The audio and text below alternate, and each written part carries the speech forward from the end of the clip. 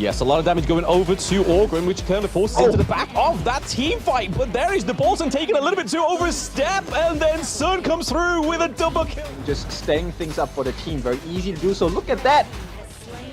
Straight into the back of that whole team fight was mighty.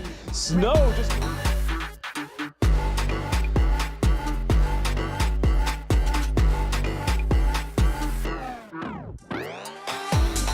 Yep, it is not the end of the fight. They are falling low. The Wavebreaker on the side of Woodwind. They get the heal down, but here comes Status, comes in. Conductor Souls. Can they get the knockout? Crema Smash committed. It's not enough.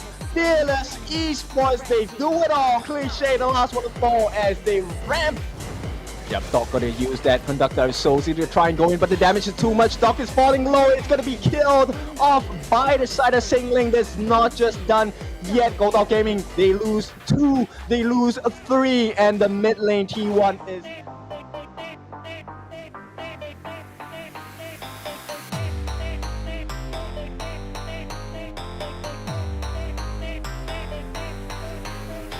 Dev Spawn timer is going to be a little bit too long here. But again, we're seeing another engage here for the Blazing Brilliance, just doing so much burst damage onto Irtien. So down goes Princess Frost, down goes the mid-high ground turrets, and are up there sitting in the bush. AG Global looking for a fight.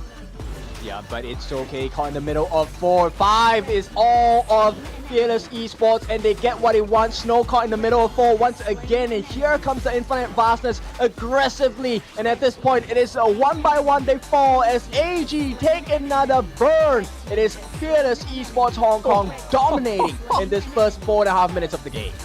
Jin Ling into the backline there. The Byron backdoor play. Snow goes in, tries to get the double CC onto KK. KK falls as well. So first kill for the side of AG Global. But is it a little bit team here, right? Other than dropping 1 life, they've not dropped a single turret. So they're looking to try and take all the higher ground turrets, because here it is. The effort is pretty clear. The minions are here. We see that there's a bit of a split push here for Jin Ling as well on the Byron, and no one's died just yet. Zaze is down, so that's all. Their damage pretty much gone on the side of AG Global. We have the minions at the Crystal 2.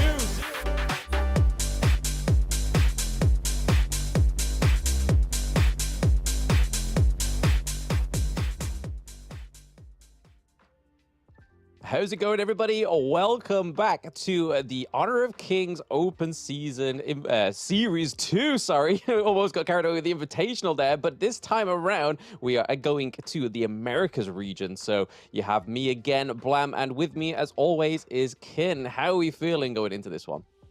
Very good. It's your favorite kind of tofu, Kindofu, and we are going to bring you through the teams that will try and take the spot for the 4 positions available for tomorrow, which is going to be the semi-finals. Now we have Influence Rage going up against STMN, our first game of the day, BO3. I mean, Blam, we were talking about it. I did notice some fans of STMN in the comment section.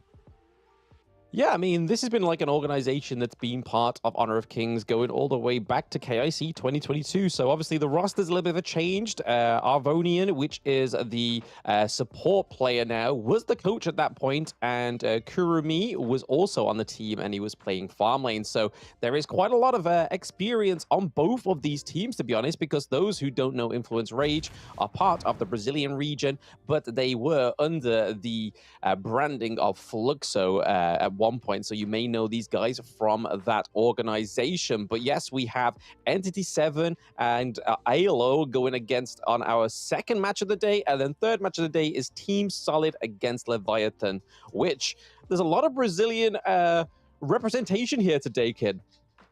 Wow, okay, so expecting some samba, some flair, right, from the teams itself. So I'm really curious how this region is going to perform, right? Are we expecting a different meta? Are we expecting different picks? And now with the changes in the current patch, you know, we have some heroes that have been nerfed, some heroes that have been buffed. Really curious how it's going to turn out today. Yes, definitely. If it does affect the patch in-game, it's going to be really interesting to see if we are going to see more of a priority for Ali. As we know, Ali is one of the heroes that was buffed in the latest patch and buffing up her early game as well, which got me scratching my head. But hey, I'm not the maker of this game. So someone's got their head screwed on, or somebody is an Ali main. But looking at Influence Rage, this is the first team of the day, and that is comprised of Sony in the Clash lane. We have Raikou in the jungle, Cozy in the mid lane, Petroni in the farm lane, and Villa01 as the support role. All right, so these are the 5 members that will be representing Influence Rage. So of course, they're getting ready. They were the team that was closest to the camera. And shortly, we will be turning our attention to their opponents, which are going to be STMN Esports. Now, for me, this is a new introduction to the team, so I'm really curious how these players will perform. Now, let's take a look at the representation for the side of STMN Esports. It's going to be Arvoinen on the support roam role and Zing on the jungle. I'm Juzo in the mid, Kurumi in the farm lane, and with Death in the Clash. So we've already seen in the Pacific region, right? A lot of the fights were won through the Clash lane. Is it going to be the same incident, same style coming into the Americas qualifiers here? Yeah, it's going to be super interesting to see the meta shift and the playstyle shift, right? I mean, that's the thing that we've been really excited for in the Open Series. And I think that's the kind of flavor that the Open Series really brings, is that essence of the unknown, is knowing that some of these players we haven't seen before, we haven't seen them work together, we've known them within Honor of Kings at some point, like I was saying, with STMN being part of KIC 2022, and obviously Influence Rage will be well known, especially amongst the Brazilian crowd, as they were 3rd place slotted in the HoK BR 24, and like I said earlier, they were Fluxo previously. So again, these are some players that have a lot of influence and a lot of experience behind them. 3rd place, you say, right? 3rd seed. That's a pretty high expectation, and you're giving me, because at this point, it's not that easy to be 3rd seed anywhere, let alone the HoK BR region. So this could be really interesting, right? I want to see how does STMN stand up against these guys, and maybe if they could topple this branding and this image that this team has built up for themselves. Yeah, absolutely. It's going to be only moments before they can actually prove that or even disprove that. But I've heard a lot of good things about STMN. I've been speaking to Arvoinen as well online and just getting his take on the team. He's also the captain of the team as well. So it's going to be really interesting to see how he shifts from the coach position that he was in KIC 2022 to support and captain at the same time. So we're going to be knowing that a lot of the shot calling is going to be coming from Arvoinen. Oh, that's an interesting story, right? We have already seen stories across all the different esports games that, for a coach to come in and play, there is a significant difference, because this time you have someone who's able to offer that mental stability, that composure for the team as well. And I think this could be a huge marker, a huge strength that the team can count upon. Absolutely. I mean, when you have somebody with such wealth of experience, having that to rely on as well, and having that be your shot caller, is knowing that you've got some strong shoulders to rely on within the gorge as well. But hey, Influence Rage, like you said, it's an impressive place to be when you land 3rd place in HoK BR 24, especially when we've seen some of these teams come through onto the world stage that would have been their opponents back then, and the likes of VKS, the likes of Loops as well, which would have been 1st and 2nd seed of HoK BR 24.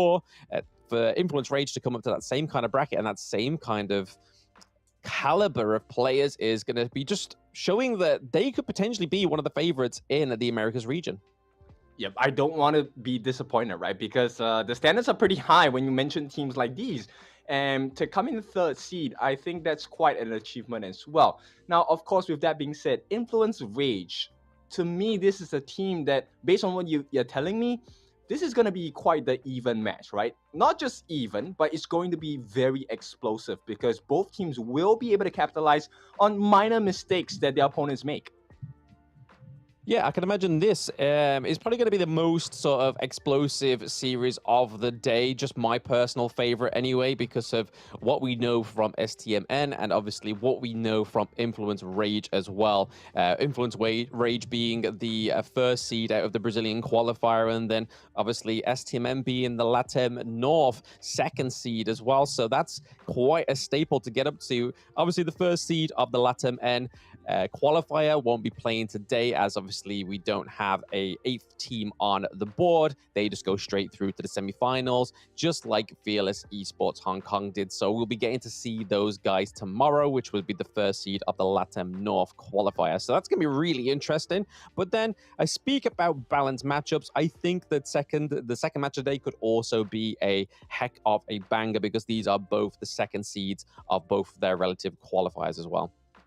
I think it's pretty clear, right? We are in the midst of champion material already, right? Just this first stage of today is going to be explosive, it's going to be exciting, and I can't wait for the games to start, right? At this point, similar, I'm curious about how the players are feeling. It's always a different kind of style, especially now, both teams, they're live in Abu Dhabi as well. They are playing across each other.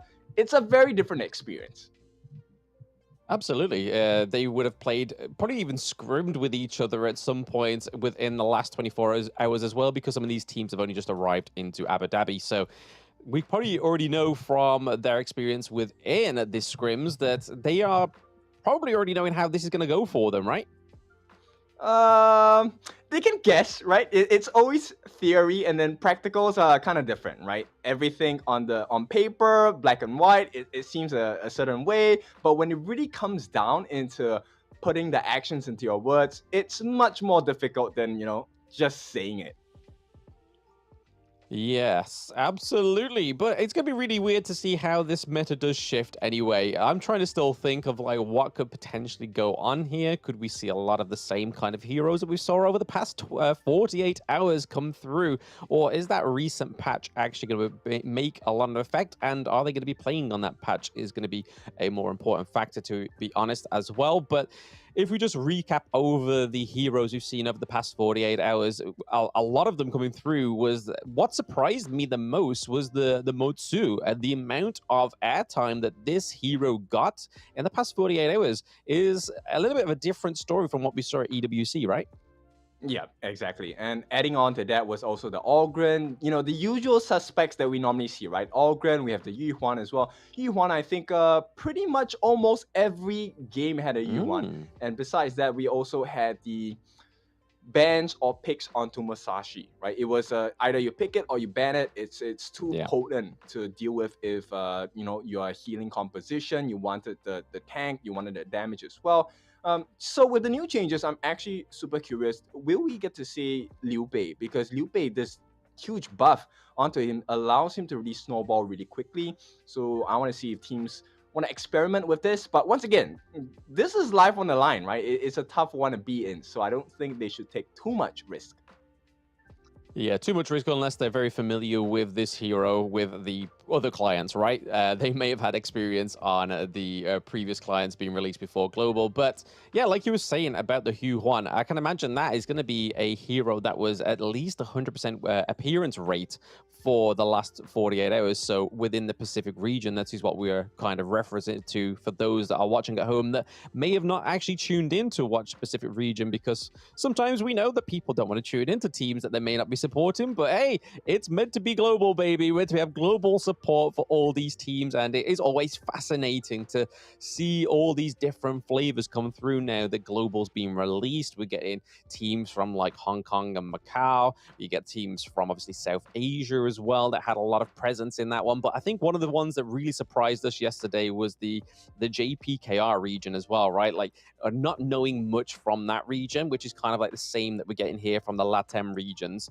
Brazil, we have a lot of exposure to, not just on the main stage, but obviously they had a lot of tournaments running up to this point as well. Some of those tournaments including teams like Influence Rage. Yep, exactly. So we've already seen a couple of the hero favorites, right, that they like. And I'm expecting that the Yuhuan is going to show up pretty much all over the games again today, with performances like players like Dao Dao yesterday, who was just insanely sick with his plays. He was just an ill player at this point, right? So much damage, and it's kind of unexpected when you're thinking about a composition. You don't really expect Yuvan to have the most amount of damage in the team. Normally, he goes into the farm lane, but Dada was just on fire yesterday. So today, I'm hoping to see who is this new superstar we're gonna uncover from either of these teams, or maybe from the other teams playing today as well.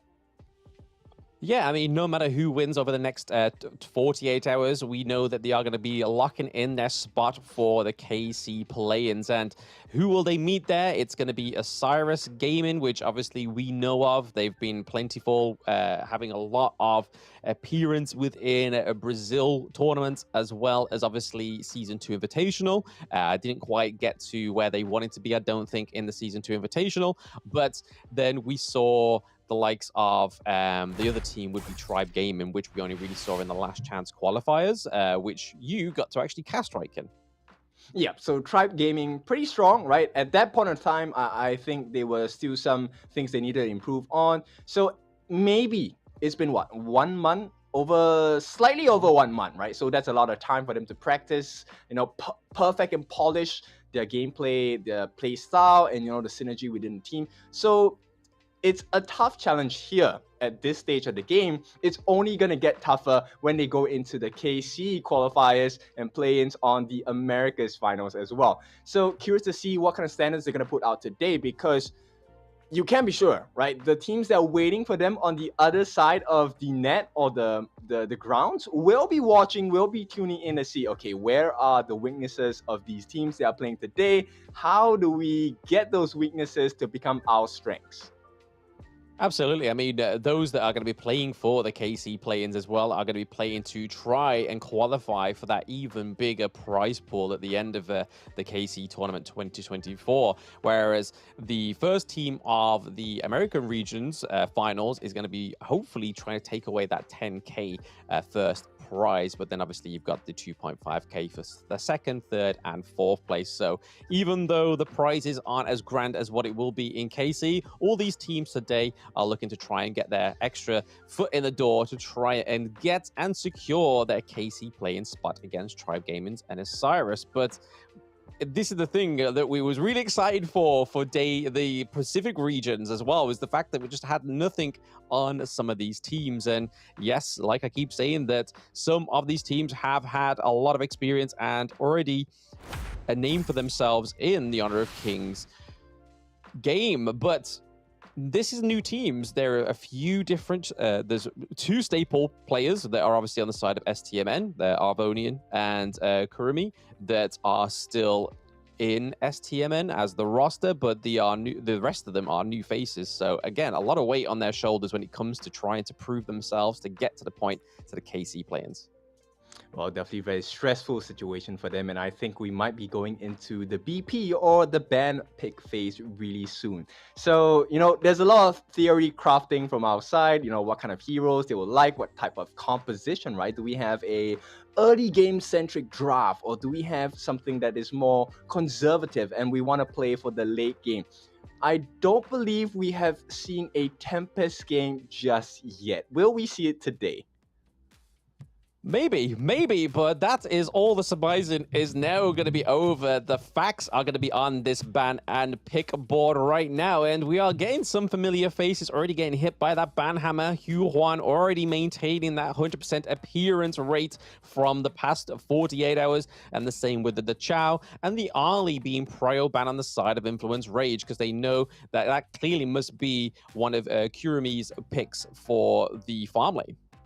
Yep, definitely. Now, the question here is, do they snap pick that Ogren first, right? We've already seen teams love to use the Ogren, but once again, be reminded, this is a different region. We might be expecting something very different, and they will go for the standard Dolia first pick.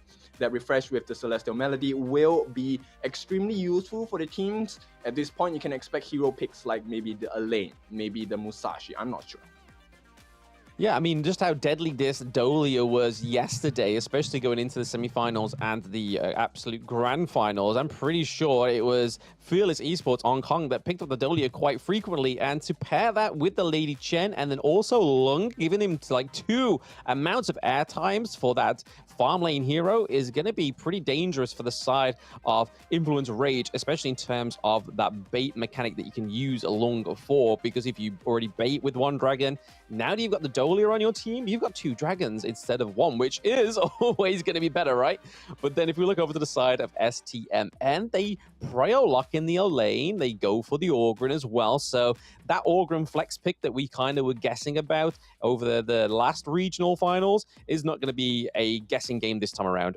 With the lane being first pick, Orgrin being second, we know that's going to be their jungle pick. And then Lady Sun fleshing out that farm lane.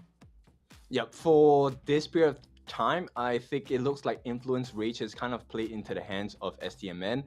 There's no Yuhuan, there's no Musashi, and to be honest, the first half of this picks have been, it looks pretty strong, right, coming out from STMN, because they have the lane instant backline access, you have the Orgrin who's going to be able to rush the heroes down, and we have the standard Lady Sun, which offers a huge amount of burst damage. Yes, and then looking at the second ban phase here on the side of STMN, we have the Musashi being taken out once again, so I can imagine his appearance rate being something very big within the Open Series Split 2.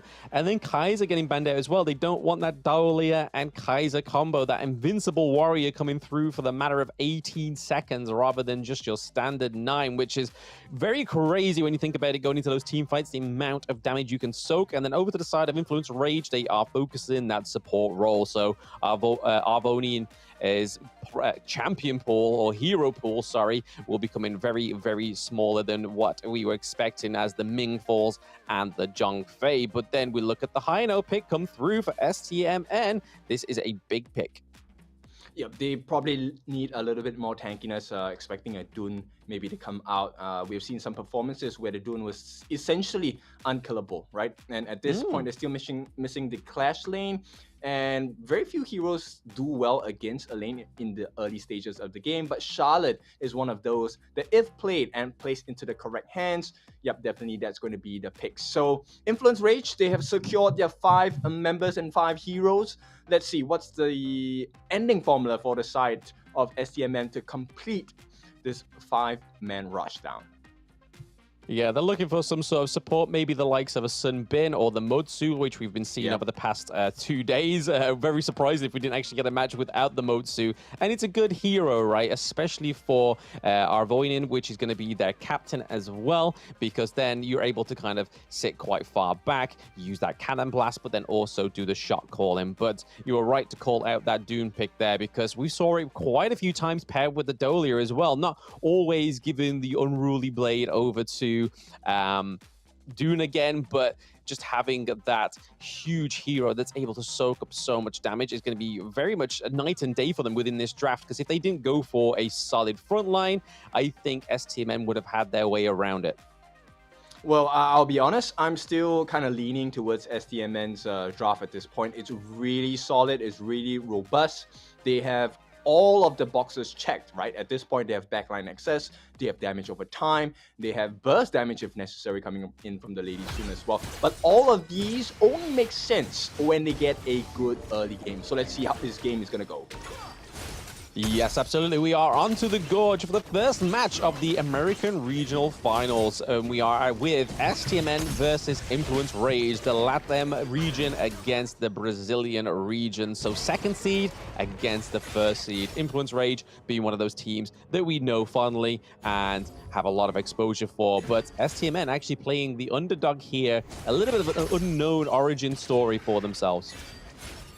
Yeah, but right off the bat, it looks like both teams are pretty equal at this point. No steals coming in for the jungle camps. It looks like Arvonian is doing pretty well in terms of like disrupting the flow of the game on the side of Influence Rage.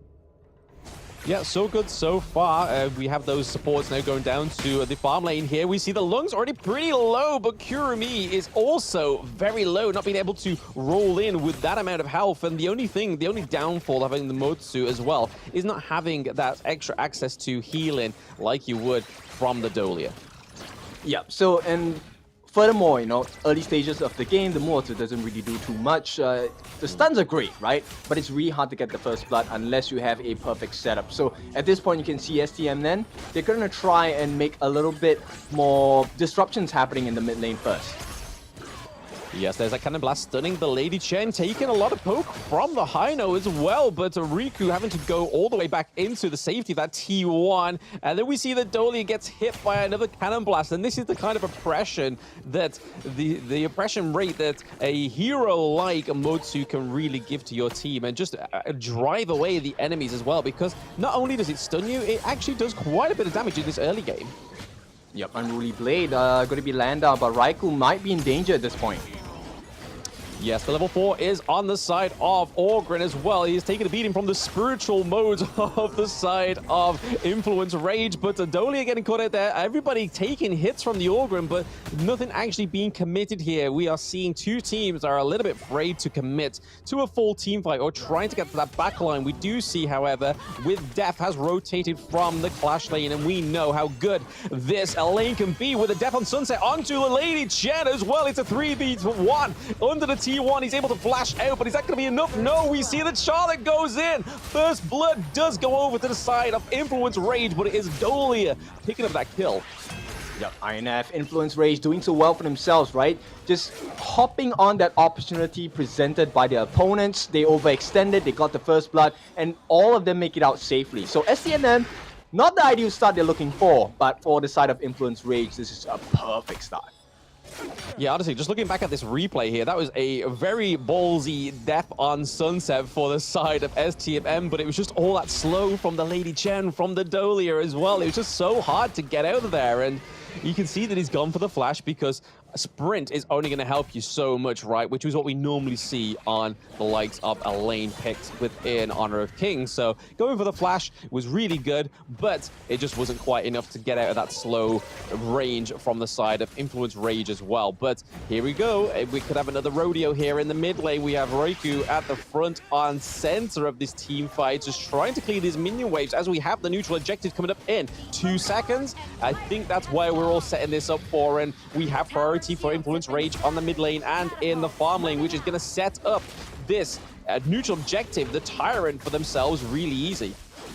Yeah, very nice kiting here by the side of Influence Rage. They will push them away, secure the first Tyrant of the game for themselves. Meanwhile, Sony will give a try. Very hard to happen, right, for that steal, but Sony's just gonna give them a little poke at this point. So evens out the trades in terms of the neutral objectives, but right now, just a 1,000 gold lead for the side of Influence Rage. Yeah, this is what dreams are made of, right? You got to take those chances. You got to try and out-commit the smite, but it's just obviously playing against an Orgrin under the Overlord and having smite is not going to go quite well for you. T1 looking to make its maker on the side of Influence Rage as well. We have the Hino with the Fate recall as well, but it's not going to be enough. The Fate was sealed at that point, and he's been taken down. Orgrin pretty low, but he's already trying to commit here with doing that, but it is a double kill for Sony as well. Onto the side of Influence Rage, really playing this game 1 against STMN to perfection. Yep, they took a chance, but they got punished for it. At this point, it was just Influence Rage just running rampant across the map, right? So they take that T1, even though they took it after the fight, the pressure given by this Lung Patroni has been on point, which allowed them to access the jungle. And the fact that Sony, right, so mobile, running all the way from the Clash lane down to the bot lane and the farm lane, gets a kill for himself, doing so well, 2-0-2, now standing close to 4,000 gold as we hit that 6-minute mark. Yes, STMN already being pushed all the way to the T2 in that farm lane, and we're seeing a little bit of this reaction here as well. The replay coming in here, the re-engage from Zing, I feel like, is a little bit of a mistake here, because when you're going against Doom, when you're going against Charlotte as well, it's really hard to try and take those heroes out regardless, even when you are on the best foot into an engage, because of the amount of damage that Dune can soak, and then obviously the HP regen from the Charlotte. Some of these members on the side of STMN may have not already built any sort of anti-regen. We can see the Burning Cape come through on Orgrim, but Orgrim was already pretty low, and then obviously Elaine was a little bit too far from that fight to try and do anything in terms of worth. But again, It's looking like Influence Rage are doing a very great job in this game one, getting a knock-up with the Unbridled Braid. Wow, that was hard to even pronounce for Blam there. Too much coffee for myself, and they still managed to get away. Yeah, it's a tough situation, right? And at this point, Influence Rage, they're going to be more and more daring because Petroni already has a Master Sword and they are pretty tanky at this point. It has extended into a 2,000 gold lead. So Influence Rage, right now, it's exactly what they need to be doing, right? Establishing control across the map, stealing camps away from Zing, and this is going to slow down his farm, but, you know, at the same time, allow them to grow that much faster. Yeah, absolutely. I mean, if you pay attention to the gold lead here, it's not that far between, especially at that 7-minute mark when we were used to yesterday. Around about that 4-minute mark, we had 2 to 3k gold difference, and now we're going into the almost 8-minute mark here, and we're already up only about 3k, so it's nothing that I don't think STMN can actually not come back from, but I feel like the macro for the side of STMN just needs to be a little bit better here. We can kind of see from Karubi, trying to take that T2 in the Clash lane, but again, it's just been negated here by Charlotte and Dune, sticking together pretty well on the side of Influence Rage. Yeah, it's tough, right? At this point, Patrol X only not the final form, but he does have the Burning Cape along with the Dark Knight Cape, Dark Knight Radiance, right? So at this point, Raikou, it's already pretty tanky. He's going to get his Long Night Guardian really soon. We're talking about maybe the next 30 to 40 seconds. He just needs to clear maybe one more camp, and he will be. This kill will allow him to do so. Yeah, avoiding. It was actually caught out there a little bit. A lot of damage being taken onto him there. Lady Chen also trying to get that last little bit of damage to try and get another kill onto the side of Influence Rage, but it just wasn't quite enough. Zing trying to take back his Azure Golem buff, but it was unfortunate for him. Influence Rage was able to pick that up. Riku steals the Azure Golem from Zing as well, but the neutral objectives are now back up again. Tyrant looking to go over to the side of Influence Rage once more. Yeah, Blam, it's a difficult situation, right? I mean, if I'm Raikou, I'm super happy with what's happening now. This is exactly how the game is supposed to go based on the draft. Right now, they have that mega front line. He is so tanky, and all they need to do is to secure farm across the map, right? And this not only stifles the growth, this also opens up doors for potential kills, which slows the team down on the side of ST, and then even more. Here we go.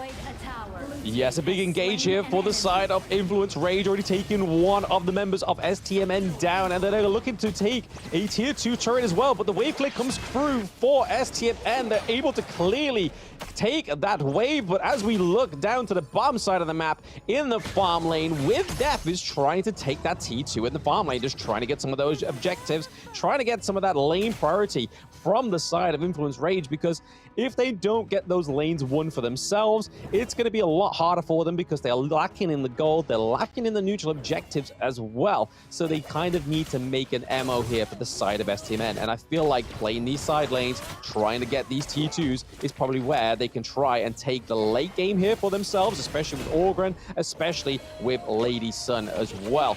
But the Death on Sunset just comes through just so he can try and get back onto the side of his team rather than playing from behind his team there, which was probably a good move from with Death. Yeah, you can see the way Influence Rage, they're trying to influence the movements around the map, right? This is exactly what they need to do because STMN, they were doing a very good job. They're trying to balance out the farm, and at this point, a lot of potential for a big fight. Whoever wins this next fight is going to have control of the game. Absolutely. If they do win this and take that T1, we all know how important that T1 turrets are in the mid lane. It opens up so much real estate, even though, I mean, you can't open up much more real estate than that T2 being fall down into the farm lane already here. 1v1 between Withdrawn and Sony, but I don't think anything's going to really commit there. I don't think Withdrawn has it within him to take Sony in a 1v1, especially with a level difference as well as a gold difference, as a broad note for both of these teams. Yeah, so you can see, you know, Influence Rage, they're trying to get STMN out of the safety zone. But STMN does not want to, you know, give them that opening at this point, right? So they will leave out the Overlord at this point simply because they want to make sure that they have the waves to manage. And if you take a look at the growth of the items, hang on. Simple pokes. Yeah, it's just a simple poke at this point. But item-wise, Lady Soon is reaching that mark. Eternity Blade soon. Yeah, I think that little whole interaction there in the mid lane was just a little bit of a tease. They've got to be careful on the side of STMN because that T1 has fallen, so they need to try and retreat into safer grounds here. We can already see with Def already trying to push that T2 into the farm lane, but there we go! What? Okay! Petroni getting a kill onto Kurumi as well, so that's already a kill for the side of Influence Rage, a T2 for Influence Rage as well, and they're currently fighting a 4v2, August coming from the back as well as with Def. Zing with Def really need to do something here, really need to soak up the damage because they don't have much damage other than the Hino here. Hino just needs to get in, get that poke. It is a 2-1 trade so far for the side of STMN. But now Petroni's back into it. The damage is coming through. He's going to get that double kill here onto Hino. No, it's going to go over to Sony there. But still, overall, 2-2 trade and a higher ground turret for Influence Rage, and they're not done yet. Kid Lung takes down the Motsu, but with Def is finally able to get a kill there. Def on Sunset tries to be the saving grace here for him. Kurumi is the only one left standing between the Charlotte and the Dun, but he's able to take down Charlotte as well. Just no minions to push this Crystal, and right now they need to play on the front foot for stamina. They need to do something right now. STMN are struggling at the Crystal. Yep, they escape with this by the skin of their teeth, right? Because at this point, they were so close. If Kurumi died there, the game would have been over. Nonetheless, but I think there is some, silver lining on the way that STMN is playing at this point, because they did manage to figure out how they should approach the fight against Influence Rage. If you notice that in that earlier engagement, they did not focus on Raikou, and I think that is the perfect solution, right? Ignore this super soaker, this sponge of a tank. Let's just go for the squishies, right? They wanted to catch out Petroni. The Lao was caught out as well, and more importantly, Cozy could not get the full combination down. So if they can perform that again, I think that could be the winning formula for the side of STMN. Yeah, there's got to be really lucky into the next team fight, right? That's what we're trying to get at here for those watching at home, is that they just got to try and not focus that Doom pick. Because like Kin said there, it's just so much defense, so much like hell coming through.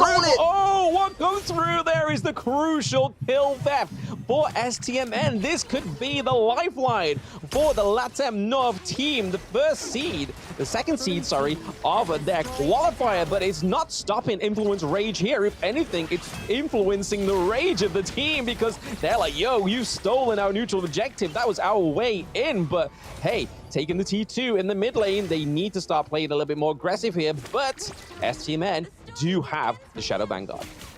Yep, they opened up, they forced that opportunity for themselves. Right now, Kurumi needs to stay alive. As long as Kurumi does not get caught, it should be an opening they can expose. They have found and identified the chink in the armor on the side of Influence Rage. Can they capitalize on it? That's the big question here.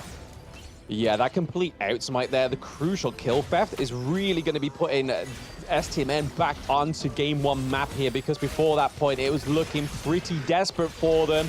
They've just got to try and not focus the Doom pick here. The Shadow Vanguard has been dropped down into the farm lane. They were able to take the T2 with just the normal Vanguard. So having these pressures into the side lanes really going to make Influence Rage try and a lot harder to force this fight in the mid lane, because they have no push of minions in the mid lane. They have no minions in the side lane. They have a lot of pressure in terms of those Vanguards coming through right now. But you can kind of see the STMN have the footing here to try and make a fight go in their favor. But you can see that Riku knows that he is the key to all this, because if he starts running towards them and they have to fight him, he's then going to have to take all those abilities, which he can. They are able to take that T1 as they try and keep Raikou in place in the brush there, so STMN may have the bounce back. Yep, and if you take a look at it, after the steal, that was a huge gold drop, right? It was a huge gold swing going over to the side of STMN, and at this point, I think they need to be really careful, because we're reaching towards that late game. This might be the first Tempest Dragon we're looking at in, 48 hours, and this could be a big one. Yeah. It's funny how we had this discussion earlier, right? That I was like, hey, what's your average game time, Kin? And we went through all of this thing, and I was like, I haven't seen a Tempest Dragon since the 18th of August, but we may, after 48 hours, finally get a Tempest Dragon in the Open Series Split 2 here, which is Influence Rage against STMN. But now that they actually have a lot of priority in these lanes, I feel like we're going to get a big fight here. They've got to be careful of Lady Chen. Cozy looking pretty not so cozy right now, taking a lot of damage from that initial team fight. Right, Blam, I'm just going to lay down on you. Here's my expectations of what's going to happen. At this point, right, with Def, you can see he's always trying to go for the split push, right? At this point, he does have, I think he's fully itemized, already 6/6 slotted, so he does have magic resist. He does have the blood rage for the extra health and damage as well. So he's going to try and split the waves up, try to get their split push going. And at the same time, STMN, all they have to do now is to be able to hold off or capture the attention of Influence Rage. But Influence Rage, you know, with the Unruly Blade, if you get the perfect initiation, it could spell death. Yeah, it's kind of hard to catch the attention of something that has the name Rage in it, right? All they're going to be seeing right now is red, and they want as little red on that board as possible in terms of health bars, but we see the Cannon Blast coming through, trying to deny the engage here from Raikou, which could be huge, but what is huge is that damage from Petroni onto Kurumi, which is already taken down. One of the damage outputs on the side of STMN right now, so all they have remaining for the side of STMN is that Hino, so they've really got to play this very well. Hino there with a Fave Recall, just trying to keep that high ground turret safe, but there is minions, there is everybody on the side of Influence Rage, bar Sony going into the top lane looking for a split push mechanic here. There is currently a 1-0 trade. It's still only Lady Sun that has gone down. This is a very prolonged team fight, but this is the kind of team fights that STMN have got to try and make the most of. Yep, it's really unfortunate, right? Kurumi, I think at this point needs to watch his positioning because he has been caught out multiple times already. And all it takes is just one simple combination from Petroni to get that kill. So at this point, they need to look for something else. But on the side of Influence Rage, perfect. This is a perfect game for them at this point. Splendor already in the hands of Cozy, so he can go a little bit more aggressive. At the same time, with the passive on the Ocean of Tears, you could see that potential outplay, right? So STMN, the game is not over yet, but they're struggling. They need to see what other forms of entry can they gather to try and win this team fight against Influence Rage.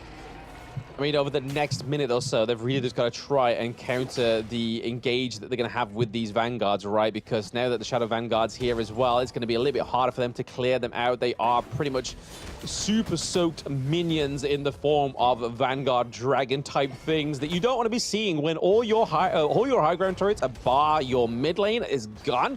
And then once that's gone, if that Vanguard is at your crystal, it's going to be super hard for you to try and get it away. And then all you need to do is have a solid means of into the enemy team and then try and take a few of their bodies down. And then we could see the end here of game one right now, kid. We see Influence Rage already at the door. Raikou has the Sage's Sanctuary as well, so that means he has double lifeline, but there is damage going left, right, and center. We see Elaine is absolutely slashing at nothing there. Petroni gets the first kill in the entire of the engage with death. Is on the wrong side of the fence, but Cozy, Villo go down as well. Petroni is on that second wind, now is dead. This is STMN fighting on their back foot. They need to take this Vanguard out. They need to just completely clear these waves and try and take this Tempest Dragon. This is all they've got, right? Yep, Influence Rage, they knock them down, but they just can't knock them out. STMN, what a big defense at that point, right? And I think at this point, most people on both sides, they're already fully itemized, 6 slotted, with the exception of maybe the supports. So Villau 1 doesn't have that, but at this point, STMN, they see an opening. They want to try and go for this Tempest Dragon. At the same time, you can see with that, he makes the split push, he's making his way down. This could be a big moment for STMN. Yeah, I mean, Raikou's still got the Sage's Sanctuary, right? So he still has that, the ballsy moments that he can have. He can still get in there, but Orkun's now back into the Tempest camp now. He has the smite. Is he going to be able to get it? Yes! STMN are able to get the Tempest Dragon, but are they going to be able to get this last team fight? Because you can guarantee that this will be the last team fight within this game one. At least we hope so, right? 20 minutes in, with death, takes down Raikou finally, which seems like the unkillable giant, which was Dune himself. 12. They are down 2 members. Resurrecting with Death is now coming through with a split push into the farm lane where we have Orgrin and Hino looking to meet with the Tempest Vanguard in that mid lane. They need to do something here for Inference Rage. They only have Cozy, Petroni, and Villo left. There is not a lot of tankiness, but there is a lot of damage here, Ken. Yeah, they were crawling and clawing their way back. Finally, the door has been opened. STMN, they end the game here? Hopefully so here for themselves, because it's been a hard-fought victory for them. Defeat goes over to Cozy. This looks like it. The Crystal just needs some minions there on the side of STMN. They need their sidemen with them at the Crystal so they can try and do some damage to it. But it is Cozy going down. Sony is back in 4 seconds, but it is STMN after a 20-minute game, Kin. They take game 1 when it didn't look so hot for them to begin with. You can see them going, just literally cussing out the other team. Like, yo, we took all the beatings for so long, but we got that game 1. Yeah, this is why coaches tell you need to train your stamina, right? This is where stamina matters in the games. A huge win for the side of STMN. I mean, let's come clean with it. This was an Influence Rage game all the way, up until the point where it was a stolen Shadow Overlord from the side of Kurumi. The game was just all in Influence Rage's favor. Now, Blem, I don't know about you, but at that last moment where they were looking at a Tempest Dragon, was it a mistake or a missed opportunity on the side of Influence Rage? Because I think they placed a little bit too much emphasis on fighting the members of STMN.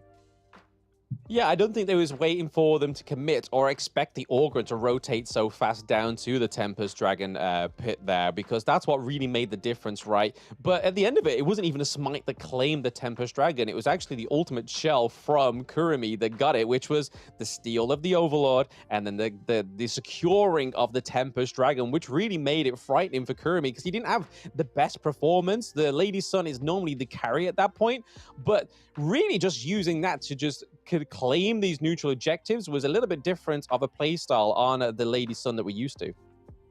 Yeah, I mean, Glenn, I hope you've had your meal, because at this point, no, maybe not have a meal. This appetizer is quite tasty, right? This is just game 1 of a best of 3 series between the two teams. And I have to commend some of the players on the side of Influence Rage. I really like the fact that Raikou is doing so well on this dun. At the same time, Sony has been putting up an absolute monster performance up until the last few moments, where even when there was the Tempest buff, he still managed to pull down one of the lives on the side of With Death, right? And so let's take a look at the items, man. Yeah, I mean, just look at all that gold across the board. I don't think we've seen as much gold in the whole of the last 48 hours, Kin, than we have in this game 1, right? I mean, Orgrim with 14k, we have Lady Sun with 16k, and then we have With Death with 15, and then over to the side of Influence Rage, they have 17k, 15k, 14k as well. So a lot of gold to be had, and you'd only think so, right? With this being a 20-minute plus game, Tempest Dragon finally getting onto the board as well, which we haven't seen for the past 48 hours. I haven't seen in my own ranked games since the 18th of August. I kind of forgot what it looked like, to be honest. Kind of shocked when it came up. I was like, oh, that's the game-ending mechanic that STMN want to go for. Yeah, it's a tough one to swallow, right, for the side of Influence Rage. Take a look at the damage that they dealt. This time is Kurumi responsible for 32% of the team's damage, and for good reason as well. Once Kurumi figured out the distancing that he needed to have to make sure he didn't get caught out by Petroni, it was just a game over for the side of Influence Rage, right? Petroni, you have to give him props. He dealt so much damage as well. One singular combination spelled instant death for Kurumi. And you could see they were losing up to the last point of the game. That big dip in gold, it really just shows you the difference, right? All it takes is one singular clean blow. I'm expecting this highlight reel to be at least 5 minutes long, right? After having that 21 point, almost 22-minute game for the side of STMN and Influence Rage. But what a victory that must feel like, right? Because normally we've been seeing teams finish at 8 minutes, 9 minutes, but knowing you've been playing on the back foot for the good side of maybe 15 minutes of that whole game, for you to then come back at the Crystal, that's just like a winner's dream, right? That's kind of like somebody on the back ropes there, Boxer just being on the back ropes and then swinging, just trying to keep their opponent away. All of a sudden, just get that second wind as if they've equipped Sage's Sanctuary for themselves, and then just come out literally arms flailing, enough to get them taken down on the side of the enemy team. But it's been so many good team fights into that late game, and this is the beauty of Honor of Kings, right? When it gets to the late game, the team fight just gets so much more enthralling, so much more gripping, because you have so much Sage's Sanctuary, you have Splendors coming through, you just have so much damage that you've got to try and melt through. And that was the whole thing that STMN had to do, was just try and wear down the Sage's Sanctuary, try and wear down that Dune, and then that point, it was pretty much GG. Yep, so it's really clear, right? STMN, they're not easy to beat at the same time. You can push them down, right? You can knock them down, but you can't knock them out. And I like the style of play coming out from STMN because they showed a very good understanding of the game. Now with Death, I feel like with this MVP, super validated, right? He was doing his best the entire game. Every single opportunity, split push, let me fix the waves, let me make sure there's constant pressure on the side of Influence Rage. And with that ending blow, with the opportunity, the enabler of the team, Kurumi, getting the steals, getting the damage in, he made sure he played his role extremely well, which was to dive the backline. STMN, they showed a very good understanding. Let's ignore the tank. Let's go for the squishies. We get the damage dealers first. We will be able to win 1v5. How tanky can he be, right? There's in Honor of Kings, I haven't seen one person do a 1v5 successfully. I've yet to see it. I don't want to see it. And this game by STMN, class. Yeah, it really was. It was really like, it shows the true testament of it's not a sprint, it's a race. Because if it was a sprint, it would have been a 7-minute match. But this was just a race in its entirety. This was a team of players just passing the baton to each other. But I have to give props to Withdraw for getting that MVP, because this would not be a race if it wasn't for the early work that he was putting in by pushing those side lanes, getting that macro play. Just honestly, a little bit of a time traveler's warping. It was like, you know what, we need to do this. This needs to be my major objective for us to actually play the late game, because if we don't do this now, we have no late game. So props to him getting MVP, because he clearly saw the bigger picture. Yep, so STMN, to me, they are the ticking time bomb team, right? If you don't defuse them early on, you will get punished for it. Now, of course, with that being said, we need to give both teams a break. We will be taking one when we're back. Let's take a look at how Game 2 between Influence Rage and STMN is going to go down.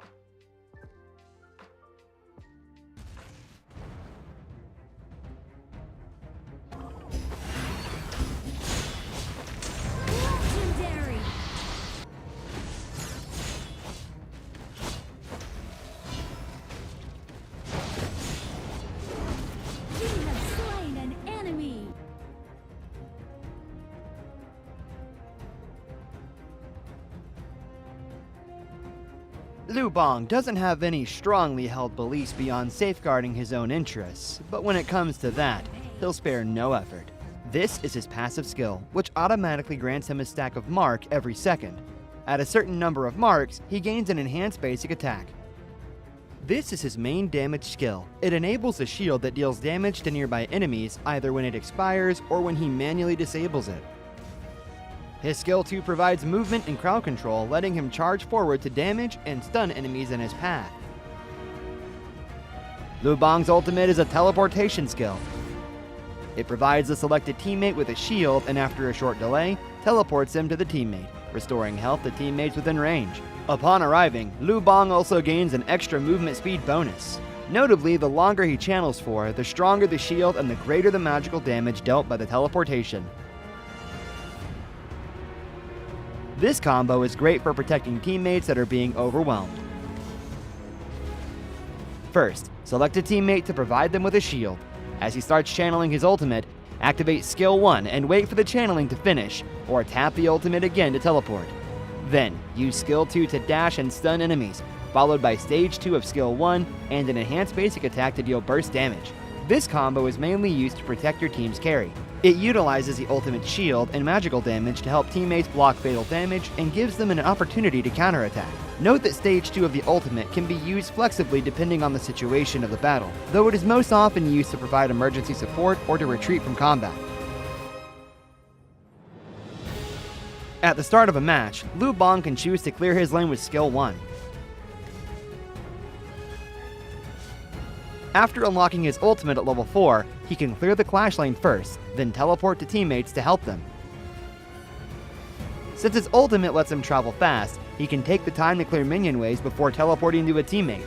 This puts pressure on the enemy in the lane, while at the same time building a numerical advantage in teamfights. He can also let teammates initiate fights and use his ultimate to provide them a shield, then jump in to absorb damage and take out enemies with help from the carry. If he's facing an enemy who is stronger but doesn't have any crowd control skills, he can use his ultimate to instantly teleport to easily flee the danger. Lu Bang should focus on leveling up during the early game. After unlocking his ultimate at level 4, he can keep using it to reach teammates and help them build an advantage. During the mid to late game, once he has enough defense and damage, he can mainly focus on laning and teleport into team fights to protect the carry and take out unsuspecting enemies. There, pull out the root of the problem. What's a conscience? A kind of snack? Why duel someone when you can gang up on them in a valley?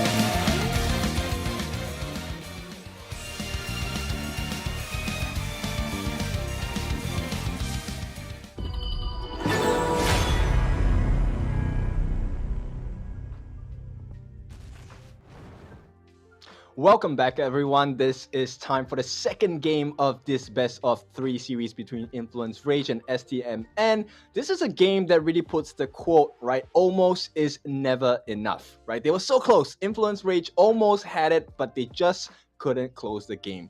Blam, your expectations for game number 2. To be honest, after how game 1 ended and how game 1 actually just unraveled, I don't think I can actually put a prediction onto it, to be honest, because both of these teams could go head to head. They could just make one fatal mistake, whether it's getting the crucial kill theft and losing the neutral objective for themselves, or it's just a really bad team fight that's taken place, or maybe Influence Rage just quite struggle at that late game, because we know some of these teams that are on their world stage. Loops, for example, were a team that was highlighted many times where it got to the late stage. It was hard for them to actually kind of just conclude to get to their victory. But speaking of conclusions, let's start the beginning of game 2 here. Bans and picks coming through. Exactly the same, right? So we're looking at the same bands, at least at the start. This first phase, Yuhuan ban, we have the Arlie as well as the Da Chao. So once again, I don't think we're going to get the exact same hero picks, but bands-wise, it looks like we still keep that train of thought, right? We don't want to have a Mai, and it is going to be a Dolia first pick again. Yep, Dolia first pick for the side of Influence Rage. I mean, it really did give a lot of just quality to their team, right? I mean, those knockups, the heals in the early game for their farm lane as well. It really had a lot of assets for itself, but they are taking the Lung and going for the lane for themselves on the side of STMN. So they're taking the Lung away from Petroni, which was a big pick for him. Yeah, very big one. And with Death this time back in the loving arms of the lane, right? So this could be a very strong marker. I like the way that STMN is thinking. All right, don't fix what's not broken. I think the Lung pick is really smart as well, because we know how strong Petroni is with this hero. Yeah, I can imagine with other marksmen as well that he's probably just as strong. The HoK comes through, which we know is paired with Dolia pretty often, especially getting those two sun-blazing arrows come through. I'm pretty sure we saw it on the side of Fearless Esports, Hong Kong as well yesterday, so it's clearly a tried and tested combo. It really works. It's able to sort of, you don't have to be direct near your team fight to have a lot of influence, so getting the HoK for that dual arrows rather than the one is a very good pick for the side of Influence Rage, but STMN are able to still pick up that Orgren, and it's going to go into the jungle once more. Yeah, I really like the fact that you mentioned about the HoK because a lot of people underestimate the amount of burst damage he can do in the later parts of the game, right? He's one of the most damaging farm lanes if you give him the opportunity, but also there is a huge risk because he is pretty immobile. So if STMN gets their hands, especially like with Death, I think he could easily lay hands on this farm lane on the side of Influence Rage. Yeah, absolutely. Definitely with being able to just get onto him, because once you've got onto the HoK, he's kind of very unstickable, right? You can kind of get onto him, that's it, you're done for at that point. A very immobile marksman when you are up close, but that's the point of just getting up close to him, because I can imagine the next two picks for the side of Influence Rage are going to be quite tanky, quite a big front line. The Kaiser has not been banned this time, so they could go for the Dolia Kaiser combo and then maybe even pair it up with Liampo into the Clash lane as well. Just have dual tanks and then just leave it up to the Lady Chen and leave it up to the HoK to just be able to just do a lot of damage. But hey, that'll be the next time for Influence Rage to pick that up. And STMM know that the Kaiser is probably going to come through here because they have no more bans. They have their jungle. There's no way that they can take the Kaiser for themselves. In terms of the mid lane, the high note for STMN as gun, maybe they could go for Princess Frost here. They definitely need a mage though. Yeah, for sure. Someone with a lockdown, either a lockdown or someone with huge burst rolls. So I'm looking at maybe a Gallimore or even a Shangguang would work wonders. But Ziya is also a very prevalent pick simply because of the sanctification. Imagine giving this Orgren a level 25 or even a lane, right? These three heroes benefit so much from that sanctification. At the same time, he's gonna be over level most of the time, keeping pace with the junglers on the opposite end of Influence Rage. Yeah, I mean, the Suya doesn't really give a lot of damage, but like you said, it's the utility of breaking that level cap, giving them that level 25 level cap, and then obviously himself, he can level up a lot quicker as well. Every kill that he gets onto a minion, he picks up a little bit of experience. But hello, kid, this was a pick you were asking for all of yesterday. The Nazar coming through as well. That is a strong front line and a lot of true damage.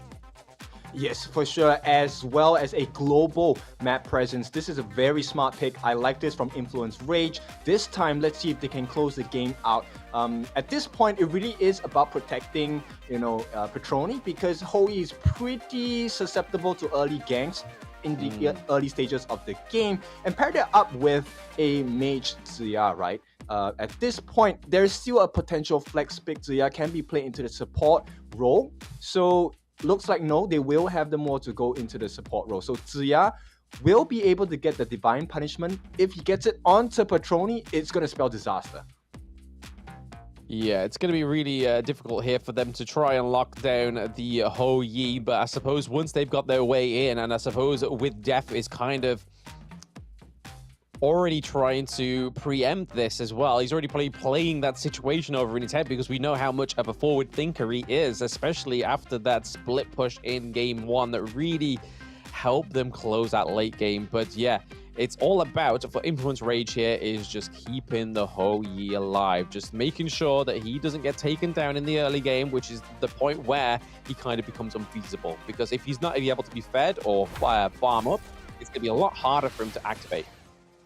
Yep, exactly. And take a look at what's going to happen. The Mortar is actually something that I think is going to be quite effective against the likes of Influence Rage.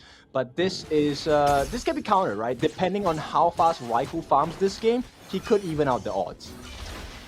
Yeah, I mean, he had a solid performance on the Dune in game one. Kaiser with the Invincible Warrior, especially paired with Dolia, is very, very scary. I would honestly say it's probably scarier than the Dune, right? Because not only that, he does a lot of damage as well. Kaiser can actually do quite a bit of damage, especially within the early game, especially able to sustain, do quite a bit of damage, gives a bit of slow as well.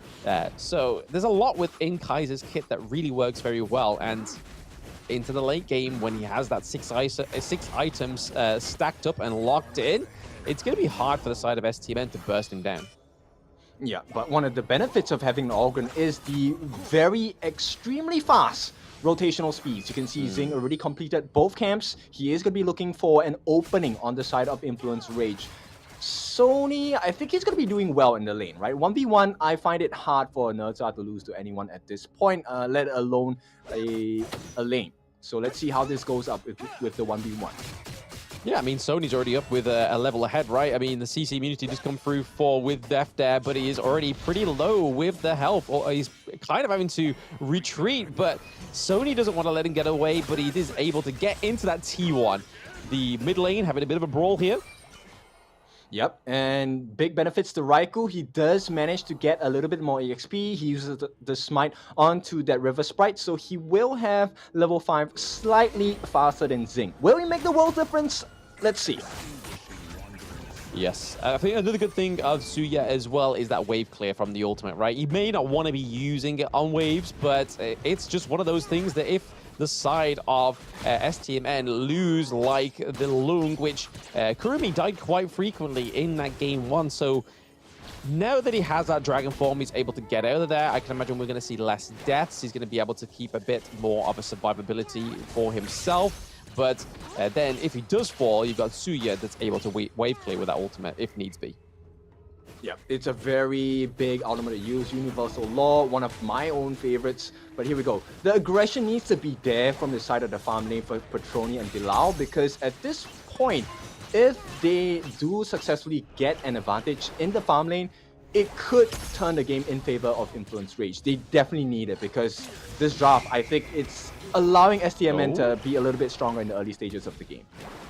Okay, so we saw a potentially good Blazing Sun arrow there. Obviously, Dolia is there to give over the Celestial Blessing, to give over another Blazing Sun arrow, but there just was no commitment there from Cozy. But there's the Cannon Blast going on to Petroni. Petroni is just a little bit ahead of the XP on the side of Influence Rage compared to Kurumi right now. So you can kind of see that the marksman is a little bit better here, but Juso may be in trouble here. Riku goes in with the Invincible Warrior. There is the first blood.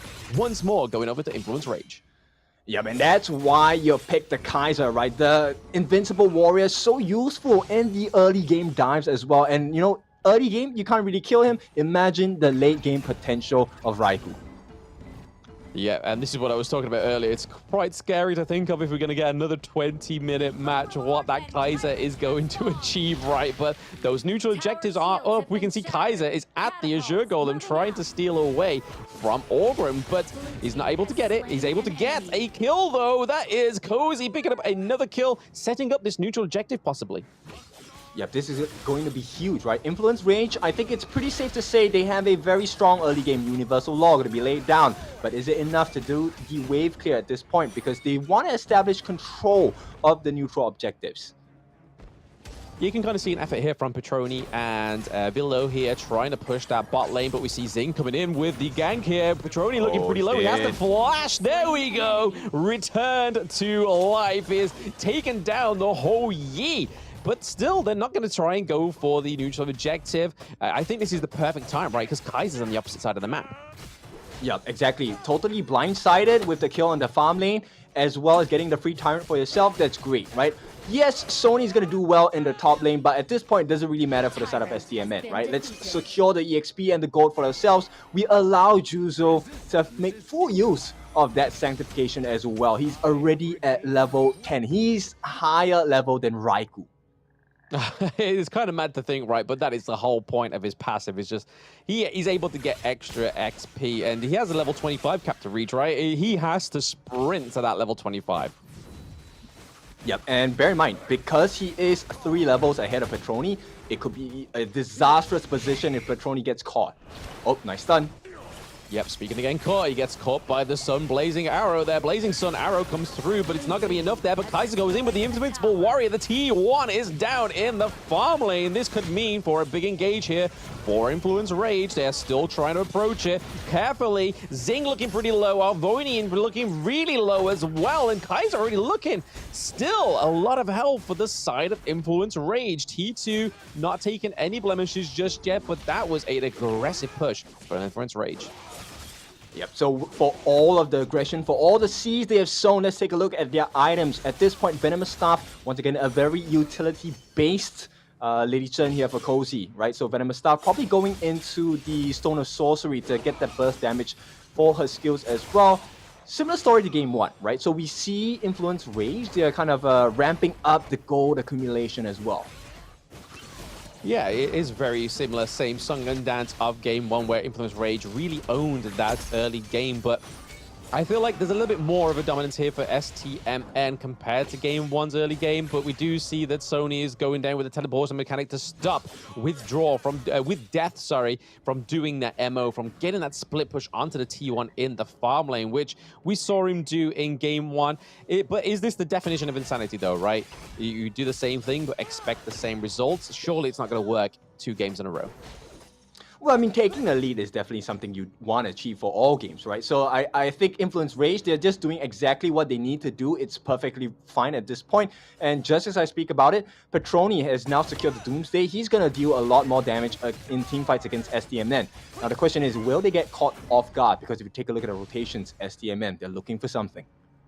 They look a little bit closed in, though, here on there in the jungle, whereas we see that Arboni flashes over the wall to get the cannon blast onto the Dolia, but is he going to be up there? There is a triple man knock up. There is, though, Death on Sunset onto the Lady Chen as well. So that is a 2-1 trade so far for the side of STMN, and they're not quite done yet. We see that Riku is still quite tanky with the health, but it is only Riku alive now. It is Lung.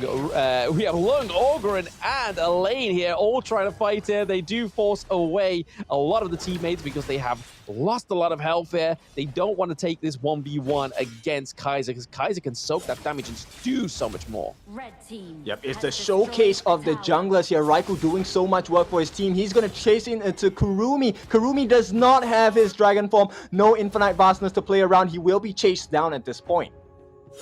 It's literally cat and chaser. Cat chases mouse there, and unfortunately the mouse was caught. There was no dragon to turn into, unfortunately for Kurumi. But well played to STMN for getting a really positive outcome in that whole trade into the Tyrant. Yep, so it's a little bit of a painful point for the side of Influence Rage, but I think they have evened out the losses here. They took the Crimson Golem away, they took the Tusk Boar camp as well. Now, Sony gonna reward himself with the Blood Rage as well. He has been particularly muted this game, but you can expect late game Nursa, he's gonna be a huge problem. He has instant and easy backline access with his ultimate Skyfall. Yes, it's just going to be a little bit of a game here for Influence Rage to try and claim some more lane priority now. They were looking strong in those earlier minutes of that game too. Raikou going in here with Vilo as well. That means that he's able to give that Celestial Blessing over pretty nearby. Suya coming in with the ultimate to clear that minion wave just to keep them away from the T1 as well. Yep, not a perfect timing for the side of STMN to take a fight. But it is perfect for the side of Influence Rage. They have all the ultimates up. They're looking for a kill. Yep, so Death on Sunset comes through to try and save with Death, but it's not going to be long. He is now with Death. The double knock-up into the back line onto Arvoni, onto Juzo as well. Thanks to the Kaiser pick here is really giving a lot of pressure into these early fights. Because of the tankiness of the Kaiser, we have Petroni looking like he's going to get caught out here. It is. Suya gets the takedown, but it's also going to be a 1v1 takedown for Kaiser as well. Currently looking like a 2-2 trade. Is that going to be enough for Influence Rage to clap back here? Neza is here trying to keep the Dolia alive, but Lung gets the takedown as well. It is Neza and Lady Chen on the run, trying to claim the dragon once more. Yep, he's gonna try and run for his life. No infinite vastness. Kurumi is set for death at this point. Sunny does have the bind. He should be able to get the kill here. Oh, okay, so the whirlwinds do come through. The pain goes on to Lady Chen, but is able to try and get that bouncy ball of death onto the Loong, but it just wasn't quite enough there. So STMN's mouse is on the run and has successfully escaped the cat this time.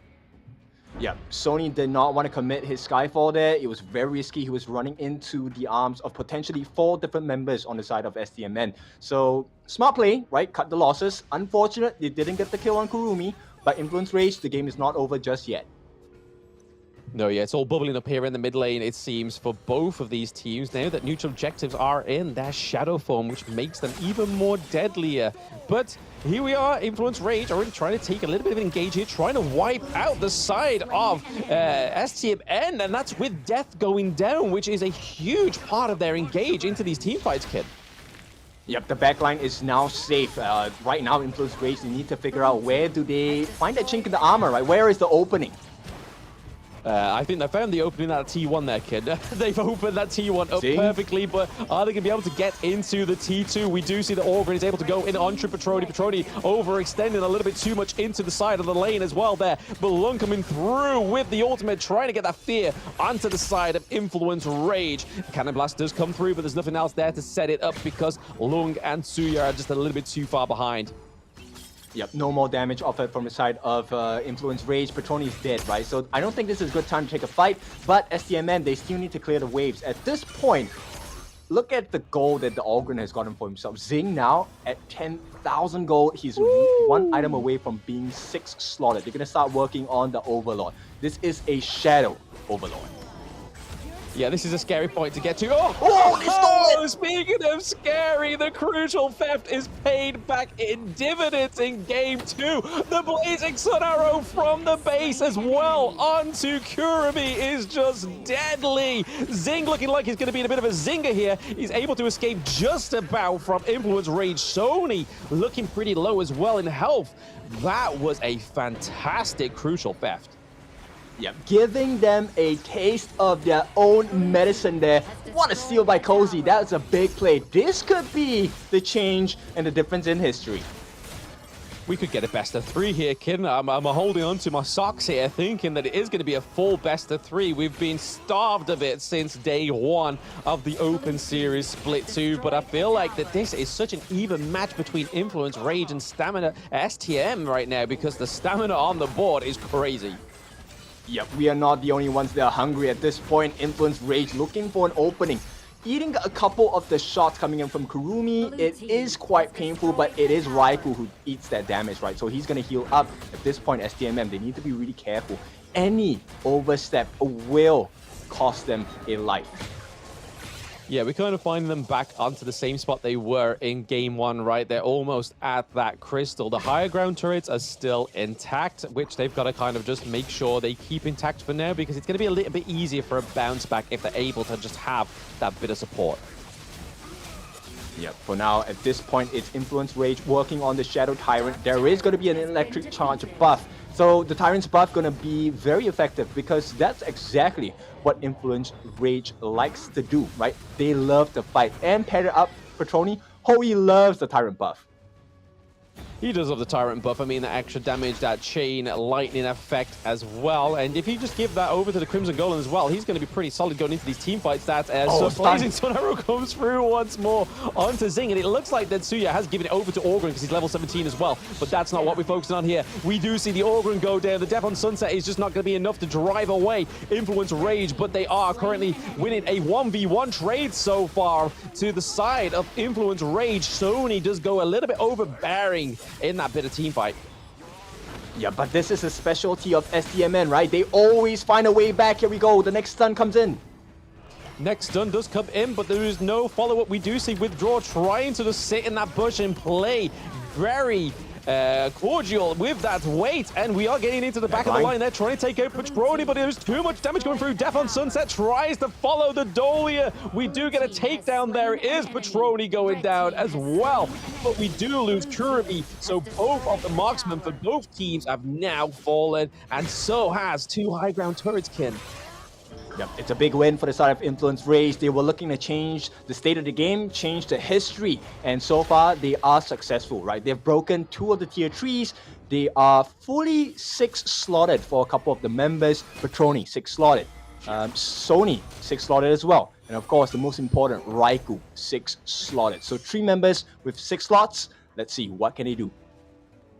Yeah, I mean, we're still waiting for Lung to come through and activate with that little bit more of damage. We can kind of see that he's either going to go into the Starbreaker here because he has the extra second tier item for the penetration. He already has the extra Torment, so he's not going to build 2 of those guys.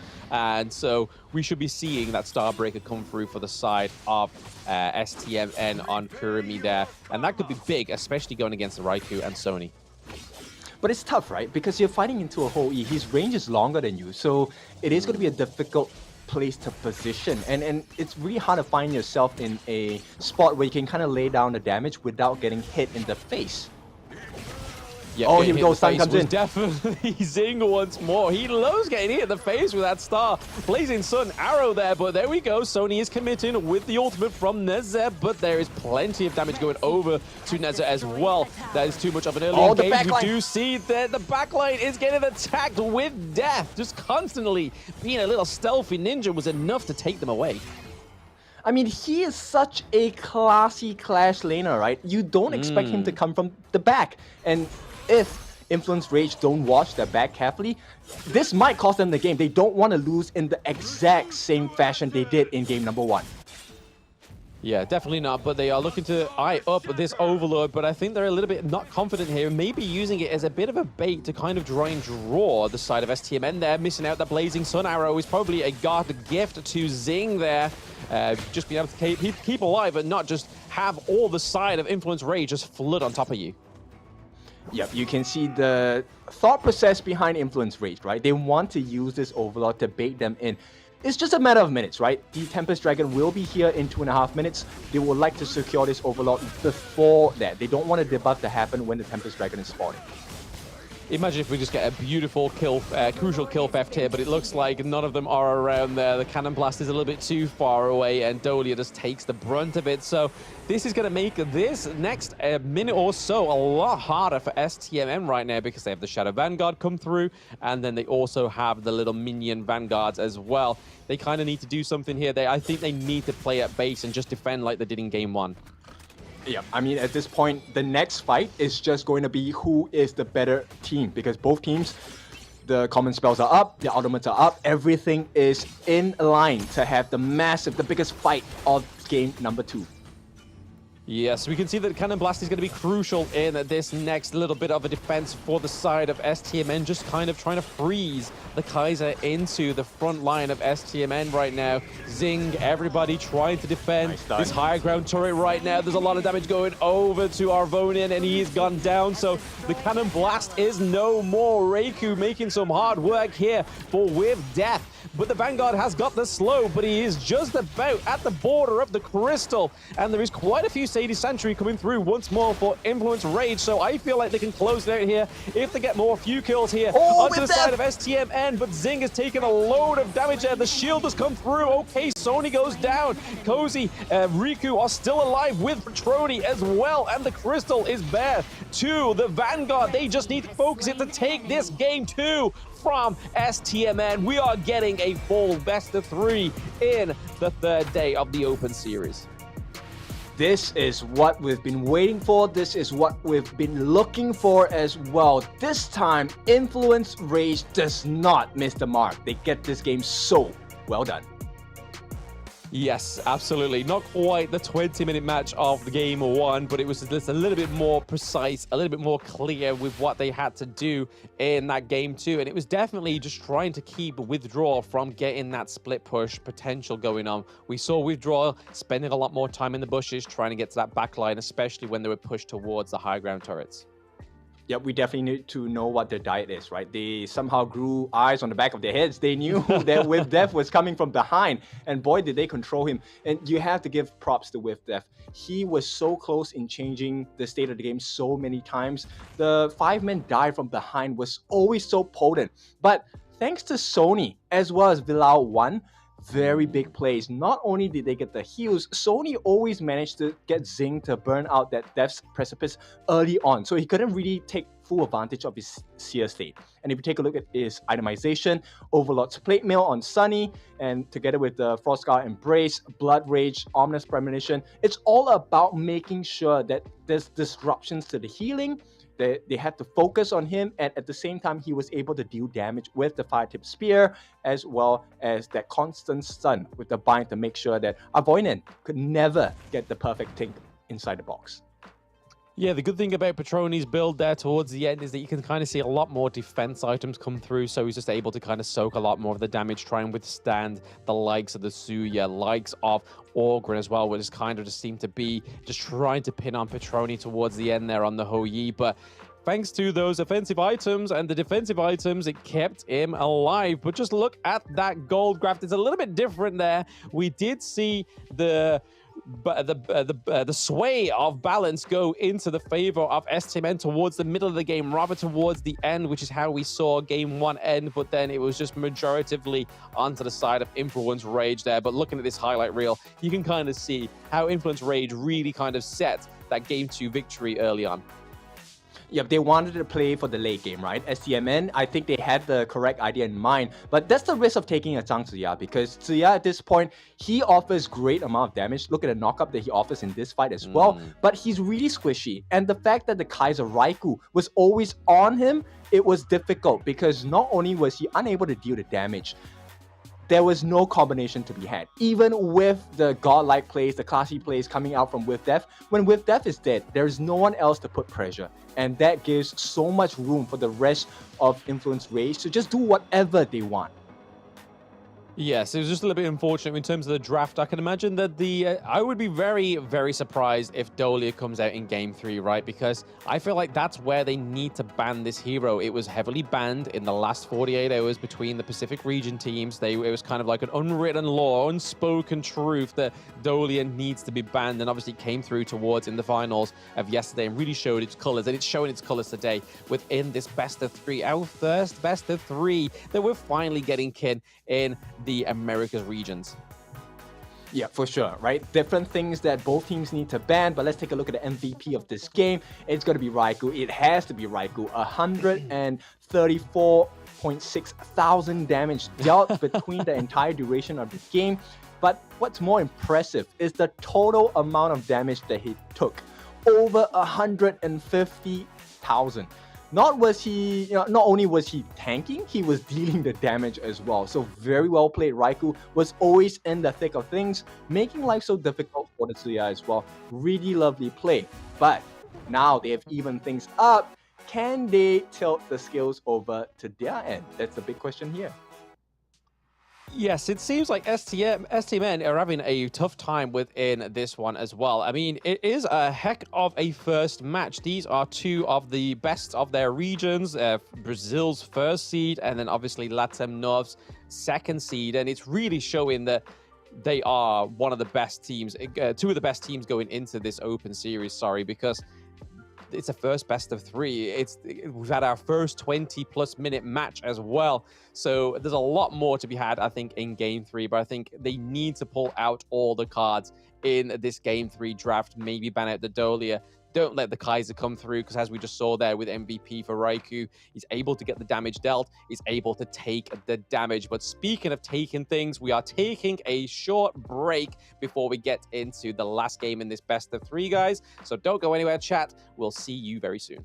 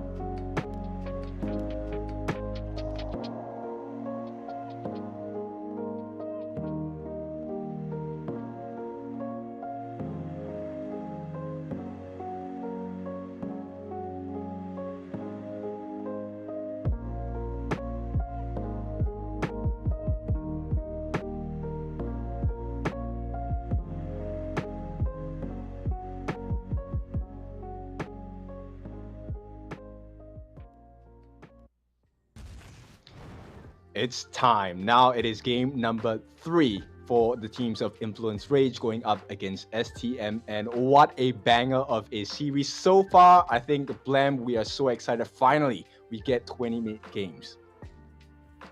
Not only 20-minute games, but we're also getting a full best of 3. So it really just shows that the teams have to pull out all the stops in this next game, because this is a single elimination bracket. There is no lower bracket after this one. So both STMN and Influence Rage have got to do their best to finish this game 3 in style, and hopefully faster than those last two, because we see towards the end of that one that if STMN aren't able to set up that early game for the late game finisher, it's pretty much solidified that Influence Rage is able to just finish that off.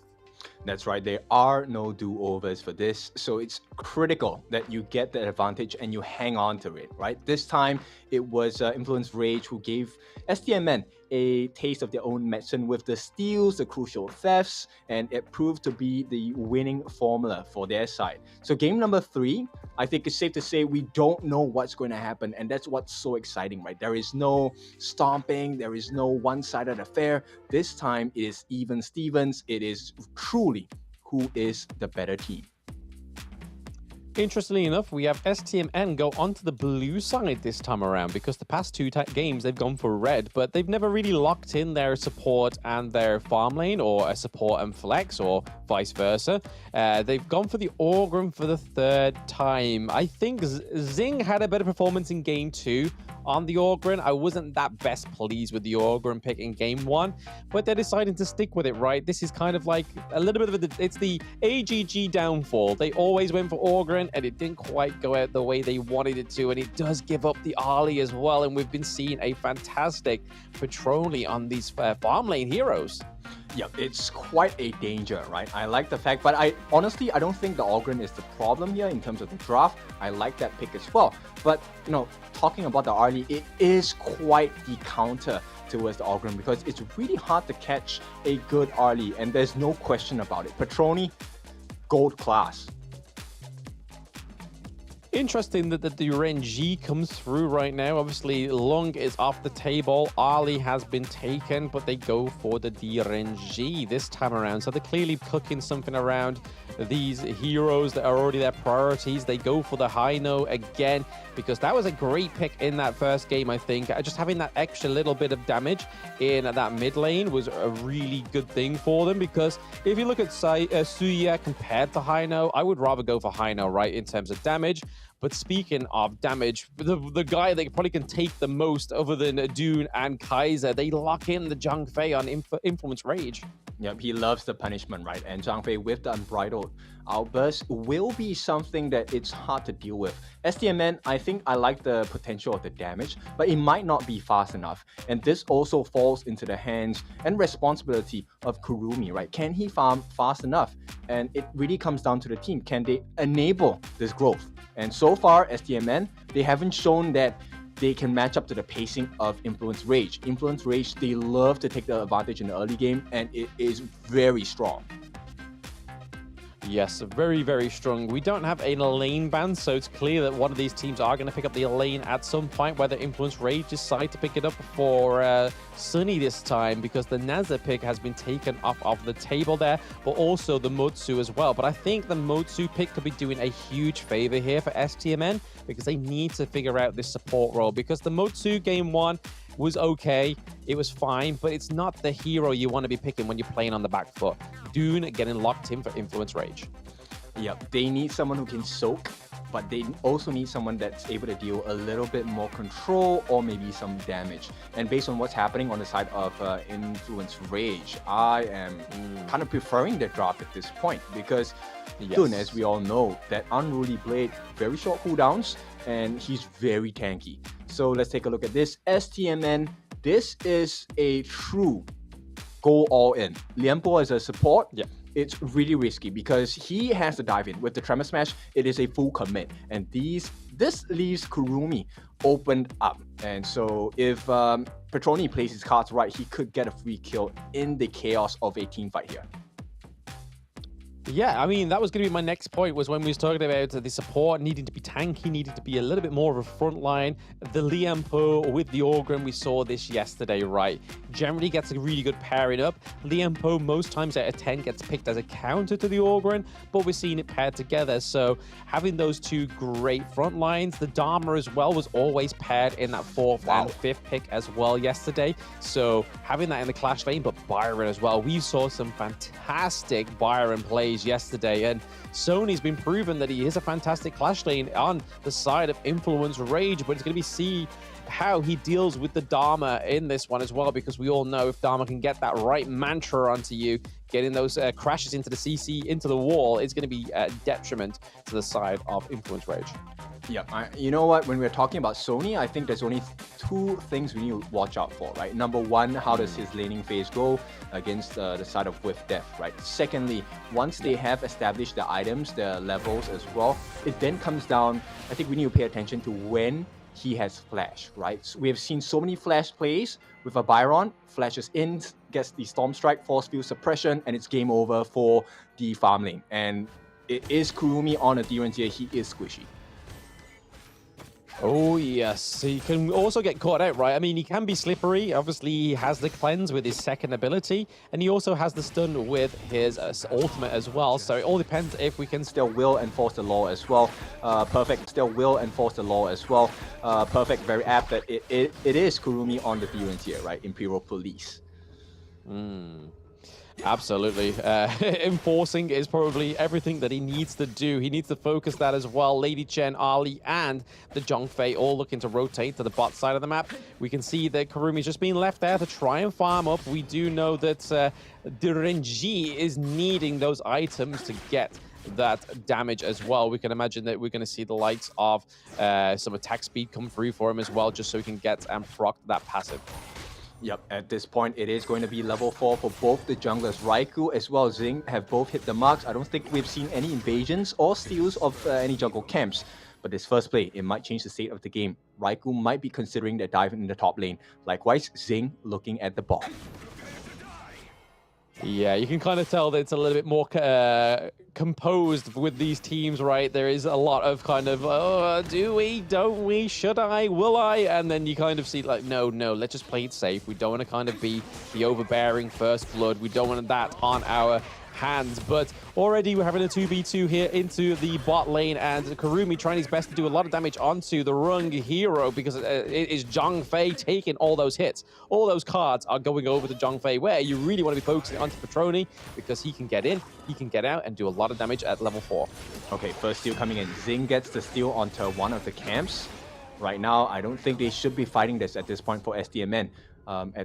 And also, Influence Rage, I think they're maintaining status quo pretty well.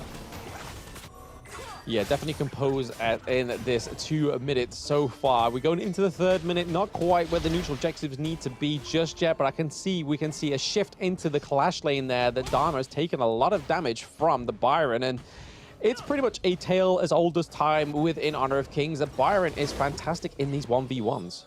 Oh, for sure. So with Death, I think the game plan here is not to win the 1v1s. If you can, that'll be great. But it's really just, let me get the farm, let me get the items, and I'll be looking for your backlines in the big team fights, right? We've seen some spectacular plays across all the different teams, across all the different regions. When he comes in with the truth mantra, it is a disaster if he gets it onto the opponent team. So let's see how this plays out.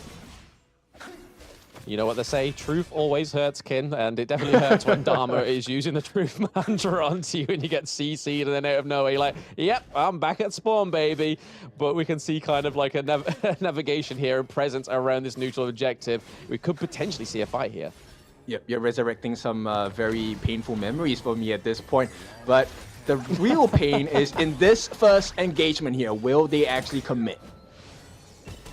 Yeah, no, it's not looking like it just yet, because obviously the neutral objective, they are just trying to get that lane priority, so they can kind of leave that as an afterthought here, and you can kind of see that Raikou's playing into this brush here. Okay, first blood may go onto the side of Influence Rage, and it does. It is Haino. Juso is getting taken down. That means that they are 1 man down when it's trying to combat against this neutral objective, which is the Tyrant, which could be huge for them, but it is going to go over to Influence Rage. The Unruly Blade comes through. They are not done with the engage just yet. We see a lot of damage going on to Zing, and he's able to soak it. Liam Poe with a one-man knockup is not going to be enough. There is no committing from Kurumi. He is too far away. Did anyone die there? I don't think anyone died, right? No. No, just the Juzo in the mid. Yeah, so Heino, unfortunately, he left his fate rewind for a little bit too late in terms of usage, right? So that gave away the first blood to Influence Rage, and I think it's status quo. Influence Rage, they're still having this very good early game lead that we expect out of them, and at this point, 1v1, I don't think it's gonna work out. Zing is here. Oh, Zing comes out of nowhere, forces the flash onto Sunny as well. He's on the run, but there is Cozy with the help in hand. The knockup comes through, but then we see Zhang Fei over the wall as well. What a beautiful aid to his teammates there. Yep, so both of the teammates on both sides did come for the rescue of their respective teammates. Did work out, nobody died just yet. Still the first blood death given by Juzo. And at this point, we might be looking for another opening. Kurumi now is being threatened. Does get spotted out by the side of Avoinen. Yeah, this is scary. Dharma was looking for a teleport. Teleport. Red team has slain an enemy.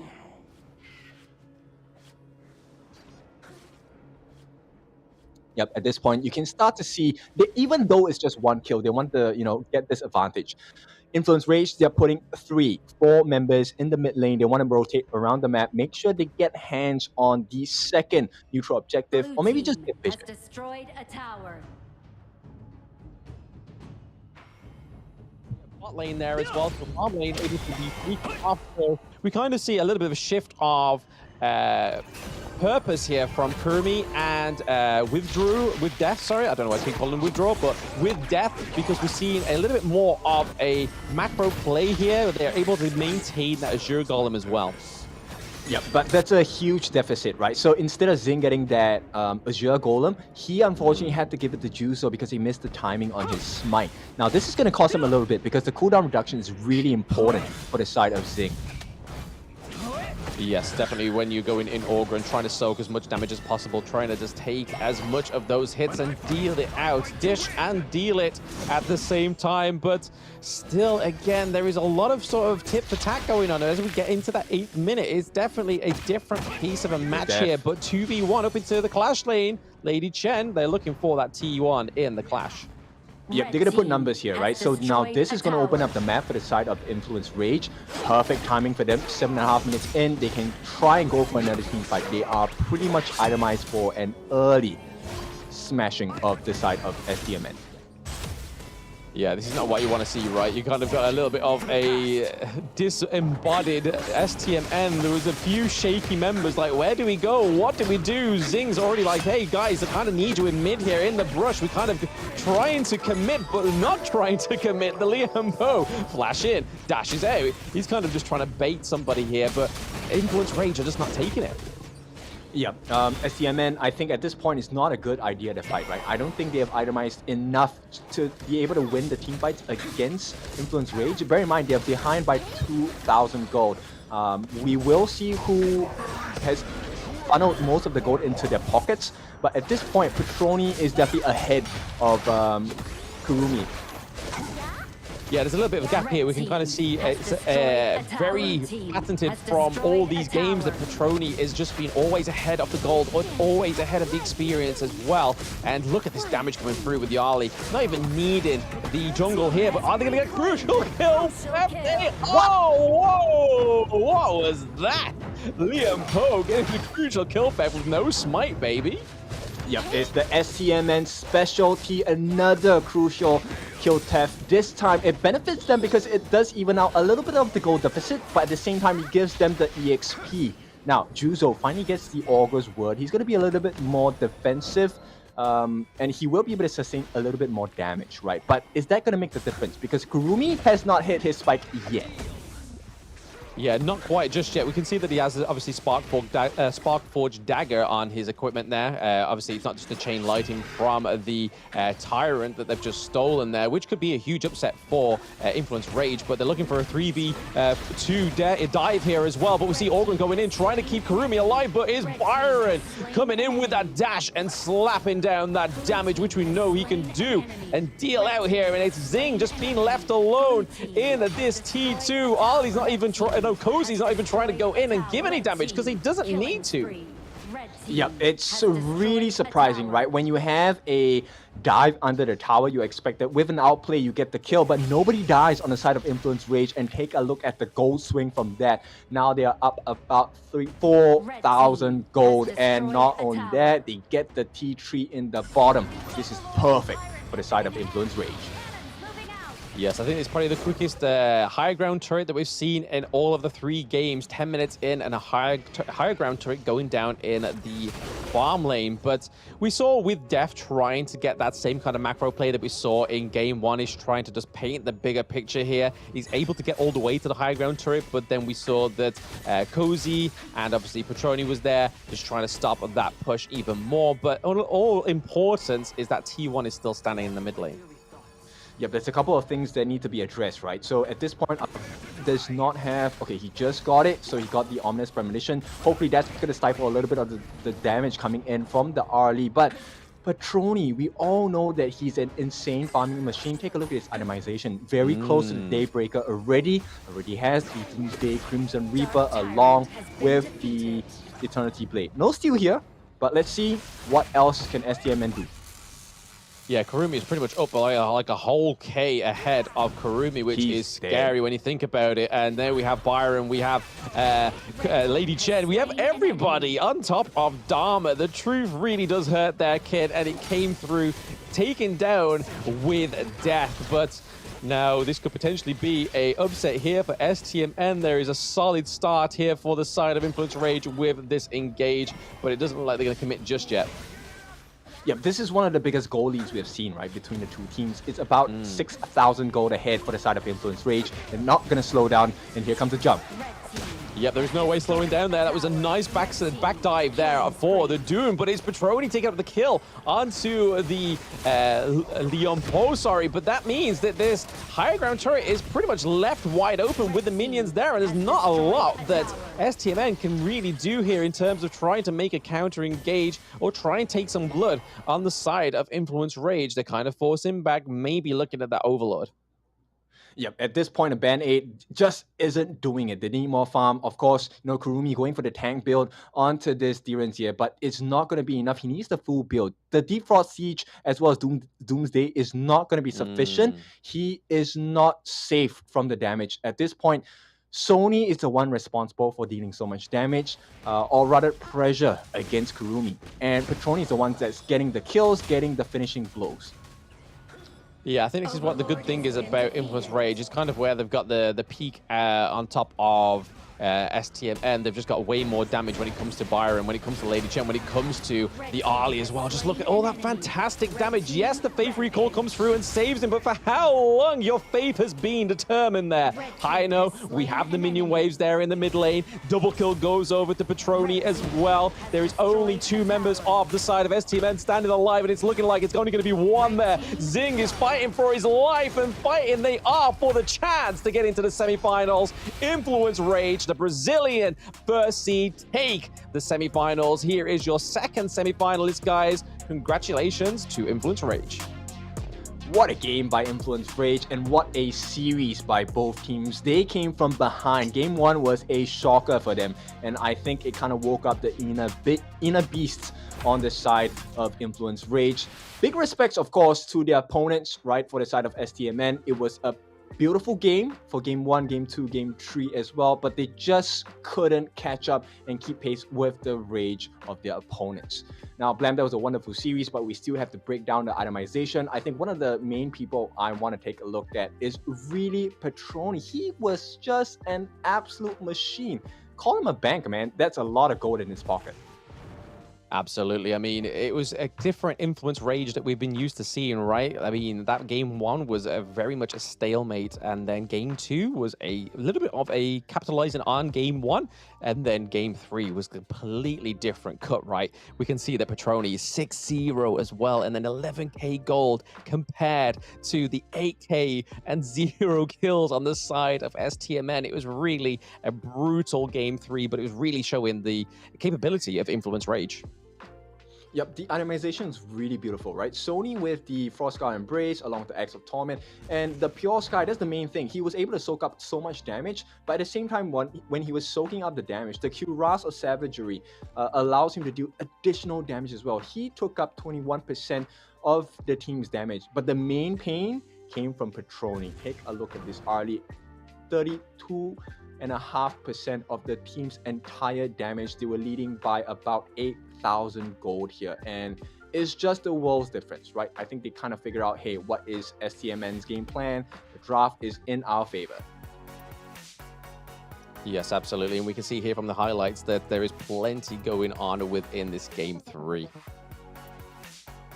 Yep, so big ones for them, right? So very huge dives. This was the strength of this side of Influence Rage. They had so much tank ability. If you allow one, Sony, Raikou, the three of them, they're able to tank so many shots from the turrets, so that allows them to get the kill, and that opens up the doors for Petroni to really just lay the pain in. And at the same time, because of the way they itemize, it doesn't matter how many stuns that STMN threw at them, it was never enough because every stun was an additional shield for the side of Influence Rage. And at the end of it, with the stark gold difference, they really couldn't do much. Which leads us to the MVP of the game. It is none other than Petroni. Really impressive gameplay today. 6 kills, no deaths, no assists, all in favor to give him this MVP performance, dealing a total of close to 90,000 damage. Yeah, it really was the mistake there of the side of STMN not banning out the AYLO for the third game in a row. I mean, if anything, I think that should have been the thing that should have just stayed the same. The staple ban within that, but it really showed that Petroni should not be given the AYLO. That's 6 kills, 0 deaths, didn't even give an assist. He was that selfish with it. With that, just being able to take that 11.3k gold as well.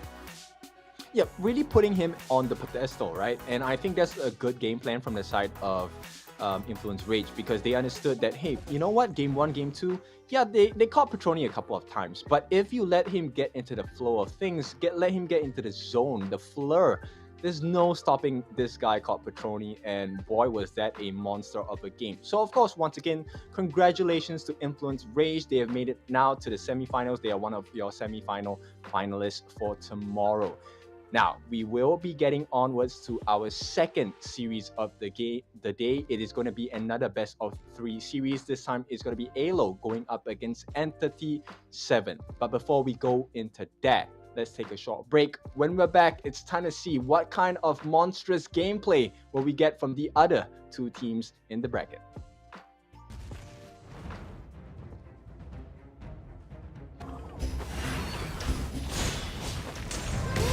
Legendary.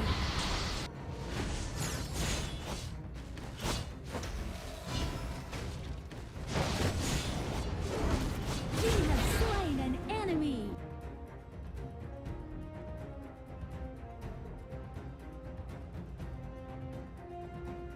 Liu Bang doesn't have any strongly held beliefs beyond safeguarding his own interests, but when it comes to that, he'll spare no effort.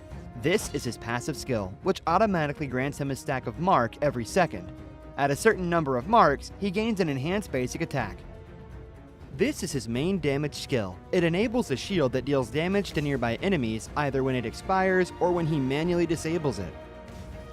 His skill 2 provides movement and crowd control, letting him charge forward to damage and stun enemies in his path. Liu Bang's ultimate is a teleportation skill.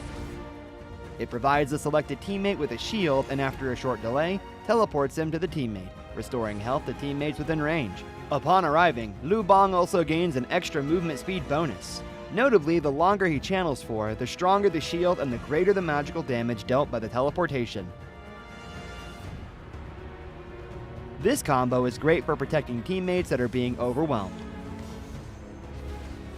First, select a teammate to provide them with a shield. As he starts channeling his ultimate, activate skill 1 and wait for the channeling to finish, or tap the ultimate again to teleport. Then, use skill 2 to dash and stun enemies, followed by stage 2 of skill 1 and an enhanced basic attack to deal burst damage. This combo is mainly used to protect your team's carry. It utilizes the ultimate shield and magical damage to help teammates block fatal damage and gives them an opportunity to counterattack. Note that stage 2 of the ultimate can be used flexibly depending on the situation of the battle, though it is most often used to provide emergency support or to retreat from combat. At the start of a match, Lu Bang can choose to clear his lane with skill 1. After unlocking his ultimate at level 4, he can clear the clash lane first, then teleport to teammates to help them. Since his ultimate lets him travel fast, he can take the time to clear minion waves before teleporting to a teammate. This puts pressure on the enemy in the lane, while at the same time building a numerical advantage in teamfights. He can also let teammates initiate fights and use his ultimate to provide them a shield, then jump in to absorb damage and take out enemies with help from the carry. If he's facing an enemy who is stronger but doesn't have any crowd control skills, he can use his ultimate to instantly teleport to easily flee the danger. Lu Bang should focus on leveling up during the early game. After unlocking his ultimate at level 4, he can keep using it to reach teammates and help them build an advantage. During the mid to late game, once he has enough defense and damage, he can mainly focus on laning and teleport into teamfights to protect the carry and take out unsuspecting enemies. There, pull out the root of the problem. What's a conscience? A kind of snack? Why duel someone when you can gang up on them in a valley?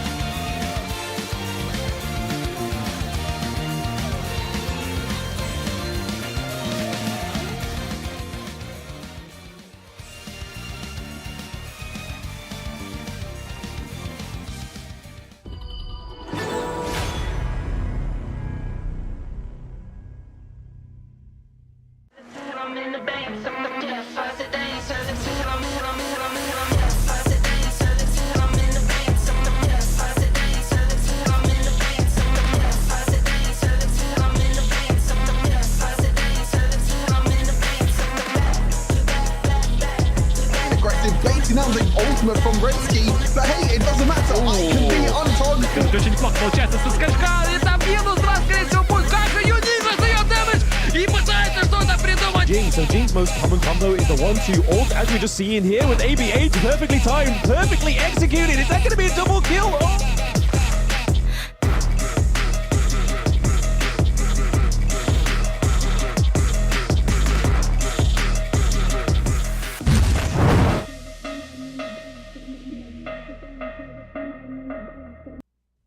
The meteors that fell from Zephyr was a mysterious substance temporarily named Amber. In fields such as biomedicine, it may bring hope for post-disaster reconstruction. The possibility that they're still alive is practically zero. This is our only chance to save them.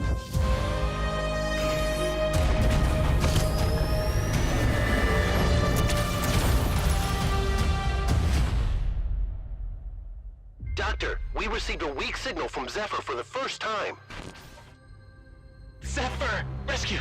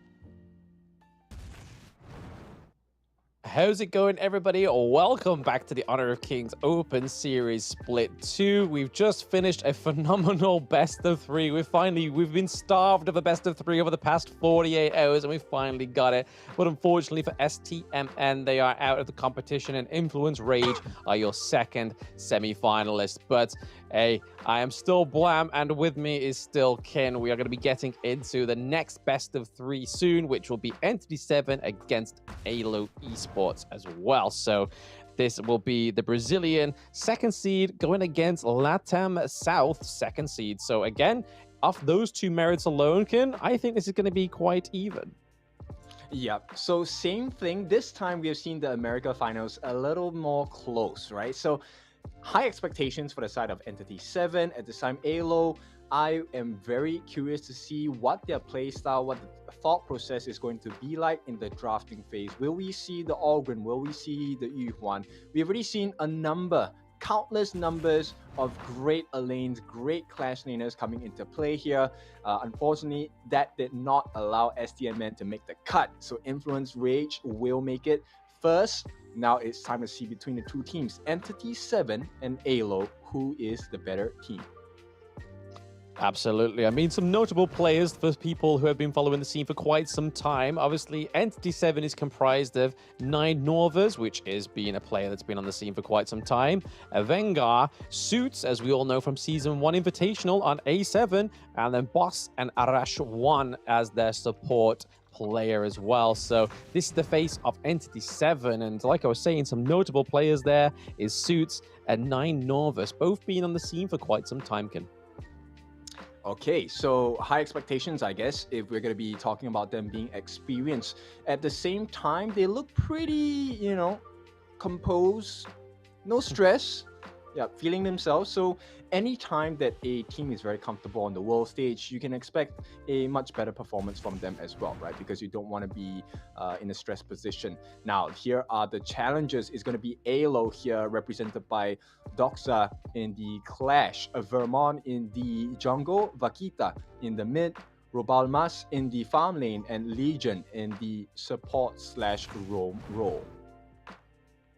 Yes, so some new players. I don't really have much info on these because I did go through quite a bit of a deep dive yesterday, thinking, what can I find about these players? Because a lot of it is unknown, and unfortunately for AYLO Esports, I could not find much out for these players. But again, that's part of the excitement. This is a second seed team from LATAM South, so they've got to have something behind them, right? Oh, for sure. I mean, based on what we've seen in Game 1, whenever we mention top teams of the region, we definitely expect a very huge clash. And this match is no exception as well. Yes, absolutely. Which should be underway very shortly with the draft. But looking at Suits there, I don't know, is he going to play like that with his feet up on the desk, hat on? Is this the new style for captains to be like? Just like, don't worry, guys. You can see that I'm calm. You're calm, right? Yeah, it's always playing whenever you're comfortable, right? Play as your comfort. It will definitely benefit your gameplay much more as well. When teams face a lot of stress, you don't perform at your best. So I think they're justified, right? Whatever you want to do, as long as you're not spoiling the equipment there. Yeah, that's it. Yeah, don't as long as your feet don't touch the desk and dirty the equipment, you can do whatever you want. Put your legs on top of the thing, just don't put the camera in between them. So you can kind of see AYLO Esports have just gone for the traditional, upright. Let's play. Let's get stuck into it. We mean business. And speaking of business, we're into the ban and pick phase. We see that Arlie, Mai, Shiranui being banned to the side of Entity 7, and over to the side of AYLO, we're looking at that Dolia ban. So again, this hero caused a lot of trouble in that past series, as well as the Chow ban. Yeah, so a lot of enablers being banned out, right? And of course, Arlie, for good reason, we've already seen monstrous performances across different regions from the Pacific this time today with the Americas as well. And that's going to be 9 Norvas. He's going to pick up the Yuhuan first. And that's a pretty good start, right? The Tragic Beauty, the Melody of Peace, the heals, it's quite painful to deal with. Yeah, I mean, the good thing about this priority pick on the side of Entity 7 is that the Hugh Huan could either be in the jungle or go into the mid lane. As far as I'm aware from the Season 1 Invitational, that Suits was very much part of the Mage Club, so... But that's getting put to bed straight away before I get into that point, because Lady Chen is going through into the mid lane, so Hugh Huan is going to be in the jungle, paired with the Lung. Yep, now Ball's going to pick up that Lung for himself, right? I think it's a very good pick. We've already seen the amount of burst damage he can do, especially when he has an advantage. So at this point, Vermont in the mid, Vaquita, in the mid, and Vermont needs to be really careful. And Robalmas, he, as the Lady Sun, needs to take very good care of his positioning. But the likewise is going to be expected of Boss as well. I like this ban. It's going to be a Ming. Stops the combination.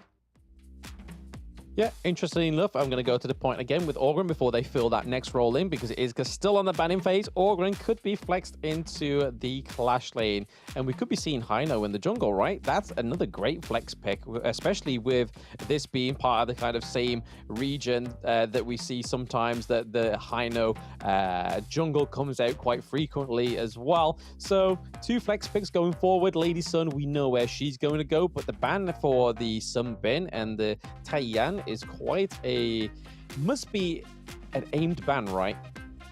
Yeah, for sure. But interestingly, they actually open up the Musashi, which is a huge counter for both teams, right? Duel to the death with the Imperok state. It's quite detrimental to the team fights on either end. So quite curious that both teams actually left that open and went for the cancellation on the heals and disruptions instead in the form of Sunbin and Taiyan. Yeah, I mean, we saw it with some of the Brazilian teams in EWC, right? That some min started to come through. I believe it was from Maina, and it was a bit of a throwback, because after that point, people were picking some bin left, right, and center, banning it also. But it looks like they're going to pick up the support of the Zhang Fei, so really giving more solid front line here. But we're seeing that day one counter for Orgren. It is the Shuangzi coming through on the side of Entity 7. So we're getting quite a little bit of a CC immunity here, and it can be quite effective, as we saw in day one. Yep, I like what they're thinking of, right? So Zhuangzi, of course, with the butterfly effect, offers the anti-CC properties as well as a huge shield for the team, which benefits the likes of Yuan and Lung because they tend to get bursted down pretty quickly. At the same time, the Charlotte benefits the team in the sense of the backline access. We've already seen the likes of with Death. Given the right opportunity when you enter into the backlines, it does cause quite the trouble, especially with a team like AYLO, where you have Lady Sun prone to a big burst, being bursted down as well, which is why they took up the Zhang Fei for that Leaping Savior shield. Yeah, it's going to be interesting to see what fills in this last spot on the side of AYLO Esports, because right now, I'm going to say that the Orgren is definitely going to be in the jungle there, Hino in the mid lane, so we're looking for that Clash lane, right? So Byron's still on the cards. Okay, that completely turns everything around now, so Orgren is now into the Clash lane, and then Dune comes through as the jungle pick. I don't think the Dune's going to go up into Clash lane. We've seen it before go in the Clash lane, but that's definitely going to be their jungle pick this time around. So AYLO really keeping people guessing there, myself included, until the end of that draft. Yeah, there's benefits for both of these picks, right? So either you take up the Orgren, which can sustain through pretty much a lot of damage with the Death's Precipice, or you can have Dune with the Wind Slash and the Gale's Benediction, which will give you the shield, give you the health, the armor as well. So it is a very flexible pick, and until we are going straight into the game, we wouldn't know which one is the preference for the side of AYLO. I like AYLO's draft, honestly. Yeah, it's a really nice draft. Again, it keeps everyone guessing. It's definitely got thought behind it, right? Because not only does it sort of make you think when, especially as casters, like, oh, is it going to be this? Are they going to be in this position? What's that going to do? So for us to think that and then to then pick and play that, there's plenty of thought going through with the process of this draw. But we are going to have a little technical pause there. I kind of guessed it as soon as Suits took his headset off there. There must be something wrong that there's no sound going through. Hopefully it's only a minor technical pause. But again, we have Suits here on the stage here. It is one of the notable players that I've been speaking about, Ken, all the way back from the global scene, starting up at Season 1 Invitational, now here at the Open Series Split 2. So this really just, again, we've been kind of hinting to this for quite a bit is that the Open Series isn't just kind of like, oh, it's a community tournament, blah, blah, blah, blah. It's where people come just to kind of try and win. It's not. It's the start of something, right? And sometimes even when you start on the global stage and then you end up at the Open Series, that's still part of your story because Suits is clearly taken away from Alpha 7, which was the team he was a part of in Season 1, and now trying to sort of like formulate his own team. That was the reason why he kind of wanted to leave Alpha 7, was the fact that he kind of wanted to bring together his own kind of team, and he's been doing so since then. All right, so are we expecting a very aggressive playstyle coming out from Entity 7, or are we expecting AYLO to be the ones to do that instead? I mean, right now, I am pretty much a coin flip, to be honest. It all depends on how they play these heroes, right? I mean, you can go for the best draft. You could pick those S-tier heroes, but it all depends on how you execute them on the Gorge. But hopefully, we see a little bit of the infamousness of Suits come through from Season 1, where he was actually really good mid lane at stealing a lot of the crucial kill thefts as well. Like, there was plenty of times where he picked the Angela, picked the Ganon Mo, and was able just to clean shot a range skill straight into the Overlord or the Tyrant and get the steal. Like, honestly, some of those were the best moments, some of the most memorable moments of the Season 1 Invitational. So I kind of hope he keeps that flavor alive and tries to sort of like take the weight of the world off his shoulders in these games against AYLO Esports. Yeah, I'll be honest, the Americas region is kind of spoiling me because I really love a good crucial kill theft, and we have seen plenty so far, right? Two big ones across from both sides of the coin as well. So this time it's going to be AYLO against Entity 7, and now you're kind of like perking me up to witness that steal, right? And if it doesn't happen, I'm going to be extremely disappointed. I'm teasing you, right? I'm teasing you. That's the whole part of the cast. I'm promising things that may not even happen, Kim, but hey, they should happen. I've got a little bet with myself saying I've seen this player before on the global stage. He's done it before. He can do it again. I mean, he's gone for the obviously high nose on the enemy team. He's gone for the Lady Chen. So again, it's not hard to do a crucial kill theft. I've done it in my ranked games. Drop that ultimate, baby. Just let the AoE do its job. Just hope that the enemy jungle just forgets how to smite. Yeah, yeah. Let's hope for that case, definitely. And of course, with that being said, I think both teams they're looking at different markers for entry, right? Especially for the Haino. I think his job is just to peel and really just take down the armor values on the other side, and hopefully the health bars on the side of Entity 7 as well. And if he's able to do that successfully, it could prove to be a difficult position to fight out of. For the side of E7. Now, the question is, of course, they wouldn't allow that, but how does a Lady Chen formulate themselves around a match like this? Haino is a very mobile hero. Yes, he is. And I mean, they don't really have the biggest amount of tankiness on the side of Entity 7, but that could still play dividends to the Haino pick there because, again, the poke, the damage that he can do in that late game as well is pretty crucial. I mean, the biggest amount of health that they've got going for them on the side of Entity 7 is the Shuangzi on Arash 1, right? That's pretty much where all that tankiness is going to come from. The Charlotte, however, is going to have a lot of HP regen, so we're probably going to see quite a bit of HP regen items come through where they can kind of decrease that regen onto the Charlotte. Yeah, at this point, I think it's really falls a lot of pressure, a lot of the weight of the competition here falls onto 9 Norvas, right? For 9 Norvas, his Charlotte needs to be completely on point in this game because if he falters, there really isn't any other entry point that Entity 7 can take advantage of, right? You don't expect the Lung to go in on his own. He's probably going to get bursted down as well. Bear in mind, it is a Lady Sun. So there is huge potential of a burst, especially when you have itemizations like the Eternity Blade, you have the Master Sword. These are all very difficult damage counters to the side of the Lung if he's not positioned properly. Yeah, I mean, it's going to be nice to see the Hugh Huan come through as well. This was a hero that was stifled in the last series in the ban phase, never actually seen the light of day onto the Gorge.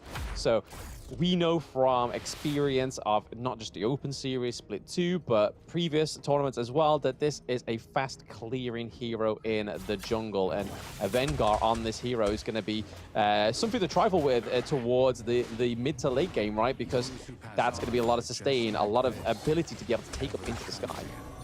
Yep, this is really difficult. So it is going to be Vermont taking up the jungling role on the side of AYLO. And it looks like this is a very good play because right off the bat, they're going to secure the first camp stolen away. It does go into the hands of Legion, if I'm not wrong. He does get that extra EXP for himself. So at this point, Vermont just hits level 2. Yeah, it's really interesting to see that they're using the smite on Zhongfei to disrupt the enemy jungle. Normally, it's to kind of assist your jungle, right? I don't think we see many times or point out frequently enough when the Zhongfei is using that smite to actually disrupt the enemy jungle. Yep, and likely so, Entity 7, they recognize that, hey, we need to match this aggressive and aggression coming in from the side of AYLO. They will try to approach the jungle, but it is totally protected. 4 members on the side of AYLO gonna try and protect that Azure Golem. Literally like having the Queen's Guard with yourself at the Azure Golem, right? I mean, it is a precious commodity within the Gorge. If you lose that Azure Golem, that's a lot of mana regen. That's a lot of CDR that's going to be not in your pocket, but the enemy's pocket. Yep, and you know, worst of all, it is the early EXP advantage you're giving away. So it's not something that AYLO wants to give away lightly. Yeah, absolutely not. It's nice to see that the Orgrin's got into the Clash lane here. I've been kind of waiting for this for a little while. Every time Orgrin's been drafted within the Open Series, it's kind of been like, oh, is it going to be Clash lane? Is it going to be jungle? But most times out of 10, it was pretty much always in the jungle. But to see the Clash lane come through, pretty good. Yeah, so at this point, Vermont somehow has a level advantage against Vanguard here. He is at level 5 already. And so far, both teams still playing pretty conservatively, right? Yes, yeah, there's definitely a lot of consideration with how the movements are within the Gorge here. We can see the phase checks come through from Vakita. Yep, nothing much just yet. Vanguard going to get knocked up with the Wind Slash. Just a trading of a couple of punches, right, so far. Nobody has that perfect opening just yet. A lot of tit for tat, and I don't think we're going to see much of a commitment just yet. I think it'd be a little bit too early, a little bit too premature, because those neutral objectives are not quite up yet. Yep, Suits there. Very aggressive player so far. Based on what you've told me, yes, he is pretty clinical with what he's trying to do here. Yeah, you can kind of see a lot of heavy rotation, right? He kind of wants to be the vision himself. He kind of relies on himself to give that intelligence over to his team, which, as a captain, you kind of want to do. Yep, but at this point, Vakita is falling a little bit low there. Needs to sidestep the skills here. Following side, gonna land a singular hit. This is gonna force Vakita back. Yep, and we're seeing some more just rotations here in terms of just clearing, trying to get those lane priorities, just as we are getting ever so closely to those neutral objectives. A bit of proxy farming going on there for 9 Norvus. But now we are at the 12-second mark until those neutral objectives. Okay, Vernon looking for a bit of a engage here. Okay. Yep, 2-on-1 Doctor. Gonna commit the flash as well as the Conductor of Soul. So this is gonna be a big win for them on the side of Entity 7, right? There's 2 big skills out of the fight. But right now, it's all about the Tyrant for the side of Entity 7. Yeah, you can kind of see that they're trying to go for it here, kid, but there could be something happening. Yep, they will go for the steal here. The smite does land. It is going to be Entity 7, but there's nothing else that comes through, right? At this stage of the game, I think Entity 7 recognize that we don't want to take any losses. Let's just take what we came for and get out. Yeah, I mean, just taking those clear objectives is always going to be the safe option. Just making sure that you get what you come for, and then just eliminating any kind of need for loss, right? But 9 Norvus here going 1v1 up into the Clash lane, just taking blows. This is definitely a bit of a difference in the pace of the games that we've just seen. Yep, Charlotte is just that much more mobile, right? Right here, Suits may be able to change. It will become a 2-on-1, but Doxa will be able to get it out. But right now, he has to deal with the wave. This is going to allow for the rotation. But in mid lane, Vermont catches eyes onto the opposite jungler as well. Vanguard will make it out safely. No massive damage that's going to get a kill just yet. I feel like the teasers here, Kim, right? I mean, they keep getting the health down really low, and then there's just some sort of either easy disengage or there's just no commitment to the engage. Suits maybe taking a 2v1 here. We do have Legion and Vikita here trying to just get some priority in that mid lane. Get a few knockups here, Suits is landing those trick shots. Yep, they're trying, right? But they just can't find and hit the mark just yet. And at this point, bot lane, the farm lane is being threatened on the side of AYLO. Will we get some action there? Vermont gonna use the teleportation portal at this point. They want to try and capitalize on this overcommitment. But Entity 7 are just too fast. The knockback from the Unbridled Outburst will not do anything for the side of AYLO. Yeah, I mean, there's no clear winner in the gold lead just yet. Yes, they Doxa, are ready to he get is 700. gonna- Oh! Burst of blood, finally. Entity 7, they break that deadlock. It is going to be 9 Novras, and this is exactly what needs to happen on the side of Entity 7, right? They needed that opening. 9 Novras needed to be the one that gets the win here. Yes, especially after getting the neutral objective and as well as a T1 into the farm lane. This really sets up a solid early game for Entity 7.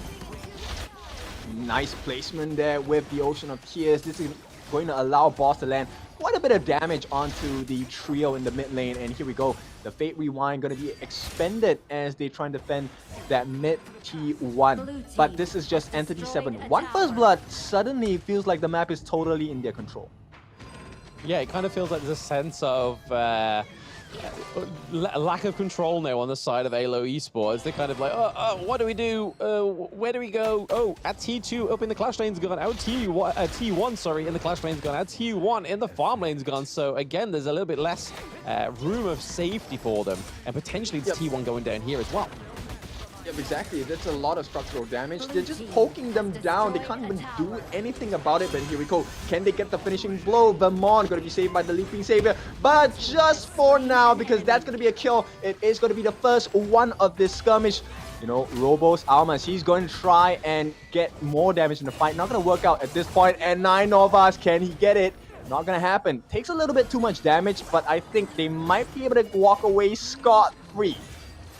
Yeah, a little bit overconfident there for 9 Novus, but we kind of had a little nod there to the acknowledgement of what he wanted to do. He kind of came for the kill, but it just wasn't quite his time to shine. But he was able to win that T1 into the Clash lane, though, however, and keep that lane alive himself. But you can really see that Entity 7 are having a fantastic priority here in the lanes, but okay.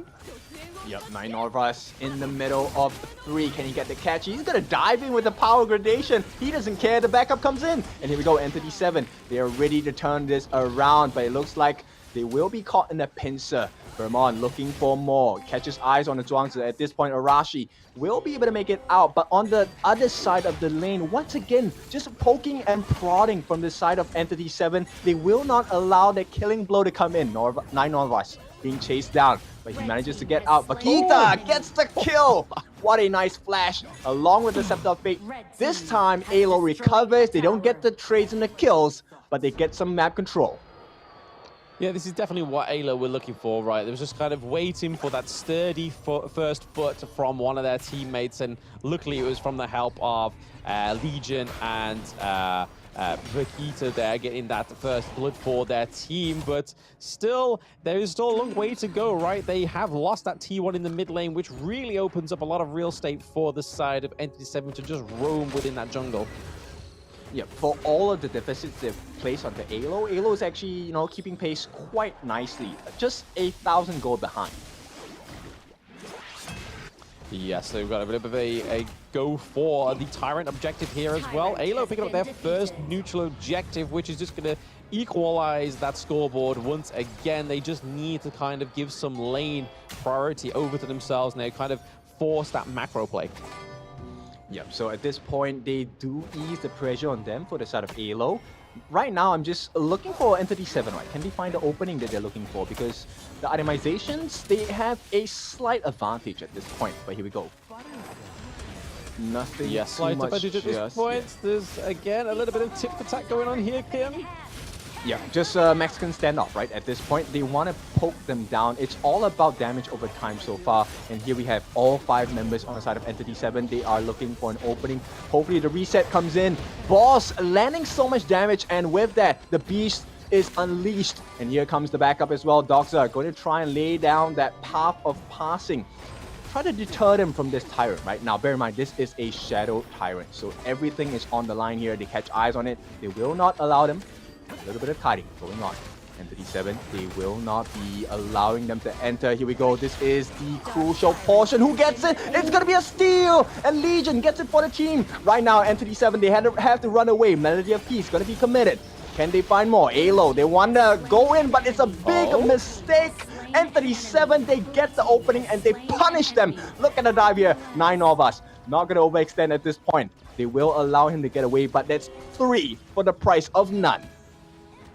That was a cheeky little bit of bait there, if I say so myself, kid. They allowed, well, didn't allow, they got the crucial kill theft. So if it was a bait, it was a convincing bait, right? It was kind of like, did that go exactly how you meant it to? But hey, every blessing is a disguise, right? Yep, at this point, he's going to try. Doxa in the middle, 1v4, gets a double kill. Will not be able to sustain over this because it is alone. And Boss does send him the resignation letter. You are fired. He's going to be out of the game for 30 seconds. And at this point, Entity 7 take a huge lead. Yeah, I mean, we're not seeing a huge lead in the farm lane here, which is where it needs to kind of fall, right? Because we have Lung and Ladyson both on the gorge in this game 1. So one of these need to try and take that lead further, because right now we see that Lung is ever so slightly ahead, but not by much. Yep, once again, Entity 7 just poking and prodding, right? 9 of us just making things so difficult because of his repositioning. At this point, Azure Golem will be threatened, will not be taken away. They do secure it on the side of AYLO. Yes, 9 Novus to Doom. What we've been noticing a lot in this tournament, right? That the Clash lanes have been playing very much, very stealthy, very close to the team fights, but not too close. Are we going to get a crucial kill theft here? Yes, it is. It's going to be Legion once again helping the team. But can they survive the fight? That's the big thing. Entity 7, they're falling a bit low, but here comes Boss. He turns the fight around. They're looking for more. Can they approach them? 9 Novas tries to go into the back line. At this point, Vermont left alone in the middle against 3 different members. No more damage to be had, no more kills. AYLO, they get the steal, but it's still pressure coming in from Entity 7.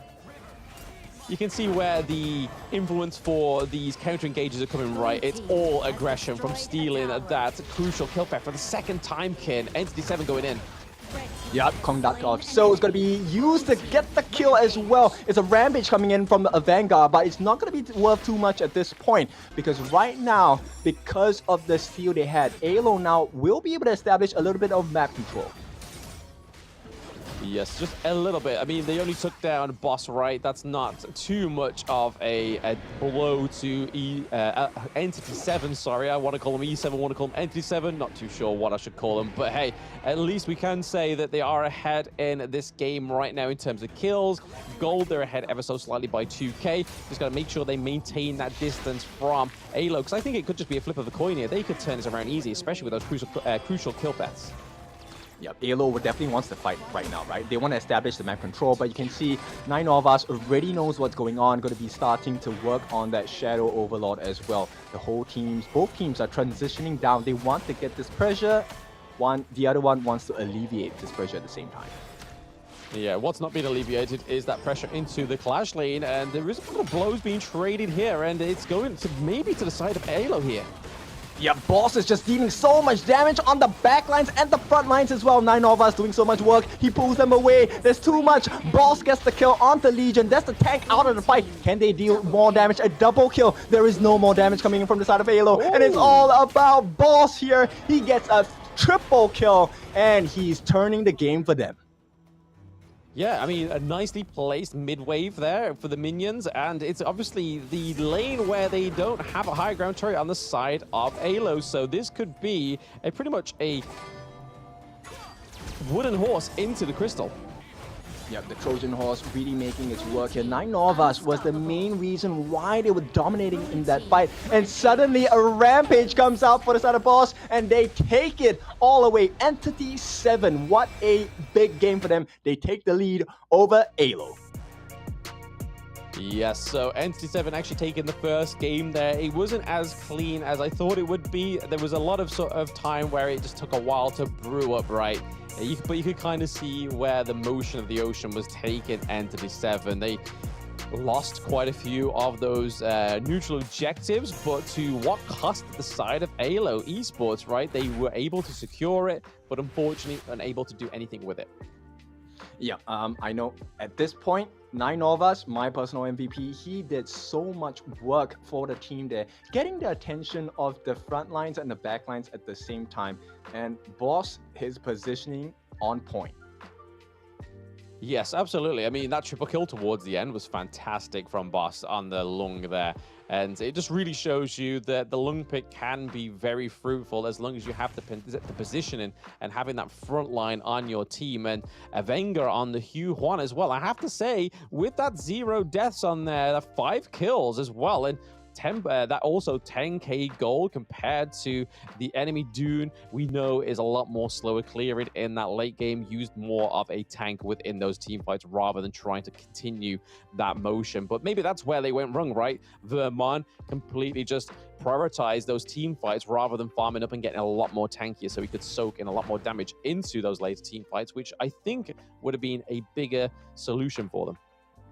Yeah, it was difficult, right? Because this is the first time I've seen a Zhuangzi used to such good effectiveness, right? Arashi really made 9Novas essentially unkillable. With the butterfly effect, not only did he give him the anti-CC properties, he gave him a shield as well. And Charlotte is already hard enough to kill, right? So let's take a look at the gameplay. This was the first blood that really put 9Novas at the head of the race. Yeah, head of the race, head of the table, it seems, because like you were saying there earlier, Kin, was just 9Novas. If he doesn't get MVP, I'd be very surprised if it doesn't go over to Avenger then because of such the great performance within the jungle and getting all that gold up. But as you can see here, he's dashing across all these battles and just trying to just pick off anything that he can and just try and scrape up the round up the enemy team as well, just kind of like a herd of sheep, and just try and funnel it into the lung, which we saw towards the end with that triple kill. But it was those crucial kill fests for me that really think that AYLO Esports still have a foot in this race. Yeah, and your promise was fulfilled. There was plenty of crucial steals as well. Legion doing really well, you know. Seems like the kind of roam smite that I love to see. And at this point, unfortunate for them because I think Legion had a pretty decent game, but he died a little bit too quickly. Too much damage and too much attention paid to the side of 9Novas. And this is going to be your MVP. Is actually Suits. Holy! Close to 150,000 damage. That damage is insane. Yeah, absolutely. I mean, we saw a few 100Ks yesterday, but it was coming from, like, obviously the Hong Kong and Macau region. But to see this come from Suits is pretty huge. Not quite the crucial kill thefts that I was expecting there. And to be taking that 147k damage with only a total gold of 7.5k just really shows that the damage output potential for Lady Jen is crazy. I'm sorry, wasn't this guy just nerfed recently? Like there was a nerf on the Lady Chen, right? How is he dealing so much damage? But nonetheless, it really came from the combinations, right? Ocean of Tears, Flowing Sigh, and quite a few potent destructive deluges as well. I remember in the mid lane, the turnaround, that was huge of Suits. It just shows that, hey, sometimes those nerfs don't quite hit the same when you got those hopes and dreams riding on with these teams. And all it takes is landing those trick shots. And we saw in that early game with Suits that I was noticing that those trick shots were hitting completely different. But what hits different more than trick shots? A break, which I think all the players need and ourselves. So we'll see you very soon for Game 2 between Entity 7 and AYLO Esports.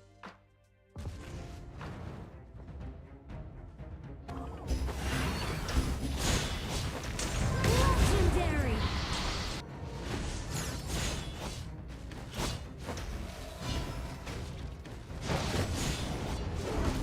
You have slain an enemy.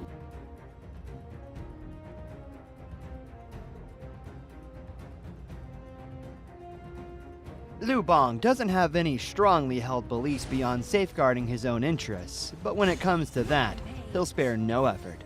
This is his passive skill, which automatically grants him a stack of mark every second. At a certain number of marks, he gains an enhanced basic attack.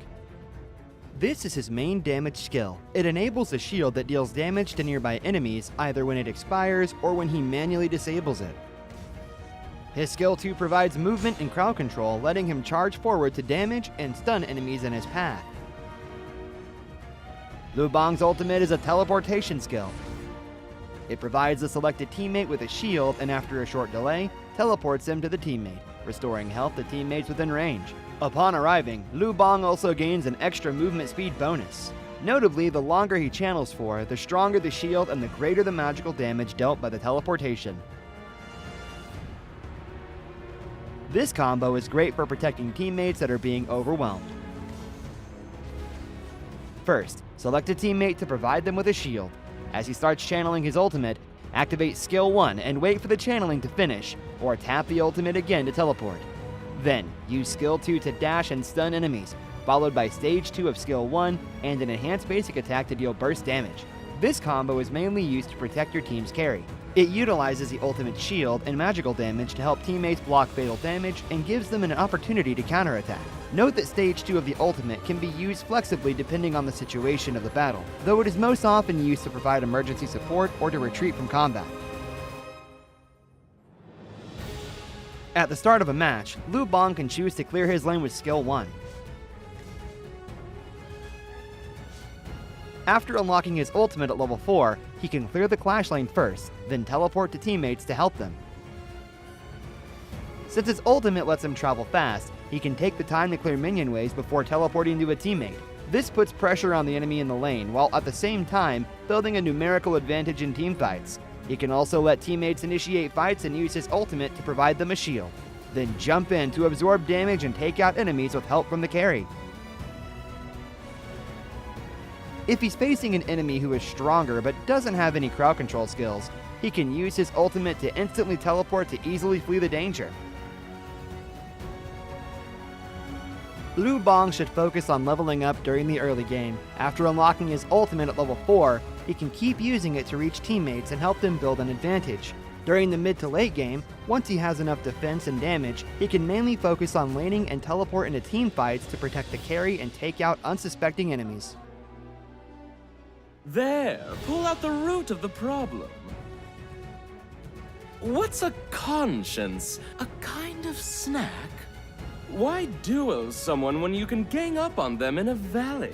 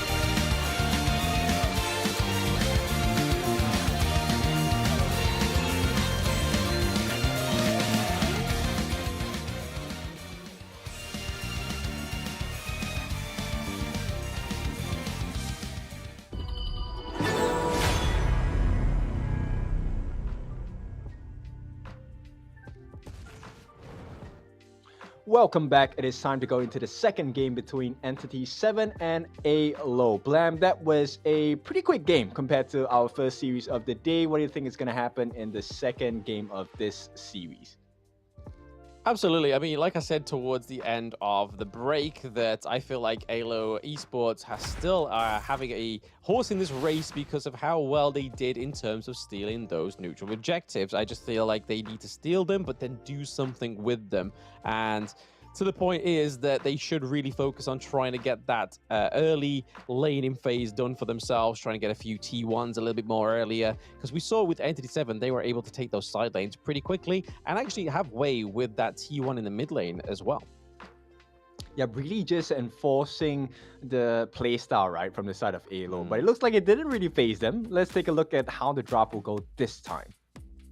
Yep, so AYLO Esports are on the blue side, it seems. They want to get that first prio pick. They ban out the Dachao once more, and Dolia gets hit with the ban hammer.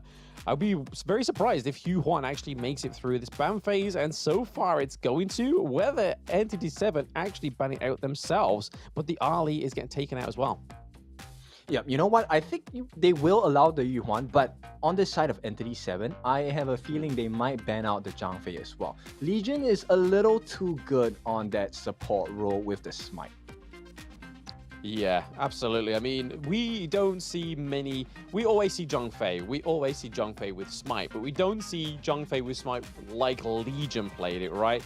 It's always kind of just like, oh, we'll take Smite anyway because everybody else does. And if we can manage to get a crucial kill theft, then that's cool. But it really seemed to be like a staple point within our, AYLO Esports there to make that Zhang Fei actually use the Smite, right? And use it to disrupt the jungle early on. And we're seeing the Ogryn getting switched over, going over to the side of AYLO Esports once more. And then Entity 7 are still locking in the Lady Chen and the Huan.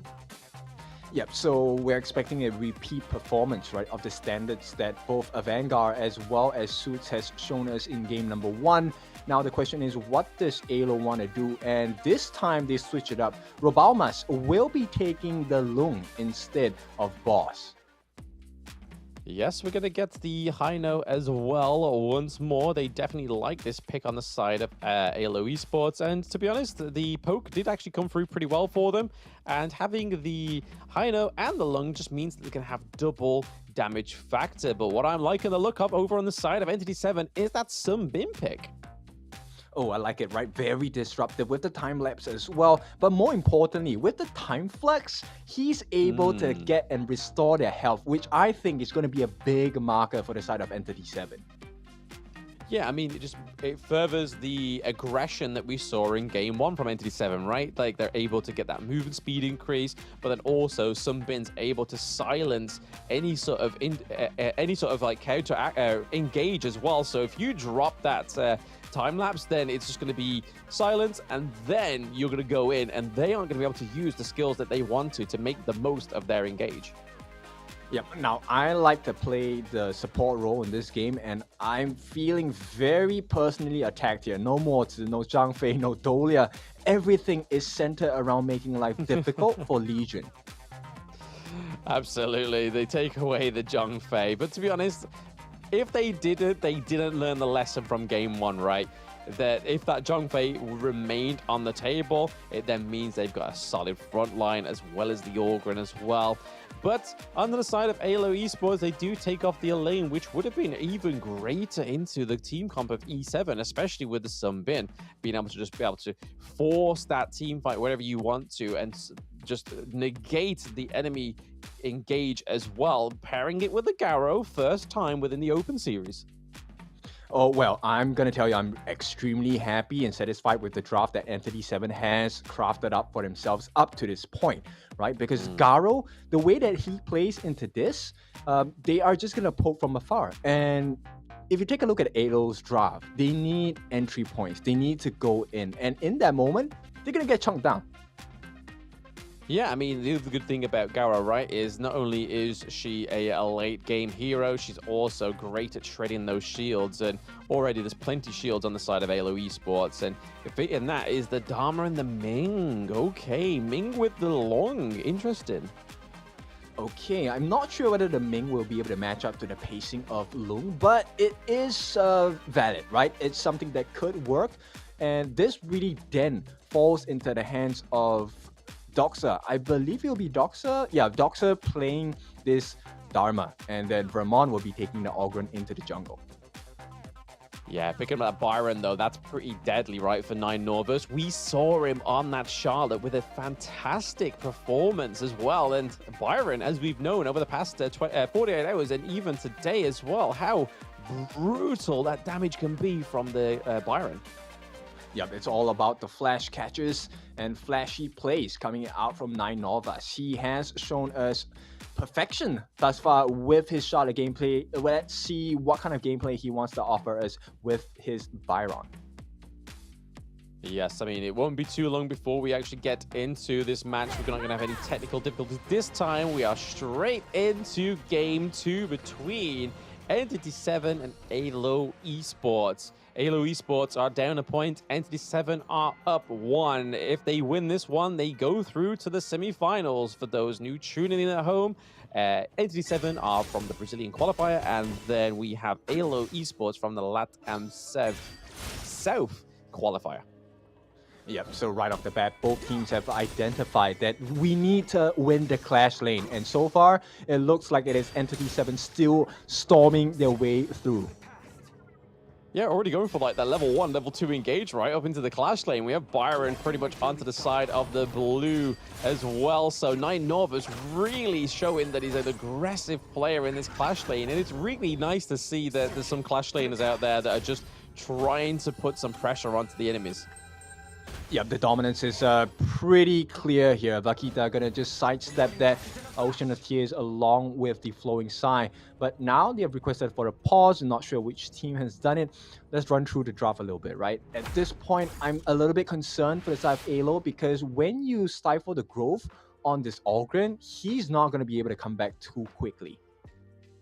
Yeah, and I think that's the whole point when you see that your enemy team's locked in the Ogren, at least from my experience anyway, that the enemy team that you're against and you're playing Ogren are just doing their best to kind of just stunt your growth at level 1. Sometimes it doesn't quite go to the needs that it needs to, so sometimes they can go and try and invade you, but then you're giving over kills to the Ogren, which is the worst part of it, right? So you've got to be really confident on being able to stop and completely stunt the growth of that Ogren. You have to be a competent player.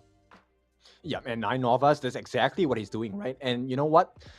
It's even more difficult because at this point they have a Yuhuan jungle, and Yuhuan jungle does have the ability to stack multiple camps at the same time, which is going to amplify her growth. So you can expect maybe at the first neutral objective, Entity 7 will establish a very clear lead here. Yeah, I mean, they did in the first game, right? It wasn't quite as clear as day with the gold lead for Entity 7. It was only a few hundred gold here and there, but then we got into the thick of it, and then it slowly started to spiral out of control, especially when we started seeing that focus within those side lanes. The T1s going there, and then the T1 in the mid lane. But a lot of those team fights going in the favor of Entity 7 in that first game really just furthered their cause of trying to gain that gold lead. But I feel like we may see an even more aggressive Entity 7 in this game too. They want to finish the series. They want to make sure they solidify themselves in that semifinals. Yep, yeah, at this point, I think a little bit unfortunate. Vaquita facing some issues with his phone. But in the meantime, right, if the game goes how we expect, I think Entity 7 could really power their way through the likes of AYLO Gaming. Yeah, they could do. I mean, they have the draft for it, right? They've got the Yuhuan with the fast rotations and fast clear of the jungle. They have the Garo as well. I think the only nickly bit I could probably say about their draft is if the Garo gets ganked quite frequently, then they could see a problem with a lack of damage coming through on the side of Entity 7. But saying that, we had the evidence from game 1 that Entity 7 suits were doing like 147k damage. So again, if the Garo does get nullified in the early game and they don't quite get that output of damage, I think they could just leave it all up to Suits and just let him just go ham. I think it's why Entity 7 is placing so much emphasis on the clash lane, right? They want to take attention away from the farm lane, and that's exactly what they have successfully done thus far. Now we're gonna see a Vanguard. He's gonna start approaching these the jungle camps on the side of AYLO. I think they managed to steal away that Tusk Boar camp as well. Yeah, these little bits of camps that they're taking away for their sides is just going to be cutting off the supply chain to the Ogren, which is going to be a detriment to the side of AYLO Esports, right?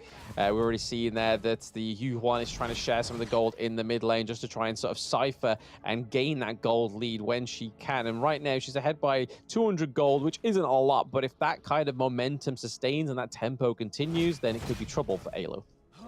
Yeah, Nine Norvas already establishing a clear lead here. He might have a level advantage if he's able to take this jungle camp away. In the meantime, Vermont struggling to keep pace with a Vanguard at this point. Yeah, you're not going to get gold sat under that T1, right? That's the only problem. So just trying to clear that minion wave just to make sure there's no priority there. But just look how fast Hue1 is able to just take that minion wave. And all that time, you can see Byron and the Lady Jen just helping themselves to Vermon's jungle. And that's not right. He's just waiting. Yep, they're just waiting for that perfect opportunity. No first blood just yet. Will not get it through this play. But nonetheless, they might force Vermont to back out. Because if he's a little bit too aggressive, he might get taken out in an instant.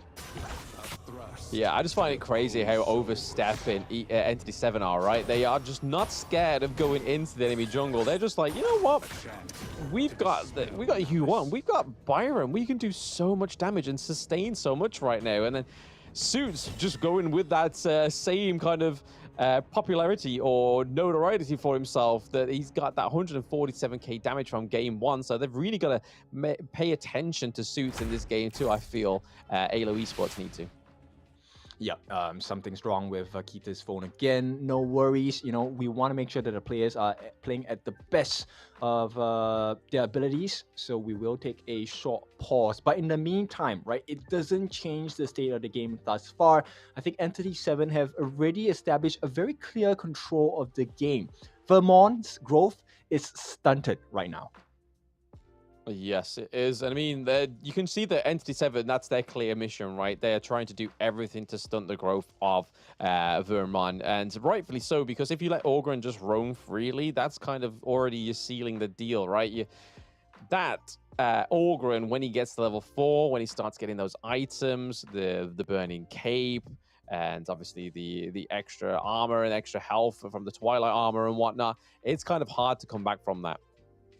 Yeah, and you know, one of the things that is going to be very hard to deal with is the fact that I think Orgren benefits quite a lot from the Eye of the Phoenix, right? And at this moment, I don't see the Eye of Phoenix going into his kit or inventory anytime soon. Yeah, you kind of want to be building that like sooner rather than later, because you don't want to be going into these team fights thinking that, hey, if I just built that item, it would have been a lot easier for me to just get all that health back, and it just quickens up the regen of that lifesteal that you have already, which is already pretty massive. But that item really amplifies Orgren's capabilities into these team fights.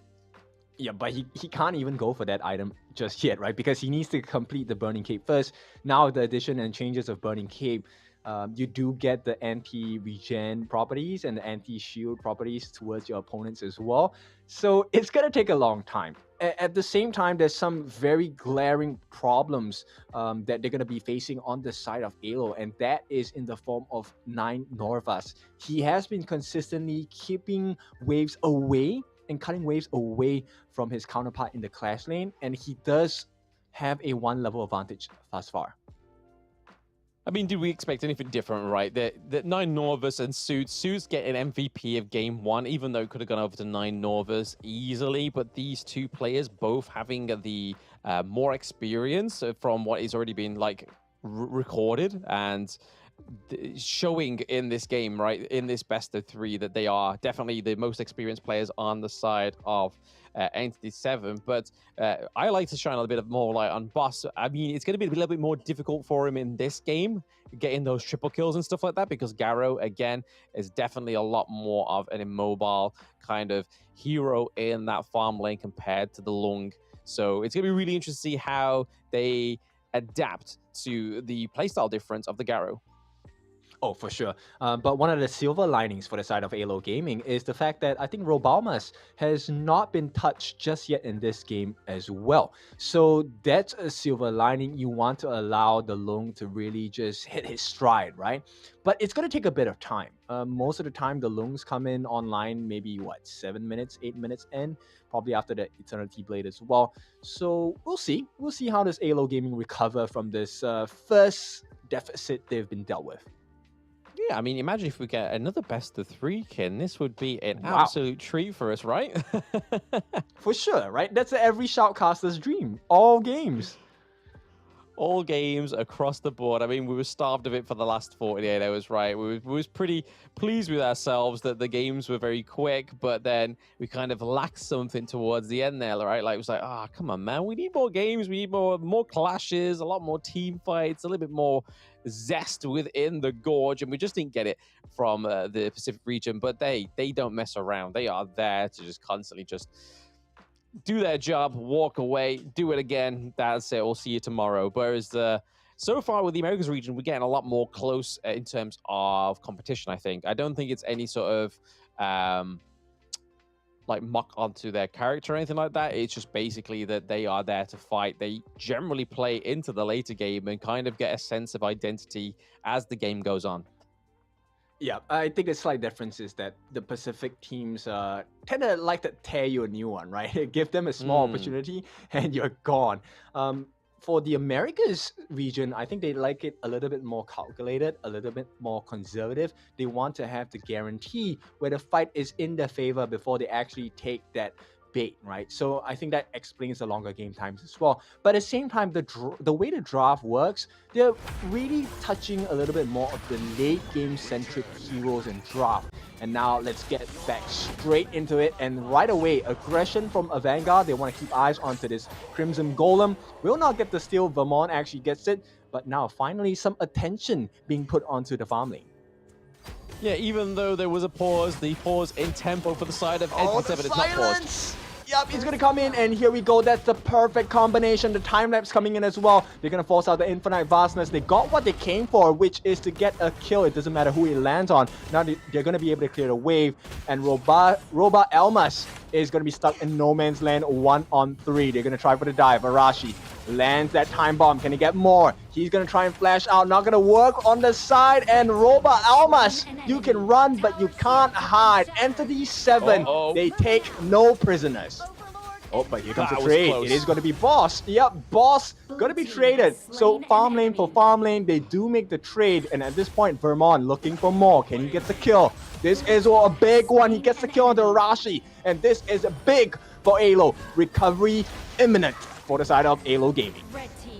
Yeah, I mean, Suit's got it there with a scot-free, right? He was in that bush, Sunbin went towards him, and it was kind of just like, hey, go away, and recall him, right? As Dharma was kind of rotating with the teleport mechanic, but I think AYLO really responded to that pretty well, because even though the mid lane, we had Orgren, and as well as the Haino there, it didn't quite rotate fast enough, but a lot of damage already going onto the Orgren, as we can see on the minimap there. Not quite much going on for Dharma. Dozak was trying to deny the steal of that Azure Golem, but it was going over to the side of Entity 7.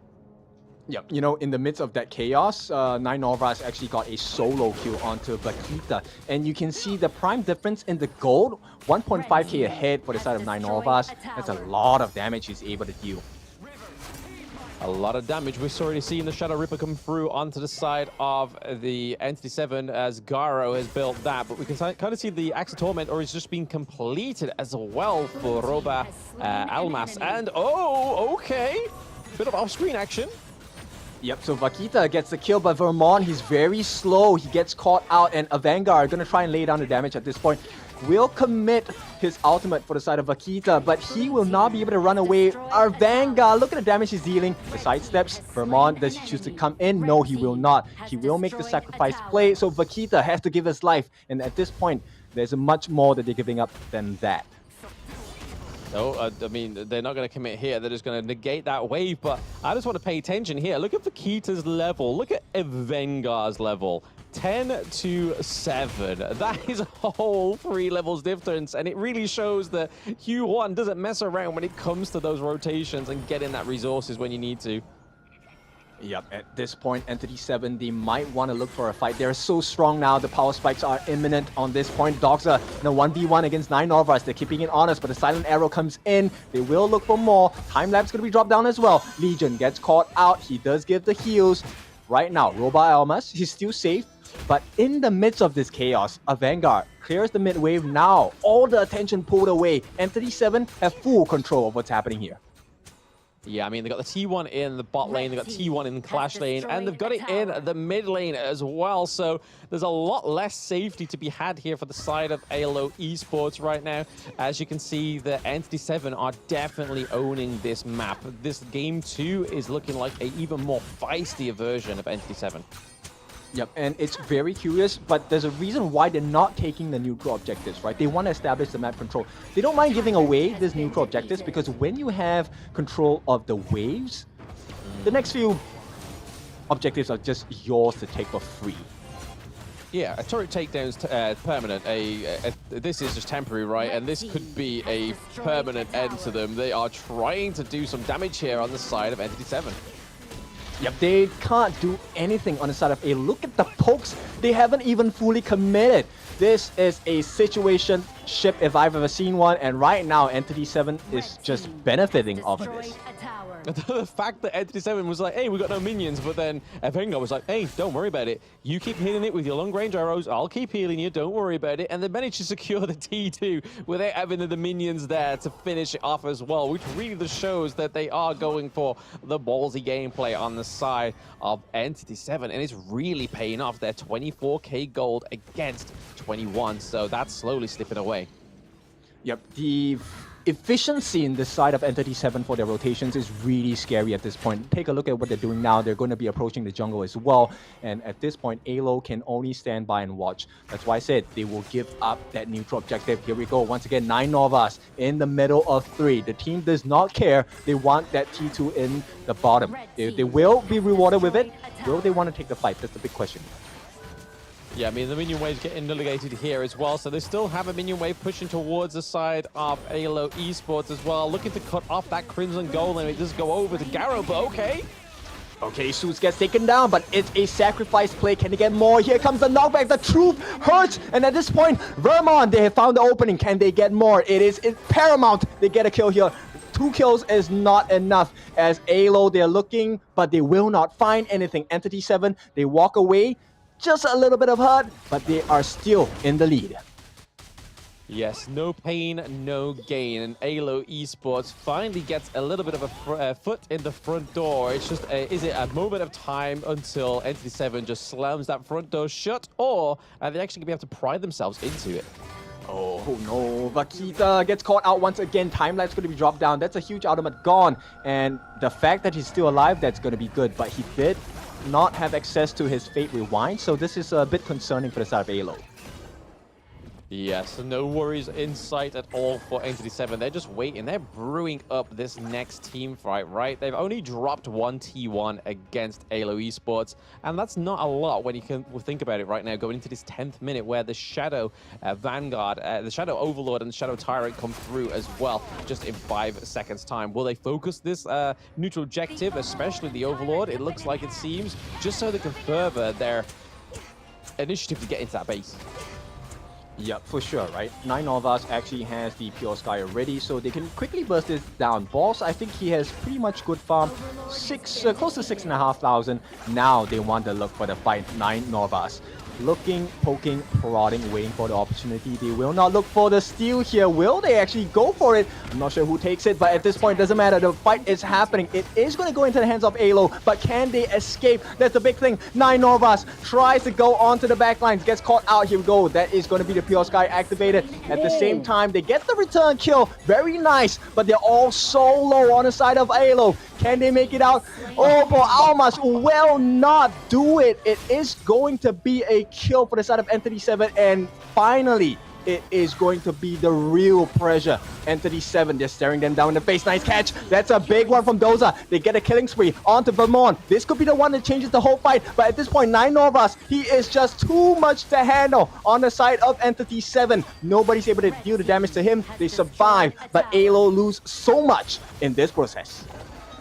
Yeah, I mean, that 2-1 trade, right? That definitely seemed like a lot more of a brutal engage between both of these teams. A big brawl, but only coming out with 2-1 trade for the side of AYLO Esports. Yes, they're able to pick up the Shadow Tyrant, but now they've still got to face off towards the Shadow Vanguard as well. It has fallen, but it does mean that they're able to try and get further into the higher ground turret there, but again, we had a struggle there from 9 Novas not being able to get in where he needed to. I can imagine that being quite frustrating. Yep, it's a deal with the range, right? End of the day, 9 Novas, he didn't want to overcommit, didn't want to commit the flash as well, unless it's a guarantee.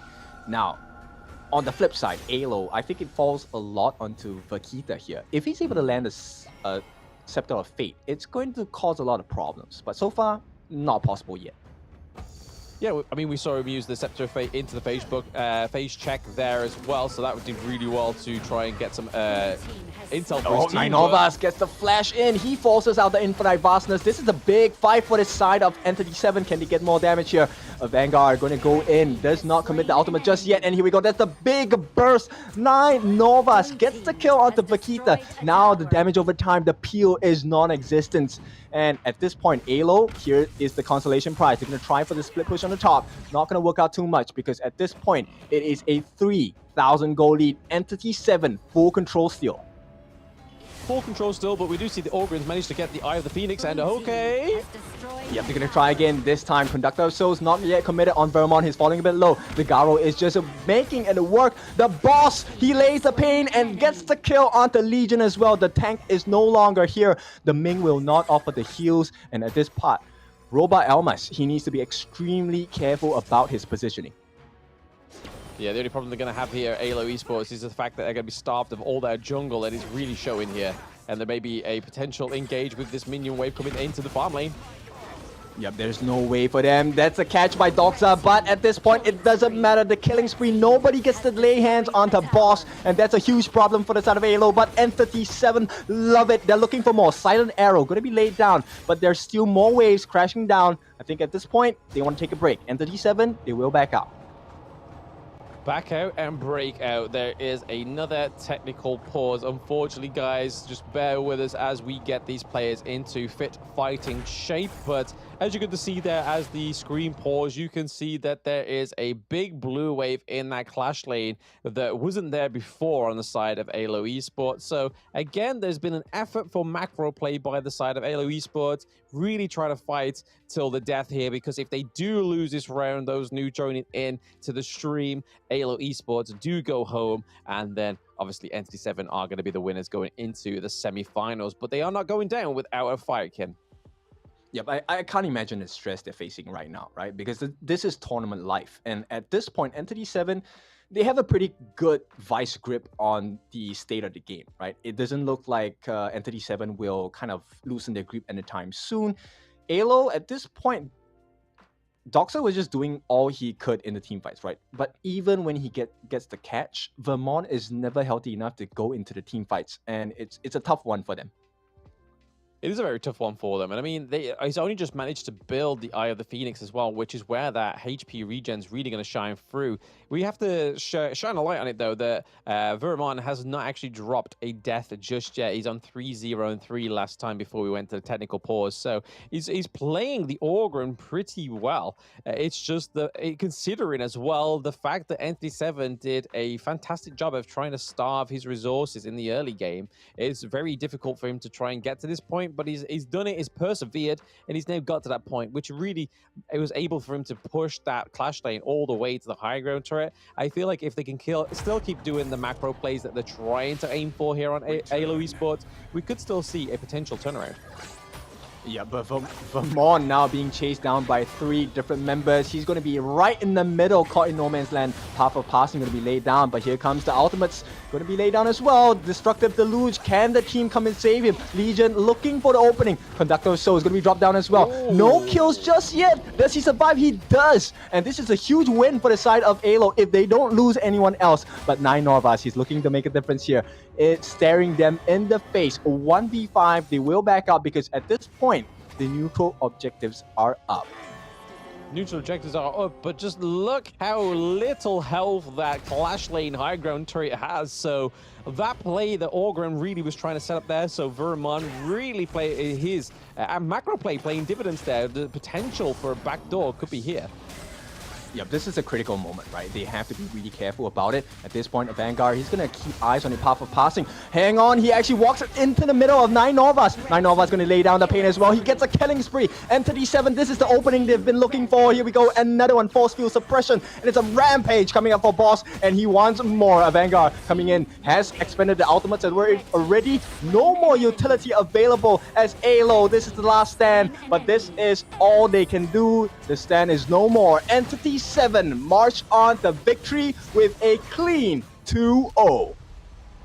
Yes, congratulations to Entity 7 for being the third semi-finalist of the day. We'll be seeing these guys back again tomorrow to battle it out. And I believe they will be going against Influence Rage. So we're going to see that qualifier rematch that they had getting here, which they lost 4-0 to Influence Rage. So they've got plenty of weight on their shoulders to gain back some victory against Influence Rage.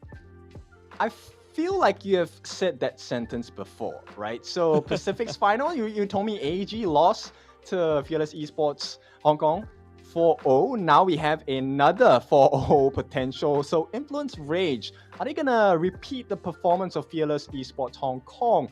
Or will the story change where maybe this time the challengers can turn it around? Hey, I mean, after the performance of Entity 7, we could say that obviously STMN was a harder opponent for Influence Rage, right? AYLO Esports played phenomenally, but Entity 7 definitely just had the edge, whether it be Nine Norvus, whether it was Boss, especially on both of those farm lane heroes. We thought that the transition to Garo from Lung was going to be an issue, but look at that score. There's clearly no issue there. Yep, the itemization by Nine Norvus. Of course, with the lead he established early game, Pure Sky, X of Torment, Starbreaker, Cuirass of Savagery, paired up with the Frost Sky and Base.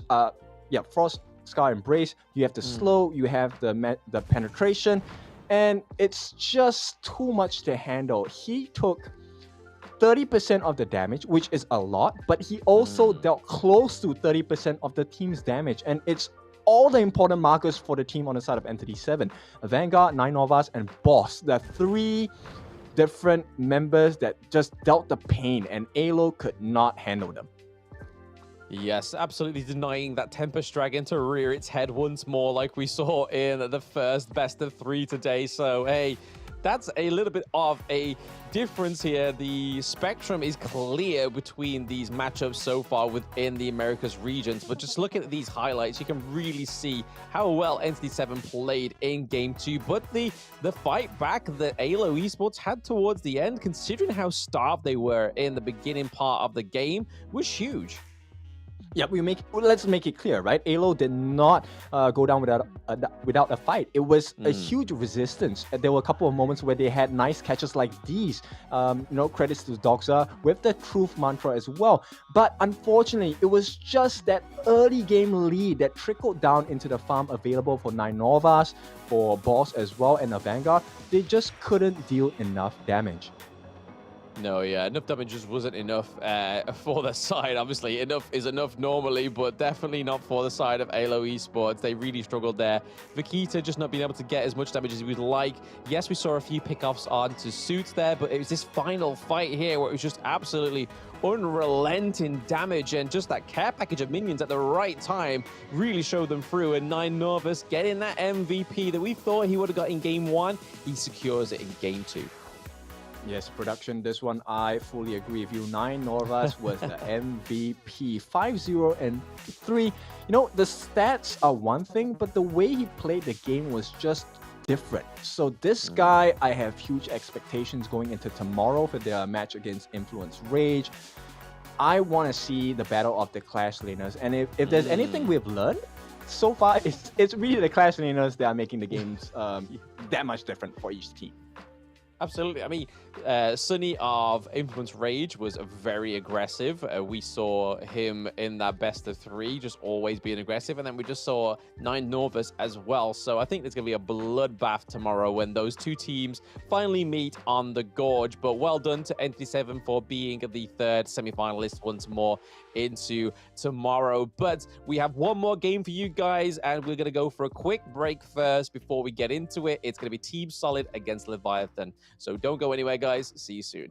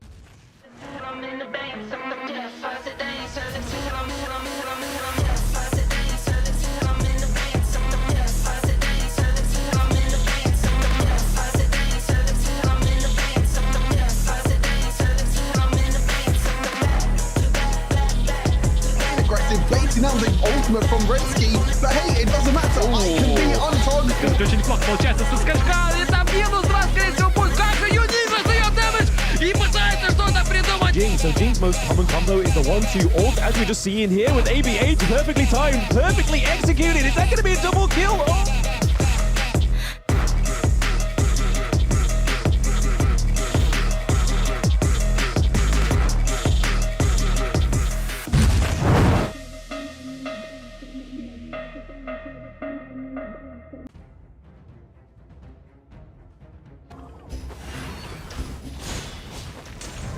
Legendary.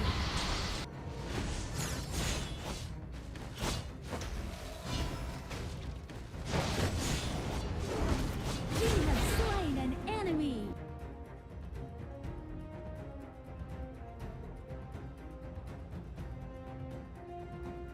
Liu Bang doesn't have any strongly held beliefs beyond safeguarding his own interests, but when it comes to that, he'll spare no effort. This is his passive skill, which automatically grants him a stack of mark every second. At a certain number of marks, he gains an enhanced basic attack. This is his main damage skill. It enables a shield that deals damage to nearby enemies either when it expires or when he manually disables it. His skill 2 provides movement and crowd control, letting him charge forward to damage and stun enemies in his path. Liu Bang's ultimate is a teleportation skill. It provides the selected teammate with a shield and after a short delay, teleports him to the teammate, restoring health to teammates within range. Upon arriving, Liu Bang also gains an extra movement speed bonus. Notably, the longer he channels for, the stronger the shield and the greater the magical damage dealt by the teleportation. This combo is great for protecting teammates that are being overwhelmed. First, select a teammate to provide them with a shield. As he starts channeling his ultimate, activate skill 1 and wait for the channeling to finish, or tap the ultimate again to teleport.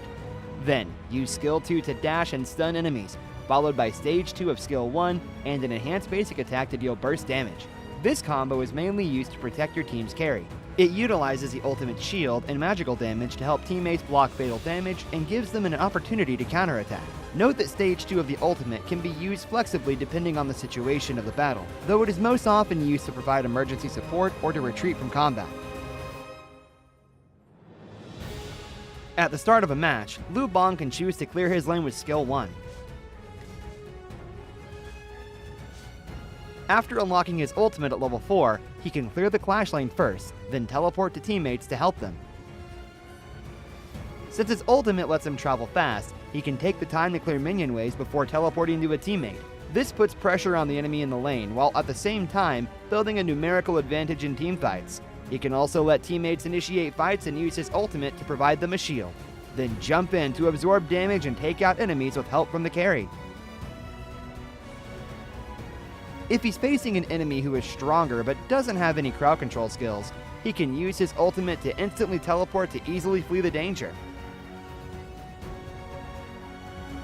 Liu Bang should focus on leveling up during the early game. After unlocking his ultimate at level 4, he can keep using it to reach teammates and help them build an advantage. During the mid to late game, once he has enough defense and damage, he can mainly focus on laning and teleport into team fights to protect the carry and take out unsuspecting enemies. There, pull out the root of the problem. What's a conscience? A kind of snack? Why duel someone when you can gang up on them in a valley?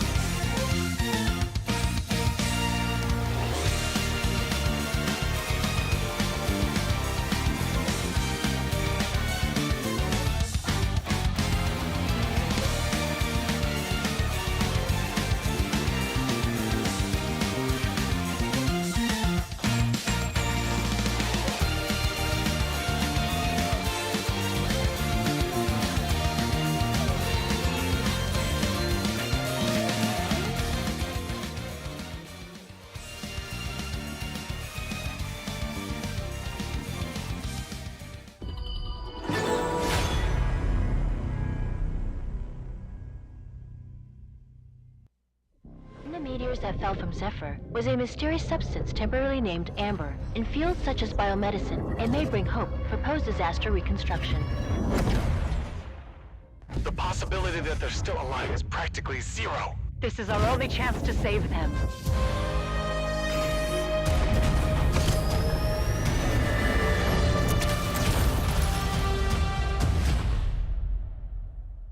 Doctor, we received a weak signal from Zephyr for the first time. Zephyr! Rescue!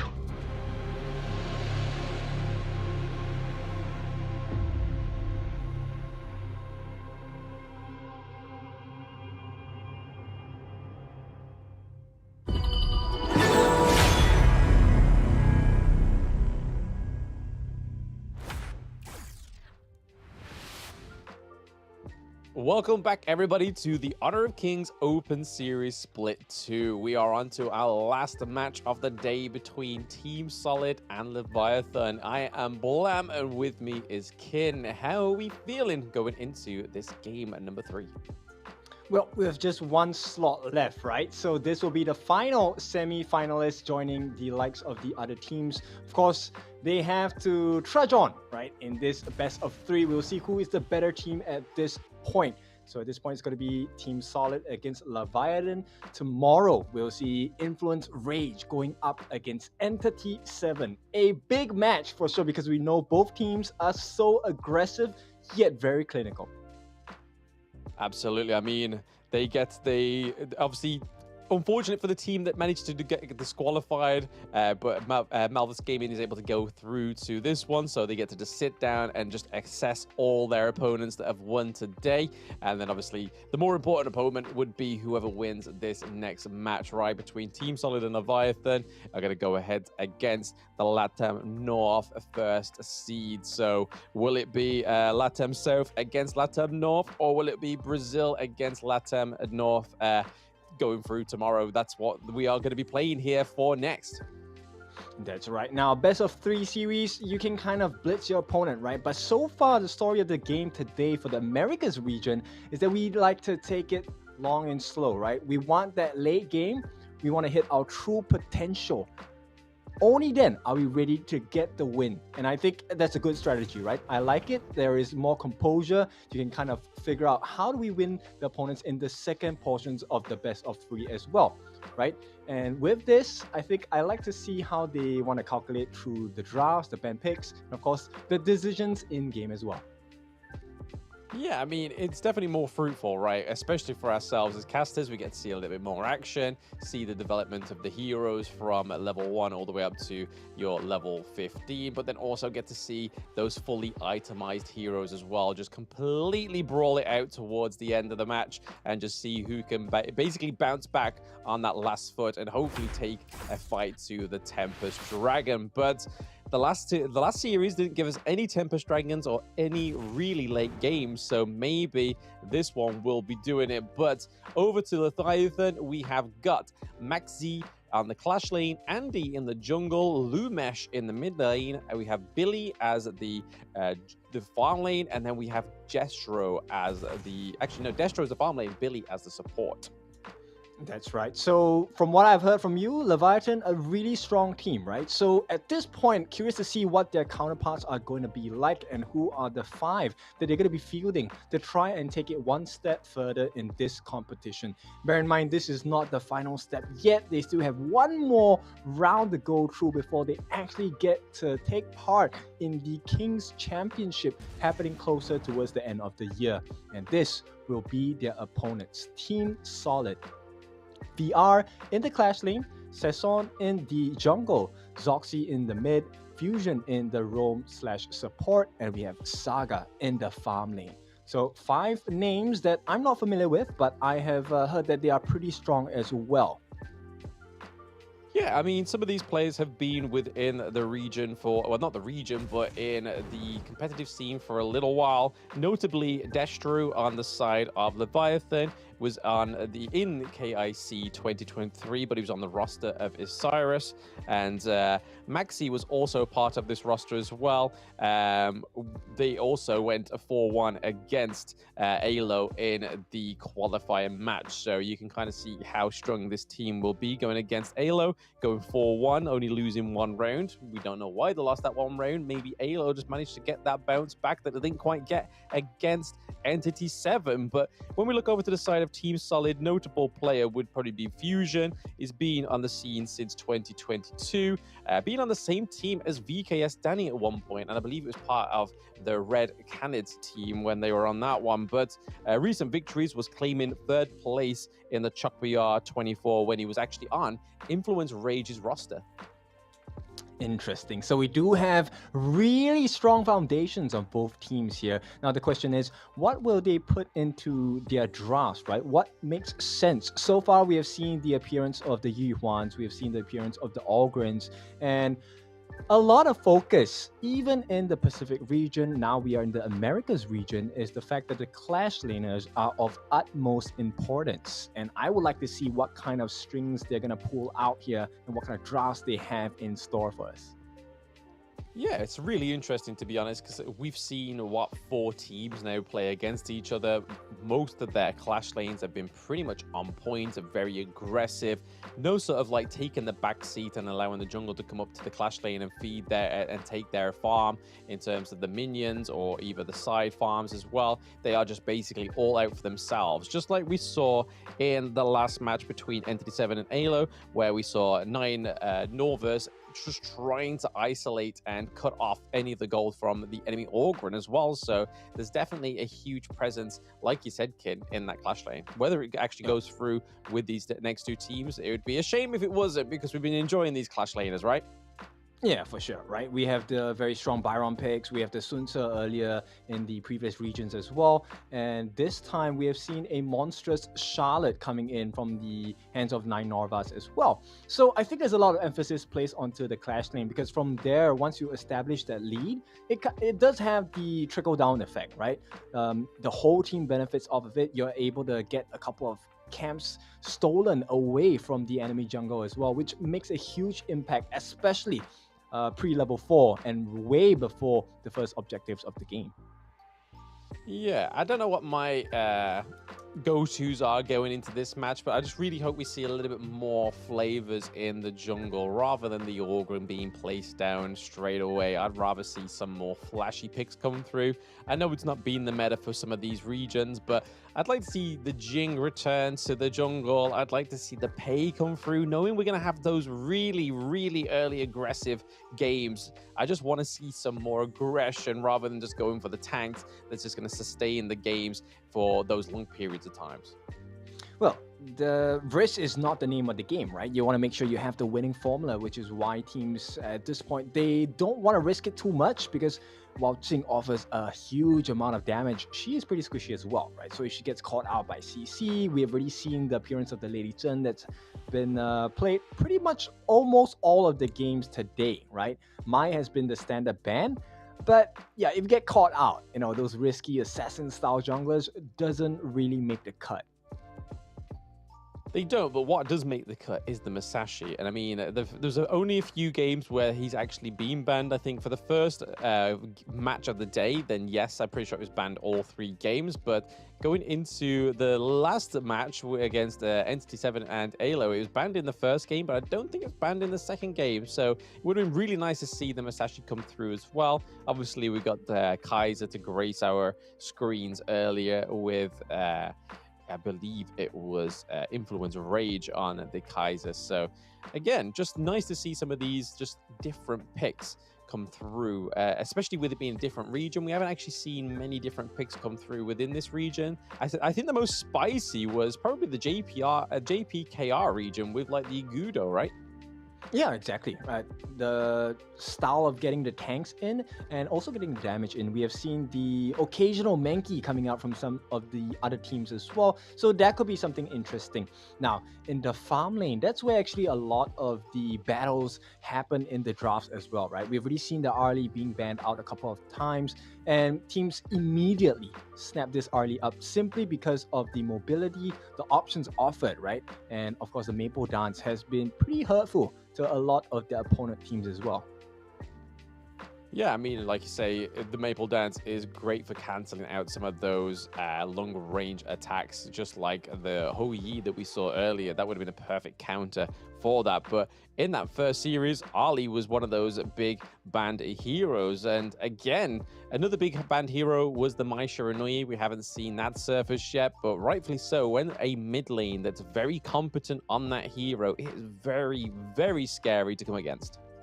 Oh, for sure. And of course, moving on from this, it is the roam/support role. Now, we have seen Legion play a very mean Zhang Fei with the smite as well, very successful.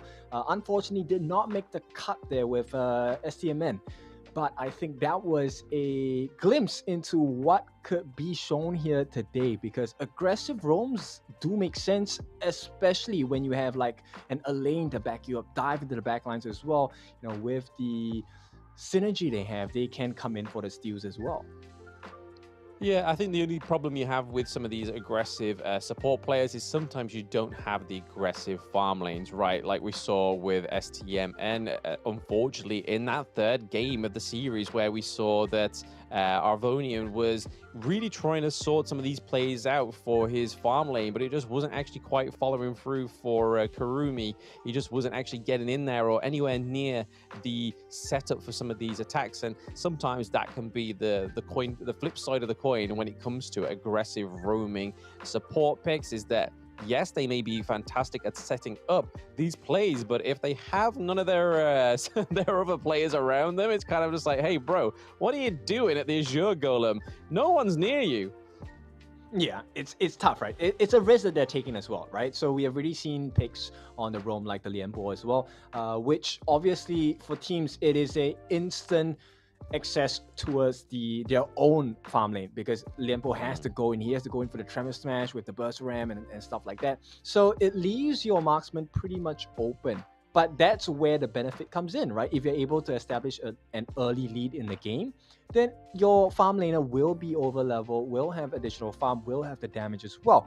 So I think most teams, they're trying to take as little risk as possible. And that's the kind of risk they can stomach, right? Where it doesn't matter if our farm lane does die a little bit early in the game, because our jungler is going to capitalize on the fact that that space is open for us. And I think Entity 7 showcased that particular strategy really well, right? They place so much emphasis on the clash lane, allowing for the growth of the jungle, trickle down effect, and now my farm lane is extremely farmed and painful.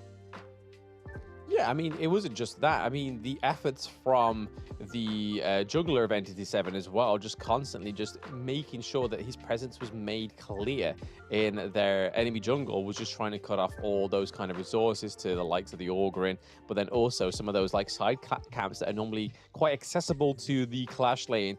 That's kind of that. It's a brutal method, right? It's kind of a method of torture within Honor of Kings. It's a very good tactic, especially if you're competent with being able to get into the enemy jungle, but more importantly, getting out alive, because it's all well and good you taking up them resources, but if you die after getting those resources, it kind of be like, well, we've kind of given over some gold and a kill over to the team, and then the enemy jungler knows that that jungle is not around anymore, so they can then go and dip into your jungle. So again, I thought that was very cleanly played by Entity 7. Yeah, in fact, I think this is the specialty of and flavor of the Americas region, right? We have seen so many things happen, especially the stealing of camps. Now, let's see. What does Team Solid have? They will be on the blue side, so they will have Prio pick first. What do they want to play into? I'm gonna think maybe the Orgrin. If we go in anything based off the last so many series, Kin, okay, no, Orgrin or Hugh Horn was gonna be my next pick there. So there's a huge battle for these two heroes in the jungle. Yes, when we was watching like EWC MSI, Hugh Horn was obviously a very prevalent pick, whether it be mid lane or jungle. But the Open Series has really ramped this up. It must be very highly increased into the meta here. Leviathan onto the red side do get their first 2 picks, tanking out their mid line, their front line, sorry, with the Dune and the Zhongfei. Yeah, very good ideas behind it, right? End of the day, it's all about the sustain, right? Yu Huan offers not just the heals, but the damage as well. We have seen teams abuse the amount of damage she can do. One of the things that's really scary is her reach. Her range is extremely long, especially with the Tragic Beauty and the Mournful Tempo as well. So this is going to be paired up with the Orgrin and the Lung, both of which have decent sustain, but massive damage coming, especially from this Lung in the late game. Yeah, so this means either the Hugh Huan's going to be in the mid lane, or is going to be in the jungle, or the Orgrin is going to be in the clash lane, or is going to be in the jungle, which is a really good way to draft, I think, for Team Solid, because it's going to keep the Leviathan guessing for their next 2 bans. It's like, do we ban some more mid lanes? Do we ban some more clash lanes? What do we do here? But the Lady Gen being picked up here for Leviathan, I think, has been probably the most picked mid lane hero in the Open Series, and rightfully so, especially when we saw the performances like Suits picking up that 147k damage on a hero like Lady Gen. You're gonna go for it. Yeah, I like the ban on the Marco Polo as well, coming in from Team Solid, right? So I do play a couple of games with Marco as well, and Marco does wonderfully against these 3 picks. Even in the laning phase against the Lung, if you position yourself right, the Lung can't deal any damage to you. So I like it, and you know, it stops that late game potential, because he is one of the most mobile farm laners in the game, and they want to take out additional bursts. So Lady Sun will be taken out of the picture at this point. Leviathan, Sunbin, what do you feel? Yeah, I mean, the Sunbin's a classy ban there. Since we saw it in the last game, it was very fatal, especially paired with Lung as well as the Hugh Huan. But the Orgrin still got me guessing here. I think going for the support and like whittling that down a bit was probably the go-to call for Leviathan, because that's the only like place you know that they need to pick. They've got their ADC, they potentially got their mid lane or clash lane, they may have their jungle, but onto the side of Team Solid, they are working out which of those ADCs are not going to work now. And they take out the Marco Polo, they take out the Lady Sun. So could we see a HoYi come through? We saw it once before where we have a solid front line and then the HoYi just chilling at the back with the Lady Gen as well. But Byron getting picked up for the clash lane is a solid pick here for Leviathan. You know what? I would love a Fang down here, right? Fang would do wonders against the side of Team Solid because of the burst damage and the iframes available from Wheel Away. But at this point of time, you know, it's still up for the guess.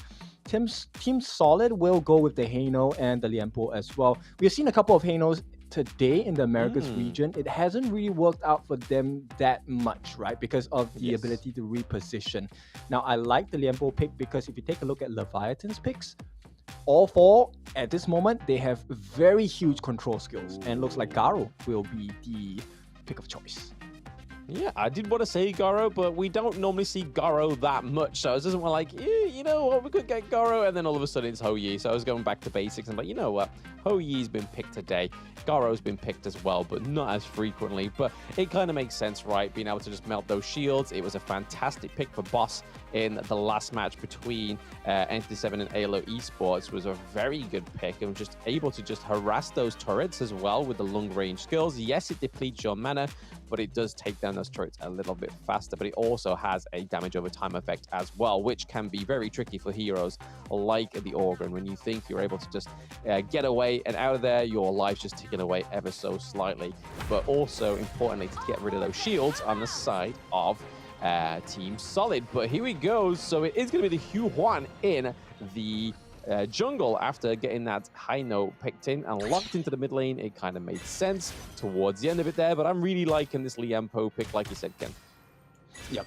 You know, getting rid of the control is going to be really vital, and he's going to be able to turn the fight for the side of Team Solid, right? So at this point, laning phase is pretty important, and Zoxy, of course, going to have a much better time against Lumash. All he has to do is to make sure he doesn't stay within range of the Flowing Sai and the Ocean of Tears, and he's golden. Yeah, those Fate Scepters are definitely going to be deadly here with the pokes. Just being able to steal the enemy's jungle camp, but Zoxy has to be careful here. He's taken too much damage, I think, especially for myself. I'd be like, oh, you know what, I think I may need a little bit of healing here. Maybe pop my heal spell just to give me a little bit more sustenance going into this next wave of minions. But Lumash is actually holding off this mid lane pretty well. Yeah, not bad. And at this point, let's take a look at Leviatan's farm lane. Interesting how they're kind of struggling to deal with Saga at this point.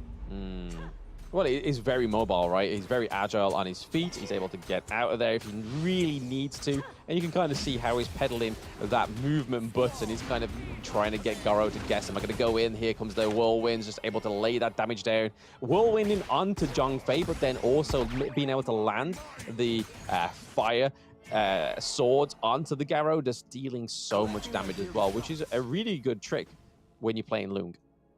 Yeah, and for the first time, right, there's not too much action happening in the Clash lane as well. Looks like both of them, they want to play it safe, right? Conservative, don't give away the first blood. We've already seen so many games where the Clash lane is the start of the downfall for the opponent team. Yeah, I mean, Maxi's looking pretty low there as well, so he's definitely got to make sure he doesn't step out of bounds, or he will get caught up by VR and Non-Cessan as well. But again, he's still there. He's still playing pretty much close to the teeth there. He's definitely trying to get some engagement. Here we go. Byron and Lady Chen going in onto the Orgrim, getting first blood for Leviathan. Yeah, full return on investment there. The flash into the destructive deluge, really making it hurt for the side of VR. And now this is going to be a good start, right? We just talked about the Clash lane being clean, and we have first blood already. Yeah, I mean, we may as well go with the flowing pattern, right, which is happening, which is the Clash lane, just get first blood. So I think it was a safe bet, kid, to say, you know what, first blood, Clash lane. Yeah, at this point, they're still trying to, you know, achieve an advantage in the farm lane for sure. So Saga will work on the Fire Hawk here. Gets the kill, so he does hit level 5. Yes, level 5. It could be quite deadly here as well. We're looking at the itemization, and in terms of gold difference between the lane is not much at all. We see that the armor-piercing item comes through for both Byron and Lung here, so could potentially be seeing the Axe of Torment come through for Byron, which makes a lot of sense as first item. It's a lot of damage as well. Huan trading some blows here with the Dune, so Andy needs to be careful. Yes, he can soak some damage, but he needs those items first. Yeah, so far, based on that first blood, it does give them a slight advantage, and this advantage seemingly cancelled out because VR is actually leading in EXP against Maxi. Yes, so far he is. VR actually doing very well in that Clash lane. I mean, you're Orkan, right? The wave clear is going to be pretty sweet for you, but Maxi and Andy have to be very careful here. That damage soaking comes through. There's the Conductor of Souls as well, but it is not going to do much here other than take them back to the T1. Yeah, so far pretty even. Still, we are just trailing by about 500, 600 gold, so we can kind of call it even at this point. Now, first neutral objective of the game, probably going to go into the hands of nobody because they want to reset it. Yeah, they probably need to establish a little bit more map control first. Yeah, no, the minion waves were coming through. It just wasn't right time, right place. I think it probably would have been a disaster for the side of Team Solid for them to still allow those side lanes to be taken up. As we can see here, Garo is already making some good starts onto that T1, but they gotta be careful. Heino and Liampo coming through here. Double man knock up. There we go. Once more, keeping them all in line. Here comes the damage through for Saga, but it's not gonna be enough. Okay, we do get Zhongfei taking out the Heino though, so not quite going the way we thought it was for Team Solid. Still in the engage. A lot of damage coming onto No Season from the Garo. Gotta be careful. Zhongfei is looking pretty low, retreating to the T1. It seems like that's their go-to. Yeah, this is a very dangerous gameplay coming in from Leviathan, right? They underestimated the damage coming in from that Unbridled Outburst, and it costed them. Now, it's 2 kills going in for Leviathan. Yeah, 2 kills up and just about 2k gold difference as well, which is a shaky place to be in when you get into that 6-minute mark almost right now. We still have the neutral objective, that is the Overlord, that is up. And looking at itemization, none of the jungle's items have been equipped up till the tier 3, so no Giant's Grip just yet. But we've seen some of those Magic Pen items come through onto the side of Team Solid here to try and counter the Dune and the Zhongfei. Sitting in the bush here was Dune, looking to try and catch out Fusion. It's not actually a very good time for the side of Team Solid to fight, right? The Mask of Agony already online for the Leviatan, so Lumesh will be able to deal some pain. Yeah, a bit of pain, bit of trading here, as usual. It's a bit of tit for tat for these both teams. There's the Unbridled Outrage come through from the Zhongfei. We have Lung floating up in the air, like waiting to see where he can land, but a lot of damage coming from the Lady Shen, but it is going to be takedown for Dashro as well. Crucial crowd control coming over for Q1 on the side of Team Solid, having to retreat into their jungle and T1s. Destro was a little bit too overzealous there, stood right in the middle and within range of every single person on the side of Team Solid. So pretty much got punished for over-aggression. Yes, definitely overstepping and being a little bit overconfident there, which has enabled Team Solid to get their first kill on the board. We do see Orgrim building the Doomsday as well, so we're getting a bit of an aggressive kind of Orgrim in that clash lane. And I mean, when you're going up against the likes of the Byron 1v1, you're going to need some basic attack enhancement, right? Yeah, for sure. And VR, I think he's playing a very doing a very good job, right? Leading the lane against his counterpart. It's not the best case scenario for Maxi because now he's going to be stuck in the lane and the rotations will be quite obvious for the side of Team Solid here. Yeah, with the T1 takedown, you're not going to see Garo pay much too much attention now. He's probably going to look for this second side lane at T1 up into the clash lane. As we can already see, the Garo, Zhongfei are all up here. They could potentially go for this second neutral objective for themselves. But right now, they're not needing the Vanguards, right? They're taking these T1s with pride. Yeah, it's all about the map control. Here we go. Okay, so we do see a bit of an engage here. I don't know if it's the right time to engage. We can't see what's going on in the mid side of the map. Garo looking pretty low, having to be forced out of there. Lung is up in the air once more. Orgrim into the back there, trying to do some damage onto Dune. But we see that Byron is looking for that teleport down to the bot lane to stop those minions being pushed. So again, a lot of non-committing from these teams. Yeah, but it's lovely, right? Because if you see Leviatan the way they're playing, they're really essentially controlling how the pace of the game is going to be like. And at this point, Team Solid is reacting rather than setting the pace. Yeah, I mean, the reaction is definitely on point, right? I mean, they're still being able to maintain that 2k gold difference, which is better than let it slip further and further and further. But they've got to keep an eye on these side lanes because you can kind of see from what Team Solid have been doing over the past minute or so is try and put some pressure. And as you can see up into the clash lane, Orgrim's already managed to take that minion wave up to the clash lane T1 and taken a lot of the health. But unfortunately, we've just got a technical pause. Yep, if you take a look what's happening here on the side of Team Solid, you can see they are trying to compose themselves. I think they're kind of feeling the heat of the moment as well while they're taking this technical pause. And for good reason, right? Because Leviatan is kind of putting quite a lot of pressure around the map. And even though VR is kind of winning his lane in the clash lane, it's still a tough situation to be in. You can feel them, you can feel Leviatan breathing down their necks. Yeah, absolutely. It seems that way, right? Like you were saying in-game, though, Ken, that Team Solid are playing very reactionary. They are doing it very well. They haven't lost too many lives just yet. But it's unfortunate that there's another technical pause here. We've had quite a few today, whether it's just the players' phones or the equipment at the stage, but we'll get that sorted for you ASAP.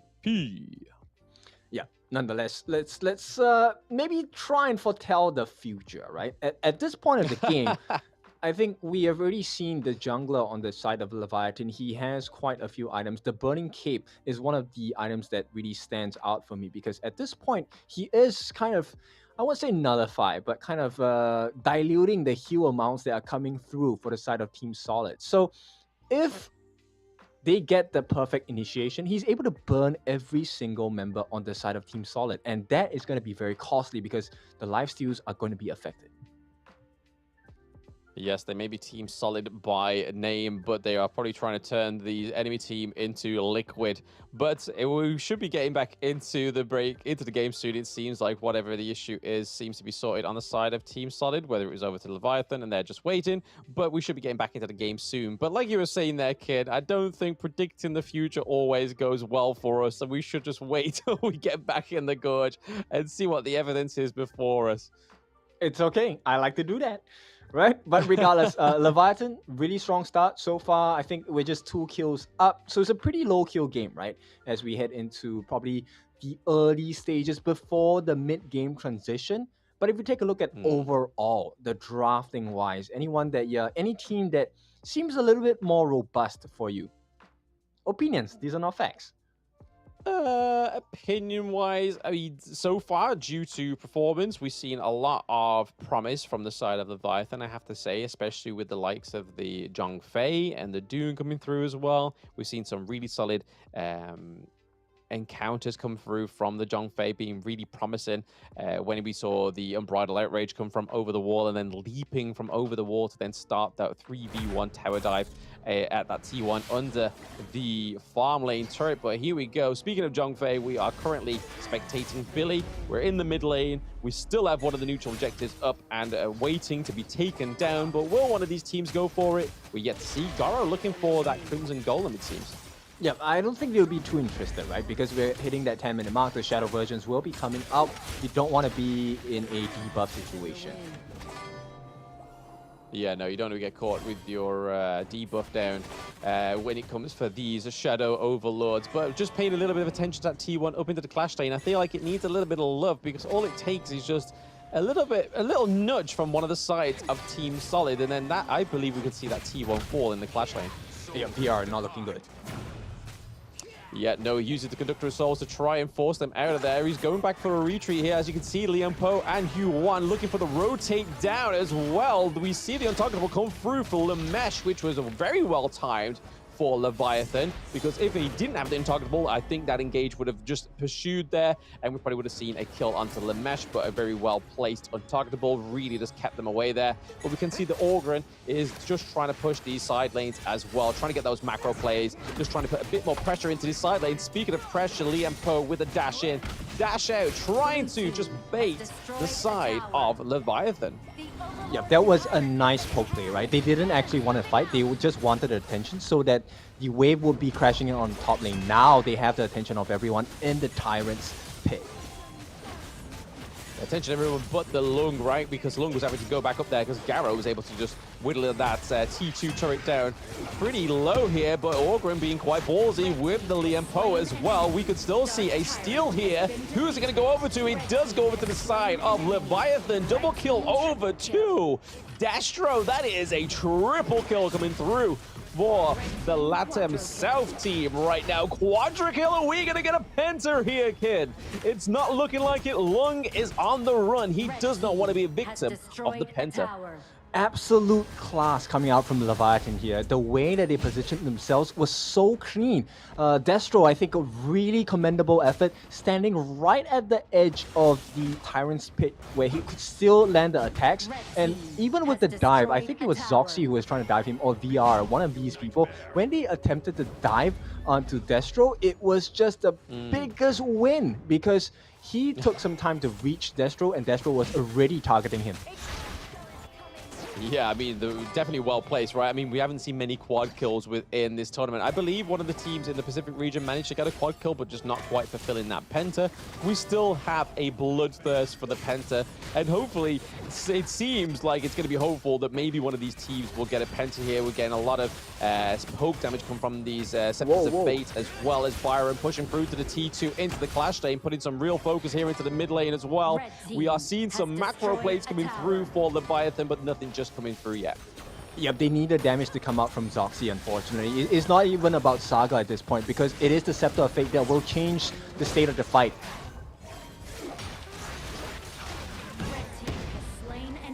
Okay, the Zhongfei manages to get the crucial crowd control as well as the Doom pickup, but that's another kill over to Destro. Destro is just being placed ever so gracefully within these team fights, just always teetering on the edge of danger, but just well enough to get those arrows in and do the damage, just like we've seen here onto No Season and onto the high ground turrets in the mid and the clash lane. This is looking like a showstopper here for Team Solid. They have gone down two of the higher ground turrets, but it looks like the Fate Recall is able to just restore that higher ground, but it still does mean that those super minions are coming through. Yeah, it's a tough one, kind of fathom, right, for the side of Team Solid, because nobody's able to control Destro at this point, and it's very apparent why. They have so many front-facing tanks in the form of Zhangfei, Billy, Andy, as well as Magzi. They're doing so much work for the team. Nobody's allowed to touch the backlines. Yeah, nobody puts Baby in the corner, and currently Baby is Destro right now. He is pretty much sat safe. Look at him, almost 10k gold to Lung's 7.7. That is a huge difference, but that's what happens when you get a quadra kill, surely. All that gold goes over to you, all those beautiful resources as well. Yep, there's no way to stop it. They will get that Shadow Overlord. And at this point, Team Solid, right, they're running on borrowed time, because 43.5 thousand gold, that's a 8,000 gold advantage going into the hands of Leviatan. Which is huge, right? At any point in the game is huge. But look at that! 14-minute mark. Look at all that damage onto the Lung coming through, and he's not able to touch Destro right now. Saga's just kind of being hit from left, right, center. He's like, ugh, what's going on right now? And same thing for this high ground turret. Thanks to the Vanguard coming through, we're still just seeing those arrows fly. And because of that Azure Golem as well, the mana on the Garo is not going to be an issue here. We try and see an attempt onto Garo into the back line, but it was a big flash to keep her alive. Double kill goes over to Lumesh as well, but it is going to be a team wipe here as they take game one from Team Solid. Team Solid only getting one kill on the board. Clean game. This was a really clean game coming out from Leviatan. Understanding the strengths, right? So this full-on frontline tank, just to keep Destro safe, very, very effective, because you could see Garo deals an insane amount of damage, and especially when she procs her ultimate, that Sphere of Purity, it really was just pure damage coming through. They couldn't handle them. Zoxy was the solution to that, right? But the Scepter of Fate could never reach her. They attempted so many times. The Lianpo wanted to jump in as well, but as long as she has Flash, she is untouchable. Yep, I mean, she knew the borders and boundaries of the enemy team, and we saw that Destro set his own boundaries, and that boundary was, hey, you're going to kill me once, but you're not going to kill me after that. And as you can see, 11.4k gold to Saga's 7.9, which is not good at all when it comes to Lung players that we've seen currently come and go within Honor of Kings right now. And to be honest, I have to give props to Lamesh. That double kill towards the end was phenomenal. Yeah, with the Twilight Stream, right? Additional magic penetration lowers the defenses as well. And with the Frozen Breath, Mask of Agony, that's a lot of damage over time as well. You know what's truly, truly surprising to me is the amount of damage that Destro was doing. She's not even 6 slotted yet, right? The last item would have been a Blood Weeper based on the itemization. And at this point, she was dealing close to 30% of the team's damage, and for good reason as well. Look at the damage taken from across the team. She was one of the lowest markers, with the exception of Lumesh as well. Yeah, Lumesh and Destro's placement within these team fights was just another level. But to be fair to Team Solid, they didn't really draft in anything that could really get into that backline or was able to get into the backline. Yes, Orgren could use his paths to try and get there, but like we already saw when we saw TSVR try and invade onto Garo, it didn't end well, right? Yeah, exactly, because it takes some time, right? There's nobody with instant access. Everyone needs to take a stroll before they get to touch her. And after that first mistake by Destro there, you know that Destro knows about the distancing. He's not going to allow himself to be caught in that position once again. And the draft by Leviatan, extremely scary, because the 4 members besides Destro, they all have skills of control. Yes, control, and you can kind of tell from that draft that they were able to control the whole of that map. There was never one point where we saw Team Solid actually get their foot through the door, never mind just kind of knocking on the door to ask a few questions if they were home. But definitely Leviathan had the lights on and was able to take that ace towards the end and take the crystal, but Lemash taking the MVP. Very close between Lemash and Destro, in my personal opinion. Yeah, for sure, but it's always the silent killers, right? So Lumesh just hiding in the shadows, 131.6 thousand damage, no deaths at all. There were a couple of moments where he used the Ocean of Tears to absolute perfection there, hiding using the passive of the Icicles as well. And with that dodge, it baited the rest of Team Solid in, and Destro loves an invitation like that. I mean, does he need an invitation, especially with that range, right? It didn't seem like he did. He's just like, hey, I'm coming in. I'm crashing the party, bro. It's just me or not me, and I'm definitely going to be there, especially with that quadra kill. That was just absolutely sweet from Leviathan, seeing the quadra kills come through for the American region. Shame it could have been a penta. That would have been super hype for the team, but I think Team Solid have a lot of thinking to do going into this game too, to be honest. Well, talking about it, it's not the end of the series yet, and not the end of the saga, as well as end of saga here, right? So we will be back with the second game of this best of 3 series. Can Team Solid figure some functions out to deal with the likes of Leviathan? Find out when we come back.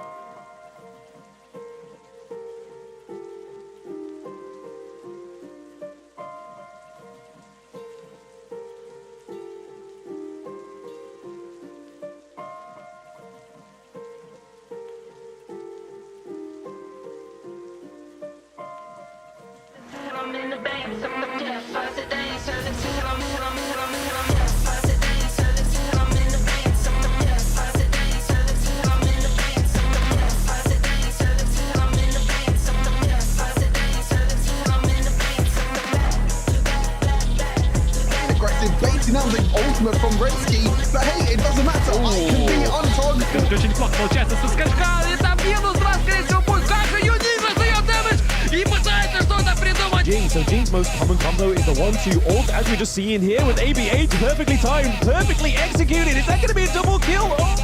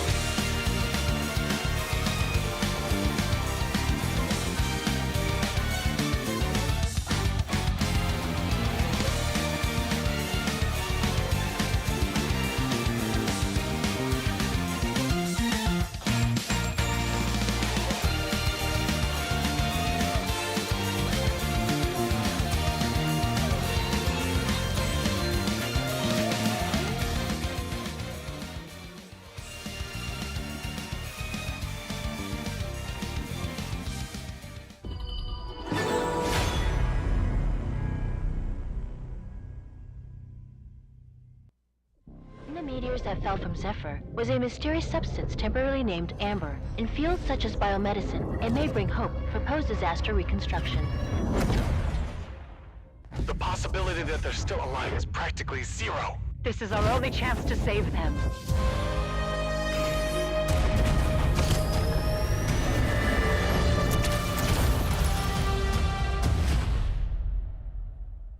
Doctor, we received a weak signal from Zephyr for the first time. Zephyr! Rescue!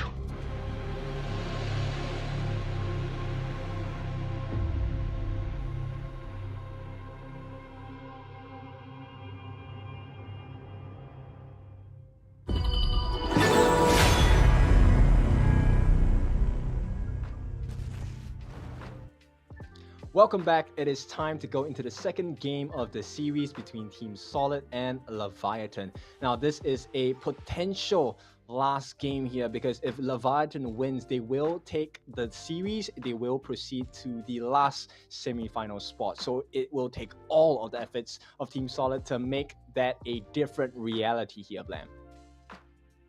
Yes, Team Solid definitely need a solid turnaround to get them back onto these best of 3 and trying to win it for themselves as well, because if they don't do it, if they don't go through, they will be the only Brazilian team that don't go through to the semi-finals, which would be a bit of an upset. It would be nice to see a few more Brazilian teams into the semi-finals, but hey ho, we can't always have what we want, right? But if they really want it, they will definitely find a way to get it.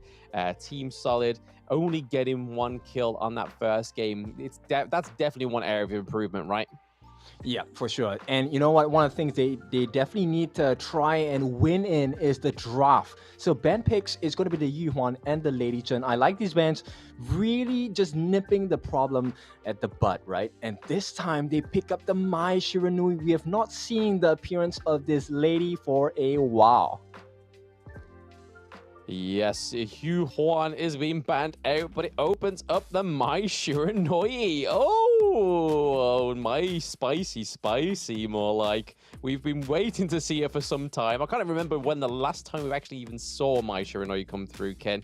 But that does mean it leaves open up the Ali, which is what Leviathan's going to go for. And man, if Destro's a monster on Garo, who's quite immobile,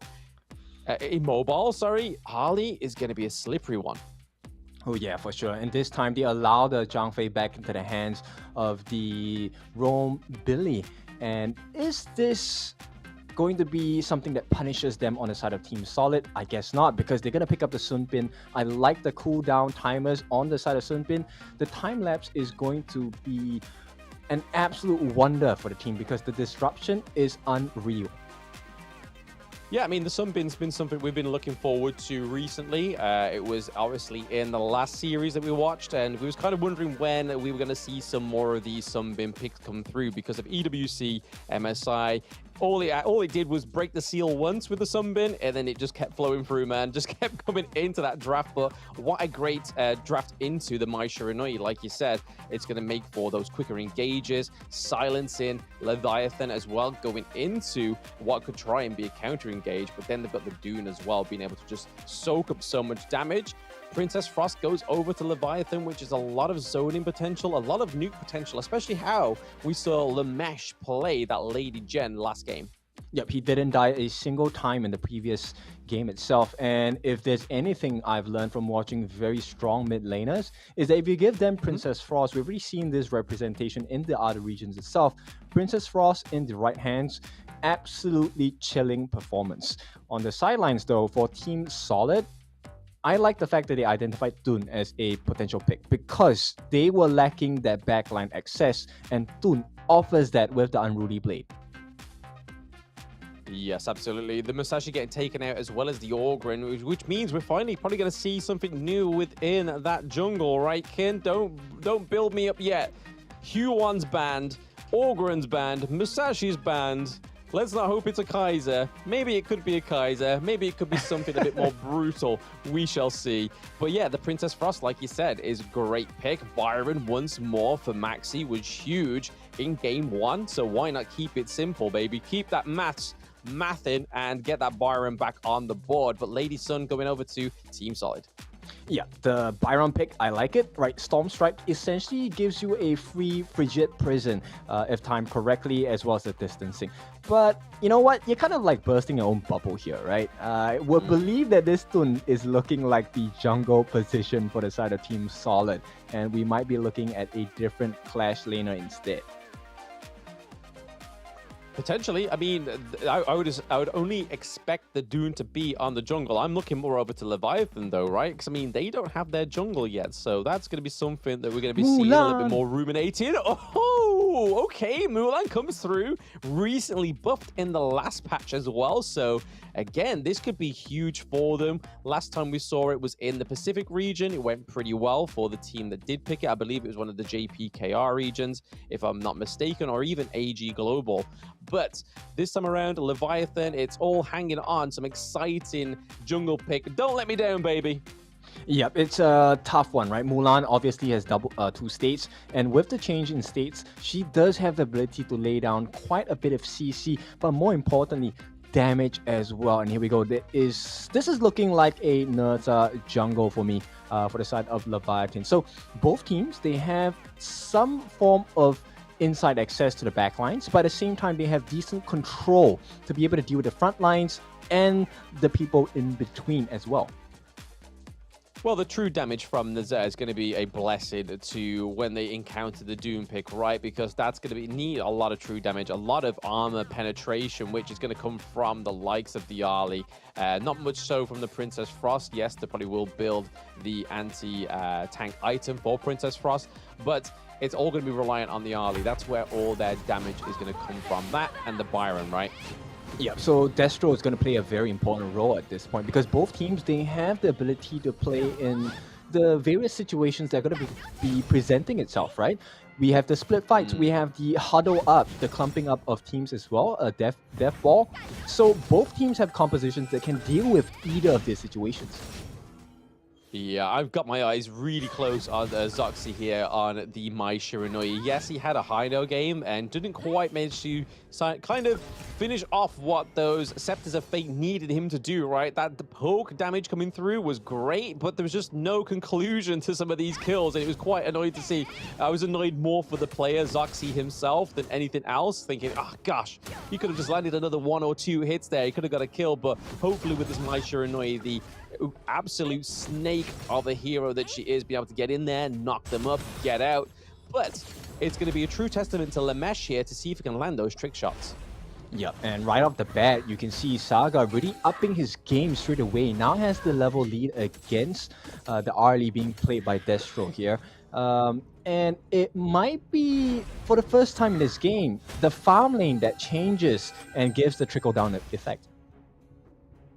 Yeah, just less focus on there. We're seeing that Nazar's going in onto the Mai Shiranui. That's a one way to lock down that slippery slake. But we do have Lamesh coming through as well, but she does able to get back to safety, trying to just push that minion wave a little bit back further, so she doesn't have to worry about it when she recalls, because that's potentially what's going to happen next, right? They need to get Zoxy back to get some help. Yep, it's still a massive aggression coming in from Leviathan, and Zoxy is going to walk away with a sliver of health at this point. But the first big play might come out at the top lane. Once again, focus on the clash. Yes, we've had First Blood so many times today in that clash lane, so it's going to be interesting to see if we are going to follow suit for what could potentially be the final game of the day. But Team Solid really popping into a solid draft here, especially being able to get that Mai Shiranui from the ban bench. She has been pretty much pulled up from the bench warmers, like, hey, yo, we kind of need a last contingency card here, and it looks like Mai Shiranui is what they're looking for on the side of Team Solid. Yeah, and you know, one of the benefits of the draft so far from Team Solid, the ability to allow Saga to farm already has the media on hand, so she's going to be able to deal quite a bit of damage. Right now, the biggest concern for her isn't about dying, it's really just about the mana management. Yeah, mana management and keeping that lane in check, because that's one of the downfalls of Team Solid in Game 1, right? They just did not have some solid priorities in those lanes, and I really like how Lady Sun and Saga have gone for the armor pen, the second tier item first, rather than boots, really rushing that damage to try and actually do something to the Zhongfei in this lane. But both Destro and Billy looking pretty low here. Dune is also on the stalk as well. Yep, so both teams want to make that cross-map play, right? And so far, nobody has been able to find that opening just yet. Nope, not just yet. And with the neutral objectives just round the corner, I can imagine it'll be anytime soon. But we're seeing something that didn't happen in the last game where Team Solid is actually taking the gold lead ever so slightly right now. It's only 500 gold, so let's not get too excited. Let's not start waving our Team Solid flags just yet. But I reckon that if they can capitalize on it and keep going for it, that could be a sturdy way to get into the end game and potentially a match 3 against Leviathan. But right now, there's a lot of tit for tat before these neutral objectives are on the board. Yep, honestly, it still looks very good, right? So Team Solid, the fact that Saga is doing well in lane against the RD is something that is of value to the side. But here we go, maybe the first big engagement. Yes, Doom with a knockup, but we're speaking of knockups, there is no knockup when there is the My Shiranui around as well, just be able to kick about. We see some farm lane proxy going on into the clash lane as well for the Mulan, but it is going to be the Tyrant going over to the side of Leviathan once more. They need that damage because, like you say, Ken, Saga outlaning the Ali is something we don't see often, but having that Tyrant is really going to try and negate that. But we are seeing the Zhongfei trying to meet up with the Ali between the river here, trying to do a lot of damage onto some Bin, looking pretty low, but Zoxy is not having any of it, trying to keep away Destro from Fusion. Yep, just out of reach once again. The Ryu engine didn't really hit the mark there, and this is going to open up the map for the side of Leviathan. You can see a lot of focus being placed on the bot lane. At this point, Lumesh already has a Stone of Sorcery, probably going to go into the Frozen Breath, and that's going to be a huge power spike on the top lane as well. They're making so many plays all across the map. Yes, T1 down into the farm lane as well, but that's what kind of things you expect when Ali picks up that Doomsday, those basic enhanced attacks, as if she doesn't pack enough punch already. It's going to get only worse from here for the side of Team Solid when that Ali comes through. And if we're going off anything from Destro's performance on the Garo of Game 1, I can imagine this Ali is going to be looking a lot more flashy into the late game. Yeah, for sure. You know, even though she is behind, it doesn't feel like Leviathan is playing from behind. They have a little bit more map control at this point. And I'm a little worried because Team Solid, you can slowly see space being squeezed out of the map for them. Yes, that Dark Matter is definitely forming on the side of Team Solid, where it's going to push the Leviathans away into a further gold lead. They are just peeping, just actually in equilibrium right now. But this could be the end of it because the first blood comes through. 6 minutes in, Kin. We've been waiting for it. Been teased over and over again from Zoxy. But we get the first blood. It goes over to Leviathan. It's not in the clash lane, and they're not done yet. We do see that VR is here with the Mulan trying to push away Billy, and it is a success, but they are able to take the T1 up into the top lane. But in regards and response, Byron takes that T2 in the farm lane. Yep, this is hot knife through butter at the farm lane itself because there's 2 towers in the space of 6.5 minutes. Mind you, the first blood was given to Destro as well, so his farm is going to be amplified. He's now standing at 4.7 thousand. Yeah, now finally actually showing the true colors of Destro being ahead of the gold of Saga there. Only ever so slightly. All it takes is a little bit of focus from the Lady Sun to get some more of the minions, the resources come through. But this Mulan's doing some really good proxy farming between these turrets, right? Really trying to freeze these lanes whilst then she's able to try and promote a good, healthy team fight for the side of Team Solid. But there we are, the Unbridled Rage. We thought that we're going to see the downfall of Zhongfei, but down goes Zoxy. We are seeing a potential go down for No Season as well. There is No Season on this Dune right now. It's looking pretty salty. It's looking pretty pale, and it is a kill for the side of Leviathan. Yep, they just overextended on the side of Team Solid. That was a good idea coming out from Zoxy, right? He did get the knockup onto Billy, but that's the unfortunate thing. He got the knockup on Billy. And with that, the turnaround was just insane if I'm not wrong. At that moment, Billy still had his beast form, and that is what costed him his life because with the slam, when he slams his fist on the floor, you can be expecting a huge amount of damage. Now, Lumesh already has the Frozen Breath, and this is not an ideal situation. Lovely for the side of Leviathan, but it's very painful for the side of Team Solid. Yes, we saw Billy with the slam, wham, thank you, blam, but no season here, maybe getting caught out as well. Nazar comes in. Also, when you think that one beast is enough, you see Nazar from the other side of the map come through, you're like, whoa, okay, calm down. Yeah, Andy also has the Blood Rage, so he does have extra survivability, but he has enough damage as well. Here we go. Andy catches eyes on Tough 4. He does not care. Yeah, I mean, Nazir's got quite a lot of damage, but is it going to quite a lot of health, sorry, but there's a lot of damage going on to it, but the Winter is coming, is going to save that blazing Nazir here. There is a kill onto the Mulan as well. That is a 2-1 trade, and he goes down for VR and Zoxy, which is a lot of damage on the side of Team Solid now being negated. Saga is the only hope to try and keep this mid-tier 1 alive. If he raises his head, he may fall here. Yep, it's saving grace and a consolation prize that they get a couple of minions, but they will not be able to protect that mid T1. And this is a map that is extremely dark for the side of Team Solid. Yeah, I mean, Leviathan's really showing the aggression of those, that lane priority that we know them for from that game 1, right?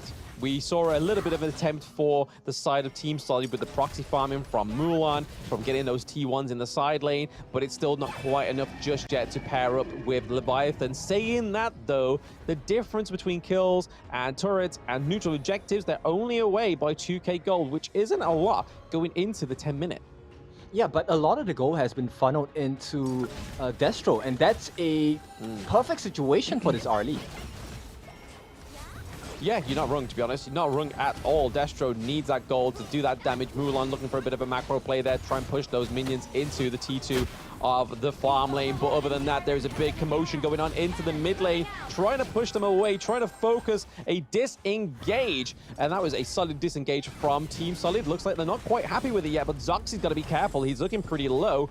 VR on the run as well. Saga looking for a way in, trying to do some damage onto Lamesh. Lamesh taking a lot of blows there. The ultimate shell coming through, not quite finishing off Lamesh. We are seeing a little bit of a split priority here. We see that the neutral objective is potentially being used as a bait with the Maxi on the backside of the farm here. What is going on, kid? There's too much songs and dance going on here. We're trying to do the two-step, but also do the line dance at the same time, but we are getting the neutral objective for the side of Leviathan, but they are not done just yet. We do see that Saga is able to get a kill, but Saga goes down to Maxi, and then we get Ali getting the kill onto the Mulan as well. We see the Fusion is on the run. Oh, man. Just these closed out kills are just running away. Team Solid really getting away with a lifeline. I'll be honest, that was lucky of Team Solid, because to be honest, I really like the way that Saga was thinking right before the fight, right? He managed to lay down quite a lot of pain onto Maxi, but unfortunately still got caught out because Billy was chasing him down. There was a lot of damage. Billy actually saved his ultimate for that perfect moment there, and that really costed Team Solid the fight, because once Saga is out, there's not much damage to be offered from the side of Team Solid. Yes, unfortunately for the side of Team Solid there, we honestly thought that was going to go a little bit better for them, but Zoxy fell pretty early as well, did the Mulan, which can obviously be a bit of a battering for tankings. But speaking of batterings, we do see the Unbridled Rage come through, activated pretty early here onto No Season. We get Ali getting another kill onto Zoxy. There is Zhang Fei taking down the Dude as well. One thing I didn't expect to come out of my mouth today was Zhang Fei taking down Dude, okay, but here are the minion waves coming into the mid lane as well onto the higher ground turret. We see that all of the side of Leviathan are looking for a full frontal attack onto these high ground turrets. Boom one, boom two. We're onto the crystal here with only one surviving member, which is Fusion, and I don't think there's going to be enough Fusion's power coming through here to save the day. It is finishing the same way, kid. Ace and the crystal for Leviathan, taking a solid 2-0 from Team Solid. Welcome to the semifinals. Finally, a different team from the Brazilian region. It is the LATAM South qualifying Seed 1 Leviathans going through as your final semifinalists. Yep. Crystal clear performance. This is top quality and masterclass coming out from Leviathan. They really funneled the gold into the correct members on the team, especially for Destro. He was giving all the freedom in the world to get the kills and really just get away scot-free. No punishment offered by the side of Team Solid. But it's something you can't blame them, right? At that point of the game, they just couldn't catch up anymore. Yep, no, they could not catch a break. They couldn't make the Solid outcome a true reality for themselves there. Team Solid walking away with a 0-2 loss between Leviathan. But going into it, I mean, this is the first seed of the LATAM South team qualifiers going against the third seed of Brazil. And we know Brazil is a great region. It brings out a lot of talent, even just on Team Solid as well, with Fusion being a part of the scene since 2022. But speaking of time and experience, let's look at all the resources spent onto Destro there. 10k gold to Saga's 7.8. It's crazy to think that Saga was owning that lane at some point. Yeah, you know, for perfect reason as well. Billy did a very good job of being the utility tank, but it's the unsuspecting pain that he was able to bring, right? With his beast form, with the Unbridled Outrage, he was taking 28% of the team's damage, which allowed so much room for Destro to come in, once again, hitting that 30% damage mark for the team. Now, of course, Saga did the same as well, but the difference in amount of damage they're dealing is way too different. 386,000 damage laid on by Destro here with the Arlie. I mean, we have to give props to the gold graft here. You can see that Team Solid did have a lead at some point. Yes. It was a few K. It wasn't a lot, but it was able to be overturned thanks to that fight at the Tyrant, right? That's where it all kind of went south for the Team Solid, is just how well it went in favor for the side of Leviathan. And we're going to see it again, highlighting and reliving the nightmare of Team Solid when they lost that Tyrant fight. But some fantastic engages. And I want to really batter home that point that was on about earlier, Kin, where we were really bigging up these Rome supporters that are able to be very aggressive. And Billy was fantastic on this Zhongfei. Yeah, love it, right? That's exactly how an aggressive smite style Zhangfei should be played, and this was a big performance by Billy. Not only did he turn multiple fights, he was soaking enough damage for the team to really just go crazy as well. At the same time, because of the way he plays, he puts a lot of safety for Lumesh to just run at people. And isn't it really scary when a Princess Frost is running at you? This is the situation they were in. VR got absolutely smashed with the Shattered Eyes there. Not a sight you see every day, even in your ranked games as well. Now this leads us to the MVP of the game, and rightly so. It is the aggressive Zhangfei with the smite, Mr. Billy. 40,000 damage as a support. That is a lot. I mean, the fact that he managed to take down Dude on his own, I was like, what the heck has he got in his kit, bro? He just taken down one of the most tankiest heroes in the game. But not only that, taking that 62.7k damage as well as not losing a single health, getting that 10 assists, 3 kills, one of them being Dude. I'm not going to let that live down. But Leviathan's Billy is really a support player to be looking out for, I think.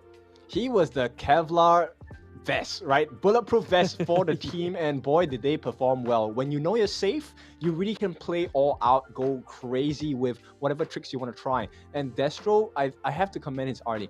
The positioning of his lift steps, the timing of his dashes, and of course, with the final itemization on that Sun Chaser, her reach, or his reach for Destro was just out of this world.